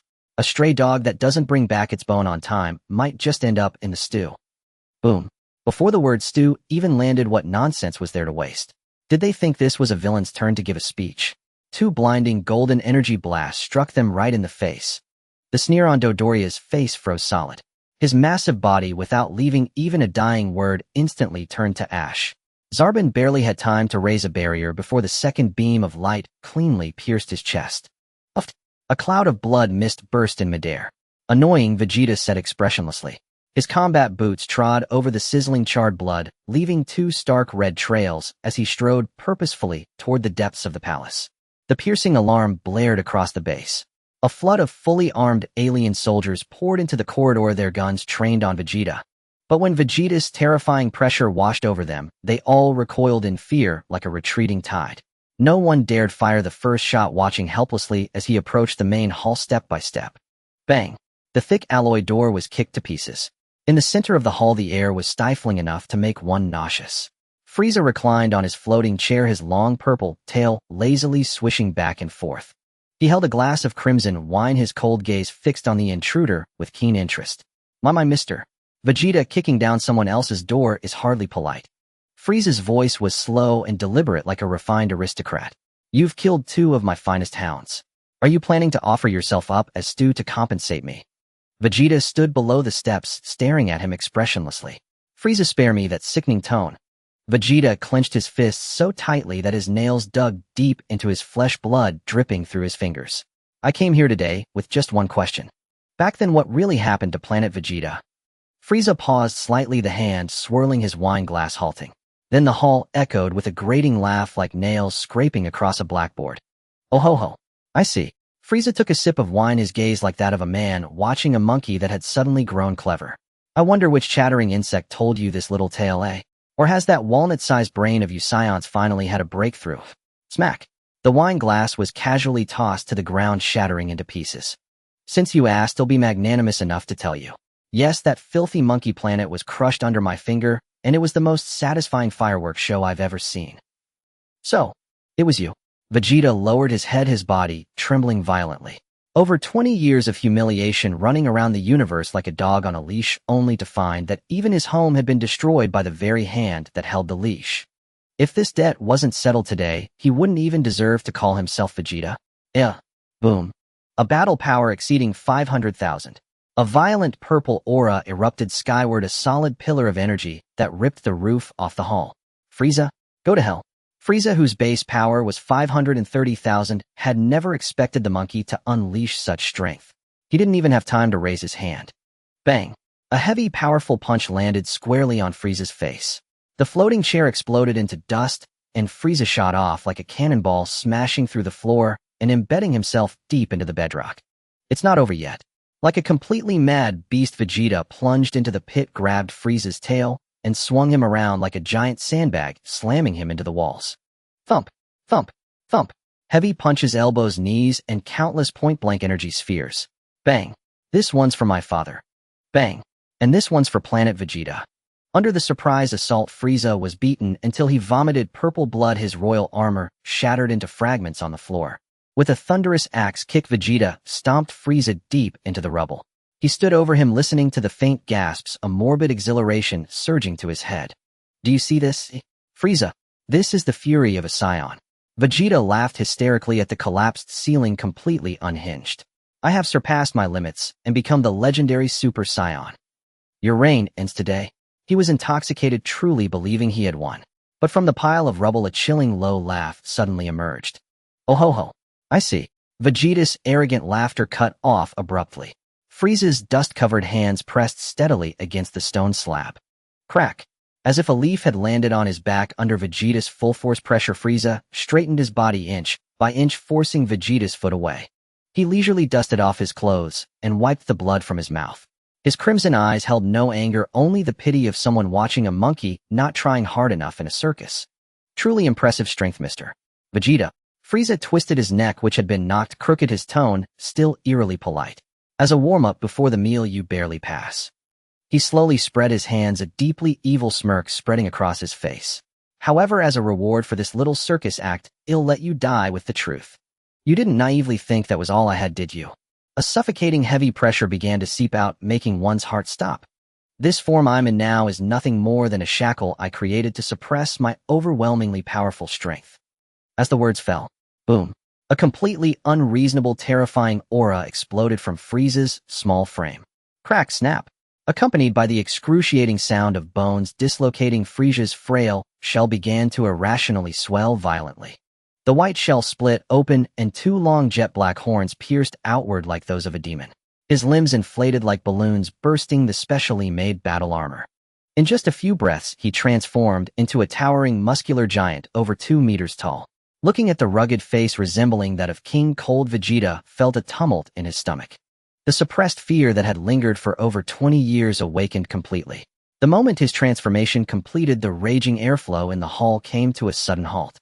The air felt as heavy as lead, and the gravity of the entire space seemed to multiply tenfold. The violent purple aura surrounding Vegeta was forcefully pushed back by this immense pressure, leaving only a thin layer clinging to his skin. "You wild monkeys seem to have a ridiculous misunderstanding about me." In his new form, Frieza looked down from above, his voice as deep as a bronze bell. "I transformed not to enhance my power. On the contrary, it is because my original power was too chaotic that I deliberately created these forms to suppress it." He slowly extended 2 robust fingers. "Now I have merely unlocked the first seal. Let me share a despairing number with you. After disabling the limiter, my current combat power is 1 million. 1 million. Vegeta's pupils constricted sharply, the Saiyan's acute perception of energy turned into the most brutal instrument of torture. What stood before him was no longer a being, but a surge of energy capable of devouring planets. "Stop pretending." Fear birthed madness. Vegeta let out a furious roar and unleashed a punch with all his might, producing a shrill sonic boom aimed directly at Frieza's face. Smack! With a crisp sound, without any shockwave rolling out, Frieza merely extended a finger and effortlessly intercepted the punch that could have penetrated the Earth's crust. "Mr. Vegeta, this power is far too light." Frieza grasped Vegeta's neck with one hand, lifting him into the air as easily as plucking a green onion, his crimson eyes filled with mockery. "If this is all a Super Saiyan can do, then that's truly disappointing." Bang! Crack! With a power disparity of 500,000 to 1 million, Frieza's knee strike shattered several of Vegeta's ribs, smashing the proud prince to the ground like a ragdoll. Humiliation and blood blurred Vegeta's vision. "Go to hell and reunite with your foolish father." Frieza raised a finger, the deep purple death ray rapidly condensing, aimed at Vegeta's heart. Hiss! The lethal death ray cut through the air. However, just half an inch from his chest, the killing beam collided with an invisible high-density air wall, exploding into countless sparks. In the ruins of the hall, several figures appeared at an unknown time. The black-haired youth at the forefront wore a loose training outfit, not even lifting his eyelids, simply extending 2 fingers and pinching. Smack! The residual lethal energy, like a fragile glass marble, was directly crushed. "What a—" Frieza's crimson eyes widened in shock as his massive body instinctively retreated over 10 meters. He couldn't even see how the other party appeared. In his perception, that spot had just been empty. At the bottom of the pit, Vegeta coughed blood, straining to turn his head. He didn't recognize the black-haired youth who showed no outward aura yet exuded an unsettling depth that made one's scalp tingle. But he recognized the person behind the youth at a glance, his iconic messy long hair. Raditz. Vegeta's throat let out a hoarse cry. Raditz coldly scanned the pitiful Vegeta, completely ignoring the Cosmic Emperor, and stepped forward. He pulled out a green senzu bean and roughly shoved it into Vegeta's mouth, as if feeding livestock. Chew and swallow. As long as you are not dead, I can bring you back. The senzu bean entered his stomach. Unreasonable life force explosively surged. The fractured bones quickly reset, and the exhausted stamina instantly replenished. Under the boost of near-death evolution, Vegeta's energy began to uncontrollably surge. He struggled to rise, clenching his fists in disbelief, his mind in chaos. Could this bean really heal fatal injuries? What kind of opportunity had Raditz encountered in the past 6 months? It was only at this moment that Frieza regained his composure. With a darkened face, murderous intent boiling, he said, I see. I thought the Saiyans had been completely wiped out except for a few dogs. I didn't expect there to be stragglers. His gaze passed over Raditz and fixed firmly on Son Goku. That iconic crab hairstyle was incredibly eye-catching. A distant memory pierced through his nerves. Before the destruction of planet Vegeta, that lone Saiyan warrior who stood defiantly before the ship, Bardock. These two looked exactly alike. Raditz, is this your new master? Frieza scoffed coldly. You think you can oppose me with a clown who can't even muster energy? Raditz didn't respond at all. Boom. In the gravity chamber his body ravaged for 6 months unleashed all its power without restraint. The blinding white aura soared into the sky, and the violent airflow tore off the remnants of the hall's roof. His normal combat power forcibly surged past 400,000. Without a detector, he couldn't see the specific values, but Vegeta trembled all over with his acute perception of energy. This energy was actually not weaker than his own. The pride of the royal family was slapped to pieces. But it wasn't over yet. Frieza, I heard you are now at 1 million. Amidst the aura, Raditz slowly raised his head, his muscles taut to the limit. Kaioken, 2.5 times. Boom. In a roar that shattered eardrums, the dark red aura erupted like a volcano, swallowing the white light in one breath. Raditz's forehead bulged with veins, his aura breaking through the million barrier in an extremely overbearing manner. The red Kaioken aura clashed head-on with Frieza's second form in the hall. The 2 million level energies crazily compressed, causing widespread collapse of the ground. Testing the results of my training over the past 6 months on you is just perfect. Raditz crushed the ground beneath him, ready to charge. Enough. Raditz stepped back. Son Goku's calm voice suddenly rang out, not loud, but it penetrated the raging airflow like a stabilizing needle. The fighting intent halted abruptly. Without any hesitation, Raditz forcefully dispersed the red aura generated by the Kaioken, bowed respectfully, and took a step back. Yes, Kakarot. Son Goku stepped forward. He gazed at the burly Cosmic Emperor, his deep black eyes devoid of any tension, only an absolute calm from a superior position. Under Frieza's unstable gaze, Son Goku spoke. His tone was flat, but the question he posed shattered all of Frieza's composure in an instant. Frieza, when you destroyed planet Vegeta, was it because you feared the so-called Super Saiyan legend? Or was it under the orders of the god of destruction, Beerus? In the universe, certain names must never be uttered carelessly, such as the 3 words that now escaped Son Wukong's lips. Beerus. The voice was soft, devoid of any emphasis, as casual as asking about the weather by the roadside. Yet in this grand hall the raging gale was abruptly silenced, as if its neck had been snapped midair. Frieza's thick tail, which had been lazily swaying a moment ago, froze stiff in midair. The muscles on his face twitched violently, and his scarlet pupils constricted to mere pinpricks. Deep within his memories, the image of the god of destruction, who with a yawn and barely lifted eyelids would casually issue orders to annihilate planets, flashed through his mind like a maddening loop. Impossible. How could his greatest shadow, the ultimate taboo of the entire universe, be uttered by a mere wild monkey? Moreover, the truth behind the destruction of planet Vegeta was crystal clear to him. Seems I hit the mark. Son Wukong, giving the Cosmic Emperor no respite, mercilessly tore away his last shred of dignity. Using Lord Beerus' complaint as a pretext, you went with the flow and erased the legend you feared most. You fooled the entire universe, and in the end you even fooled yourself. Son Wukong stared at him, his voice piercing like a blade. Frieza, deep down you've always been terrified. Shut up. Frieza let out a distorted shriek. To hell with elegance, to hell with composure. His perfectly masked face twisted completely, betraying the deepest panic within. Do you think this lord fears you lowly wild monkeys? Swoosh, swoosh, swoosh, swoosh. Frieza plunged into madness. His 10 fingers moved so fast they left afterimages unleashing hundreds of dense scarlet death rays like an impenetrable rainstorm hurtling towards Sun Wukong. A full power output exceeding 1,000,000 in battle power. The searing heat instantly vaporized the alloy floor, and the air twisted under the scorching intensity. The entire palace shook violently under this relentless bombardment. Ceiling panels crashed down in large chunks, teetering on the brink of collapse. Yet facing this lethal barrage capable of piercing a planet's core, Sun Wukong didn't move a single step. Sizzle. Crackle.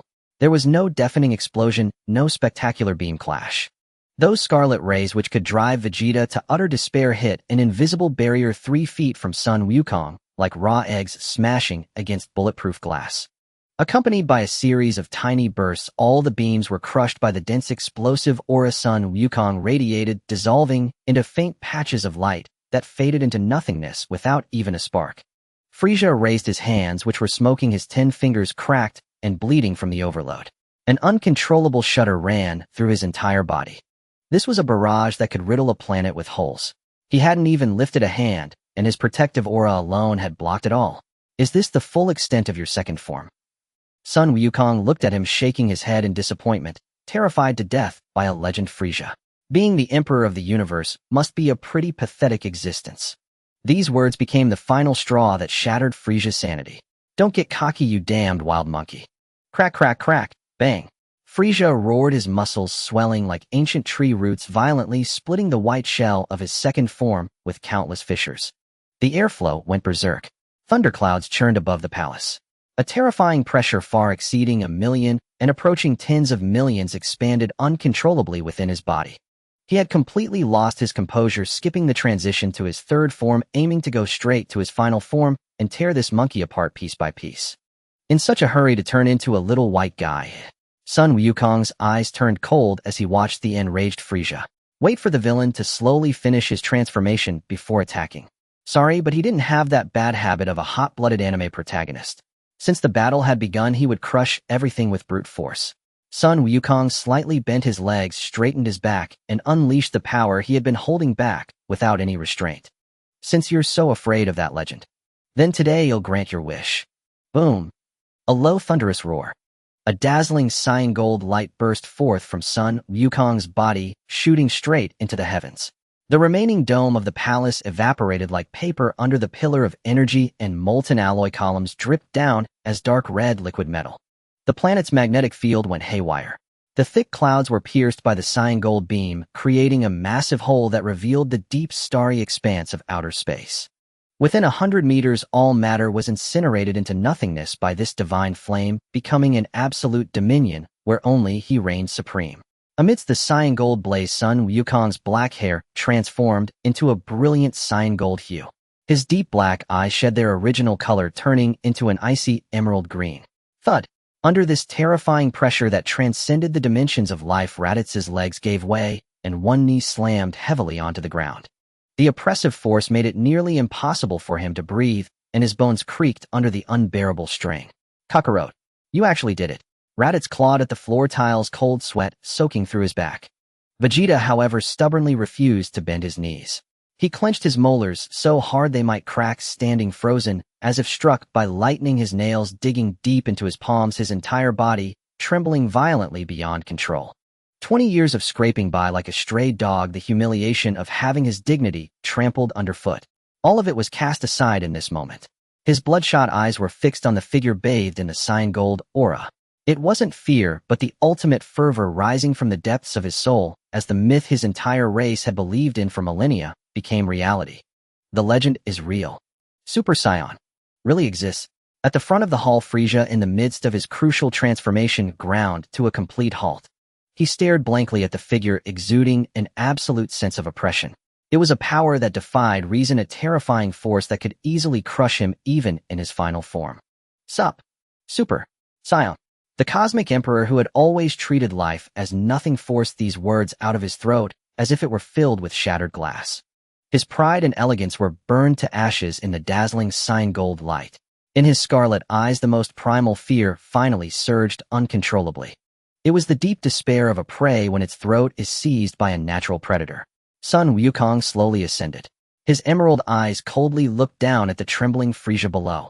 Watch closely, Frieza. His voice echoed through the raging Saiyan gold waves like a divine decree pronouncing death. This is the Super Saiyan who keeps you awake at night. The pride of a universal emperor could sometimes be more fragile than a wet piece of toilet paper. As Super Saiyan, Frieza collapsed at the edge of the crater, his body beginning to tremble uncontrollably. He stared fixedly at the man enveloped in a Saiyan gold aura high in the air. In those scarlet eyes that had once trampled the entire galaxy, nothing remained now but the most abject terror. His own proud transformation in the face of this almost divine presence was nothing more than a clown performing acrobatics. Frieza, does it feel like this pressure is about to crush your lungs? Goku hovered midair, the Saiyan gold aura crackling as it incinerated the debris swept into it. He looked down coldly, his tone flat enough to send chills down one's spine. 150 million. That's just my base power level as a Super Saiyan. Hearing this, Vegeta and Raditz in the distance stopped breathing altogether. For them, still floundering in the mire of a million power level, this was no longer a difference in magnitude, but a crushing disparity from an entirely different dimension. Goku looked at Frieza, who couldn't even stand steadily below, his voice devoid of any inflection. You didn't naively think this was the limit, did you? As soon as he spoke, Goku slowly raised his hands, then abruptly clenched his fingers. His deep voice told the death knell. 20 times, Kaioken. Boom. If the Super Saiyan form was a blazing sun now, it was a supernova exploding right in their faces. A layer of extremely violent dark red energy brutally overlaid the Saiyan gold aura. Goku gritted his molars, pushing his meticulously honed body and energy control to their absolute limits, barely managing to contain this backlash. Under the 20-fold violent amplification, his battle power skyrocketed straight to 3 billion. The excessively swelling energy forcibly squeezed the space around him, creating visible ripples. The crust beneath his feet groaned in agony, cracking and collapsing on a massive scale. Under the pressure of this overwhelming battle power, Frieza's psychological defenses shattered into dust. What final form? What last stand? It was all crushed. His mind was left with only the most primal animal instinct: survive. The former Universal Emperor, now as pathetic as a wretched worm, frantically squirmed backward across the scorched earth. Tears and snot smeared across his face, he wailed miserably, "Don't kill me. Please spare me. They'll give you half the universe. No, all of it. Just don't kill me. Giving me the universe." Goku looked down at him as if he were an illiterate. "Frieza, let me give you some basic knowledge before you die. You lord over this tiny patch of stars calling yourself emperor, but you don't even know this place is called the 7th universe. Among the 12 universes governed by the gods, ours is utterly at the bottom. And your proud empire is nothing but the self-satisfaction of a frog at the bottom of a well. The 7th universe." Frieza was completely dumbfounded. Goku couldn't be bothered to waste more words. The Frost Demon race had a vitality stronger than cockroaches. As long as a scrap of flesh remained, they could potentially revive. Since he was taking action, he wouldn't leave a single molecule behind. He pushed one hand forward, his palm locking firmly onto the bottom of the crater. There was no unnecessary wind-up. Kamehameha, H.A. Boom. A blindingly intense destructive energy wave erupted. Carrying an overwhelming, irresistible force, it pierced straight through the planet's surface, completely engulfing Frieza along with his pathetic pleas. The powerful demonic body scoured by this 3 billion battle power was burned away to nothing. Not even ashes remained. The name of a universal emperor was erased from existence. Huh. Goku exhaled a cloud of searing white vapor, cleanly deactivating both the Kaioken and his Super Saiyan form. The oppressive pressure of 3 billion battle power receded like a tide, and the planet, on the verge of disintegration, finally ceased its deadly tremors. Thud thud. Not far away, Krillin, Tien, Shinhan, and the others collapsed to the ground in unison, gasping for breath. Cold sweat had plastered their battle suits firmly to their backs. Goku turned around, dusted off his hands, and abruptly changed his demeanor. "Alright, stop gawking. Frieza's dead. There's a lot of loot in this lair." He pointed at the vast ruins of the alien base, taking on the air of a foreman. "Raditz, take the team to sweep the area. Extract all the star charts, gravity room tech, and all the information on Namek.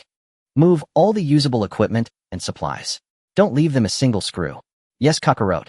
Raditz shuddered violently, then snapped to attention, his back ramrod straight. Having witnessed the earth-shattering scene just moments ago, he scrambled frantically, beckoning the others to charge into the ruins and get down to the familiar business of looting. While everyone was busy, Goku's gaze fell upon a figure not far away. Vegeta, covered in blood, stood there alone. The proud prince clenched his molars, his fists gripped so tightly that his knuckles turned white.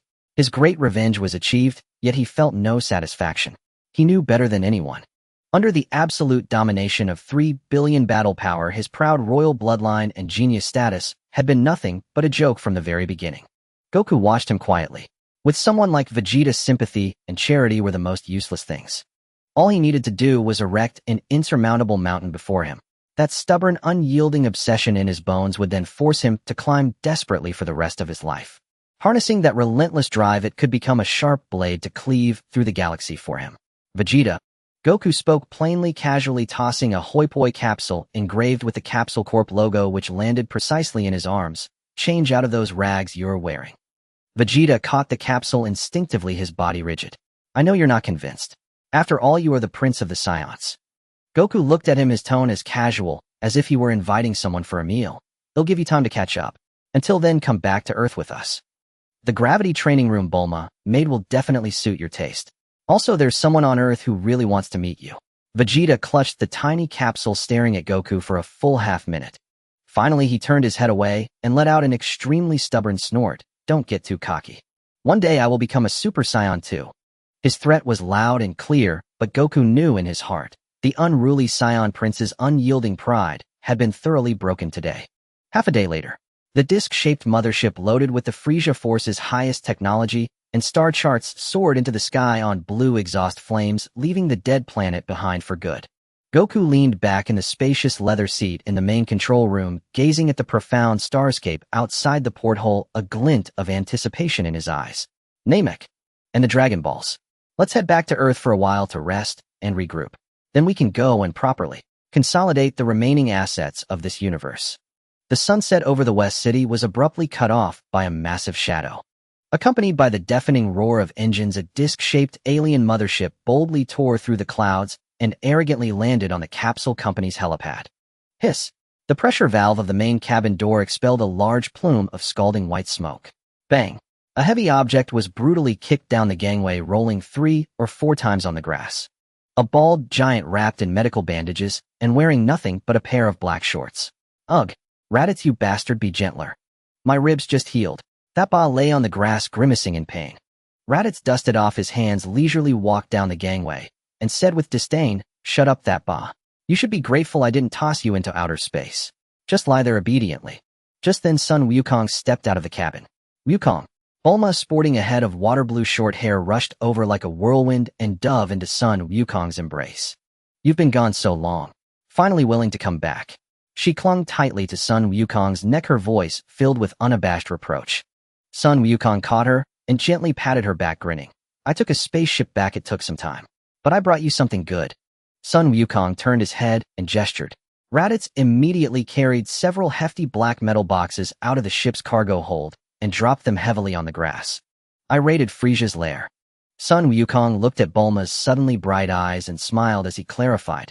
Inside are countless rare metal samples not found on Earth, precise star maps from across the universe, and their most advanced technology. An extraterrestrial top-tier technology repository. As a genius scientist, Bulma's bloodline boiled at that moment. She decisively released Sun Wukong's neck and rushed to the metal boxes, touching the cold patterns on them, eager to take them to her lab for research. With this batch of the universe's most elite resources, the technology tree of the Capsule Company would likely soar. Just as the atmosphere was highly positive, a discordant cold snort came from the cabin door. Vegeta, arms crossed, and wearing the arrogant demeanor of a Saiyan prince, strode down the gangway. He glanced at Bulma out of the corner of his eye and ruthlessly crushed a nearby precious tulip that had just been watered with a kick. Hey woman, don't be in the way here. Where's your gravity room? I can't wait to train, hurry up and lead the way. The scene fell silent. That Ba lying on the ground swallowed hard while Raditz gasped and silently took 2 steps back, even preparing to collapse to find cover at any moment. Bulma's hand, which was touching the metal box, froze. She slowly stood up and turned her head. Sparks seemed ready to burst from her water blue eyes. You shorty with a receding hairline. Do you understand manners? Bulma kicked off her slippers and stomped barefoot, toward Vegeta. With her fiery spirit ignited, she didn't care who he was as she pointed at Vegeta's nose and scolded. "You crush my flowers and dare to talk to me like that. Who do you think you are? You look like a malnourished black hedgehog barging into someone else's home in the middle of the night, acting like a big shot." Vegeta was stunned on the spot. As the proud Saiyan prince who had roamed the universe for over 20 years, he had killed more beings than this woman had eaten grains. Throughout his life, no one had ever dared to point at his nose and call him a bald shorty. "You're asking for death." Vegeta's eyes blazed with ferocity, murderous intent surging as a violent aura threatened to erupt from within him. However, before his fury could ignite, a calm, yet utterly oppressive gaze pierced through him like two glowing steel nails driven into his back. Vegeta's muscles tensed up suddenly, and his neck turned rigidly like a rusty gear. The monster Kakarot, who had effortlessly crushed Frieza as though he were a bug, was quietly watching him. Sun Wukong said nothing, but Vegeta's primal instincts screamed alarm. If he dared to so much as touch a hair on this woman's head today, he would meet the same fate as Frieza. His throat moved with difficulty. Vegeta forcibly swallowed the rage that surged to his throat, gritting his teeth as he turned his head desperately, trying to find a way out. I want to argue with weaklings who lack any battle power. Raditz, take those two over there." Sun Wukong spoke without any politeness. "Tonight we are hosting a welcome party on the top terrace. The decoration of the lights and the barbecue setup is up to them. If they do poorly, don't even think about entering the gravity room again." "Understood." Kakarot. Raditz held back his laughter, grabbed the still confused that Ba waved to the glum-faced Vegeta, and directly took off into the sky. The night breeze was cool, dispersing the day's heat. On the spacious top terrace of the Capsule Company, starry lights intertwined, and soft music echoed in the night. Bulma took a shower and changed into a fitted evening gown, leaning against the marble railing.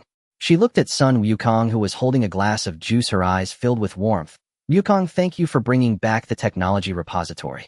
This outing must have been dangerous. Your safe return is more important than anything." Sun Wukong set down his glass and turned to face Bulma. The evening breeze ruffled his dark hair, and the deep gaze that usually locked onto formidable foes was now solely focused on this girl before him. "Bulma." Sun Wukong stepped back half a pace, standing tall and slowly kneeling on one knee. Meeting Bulma's astonished gaze, he magically pulled out a small red velvet box from his pocket. "I prepared this before I left." The box opened with a snap. Inside were no worldly diamonds or gold. The ring's band exuded an ancient quality, with the central stone flowing with a light reminiscent of a galaxy. "Before leaving Earth, I summoned the dragon." Sun Wukong gazed at the tears starting to well in Bulma's eyes, his voice gentle, yet carrying an undeniable authority. "I had it custom-made for you." Bulma's hot tears instantly streamed down her cheeks, covering her mouth as she cried uncontrollably. She never expected that the precious wish of the dragon, fought over by many, would be traded for a ring by this man.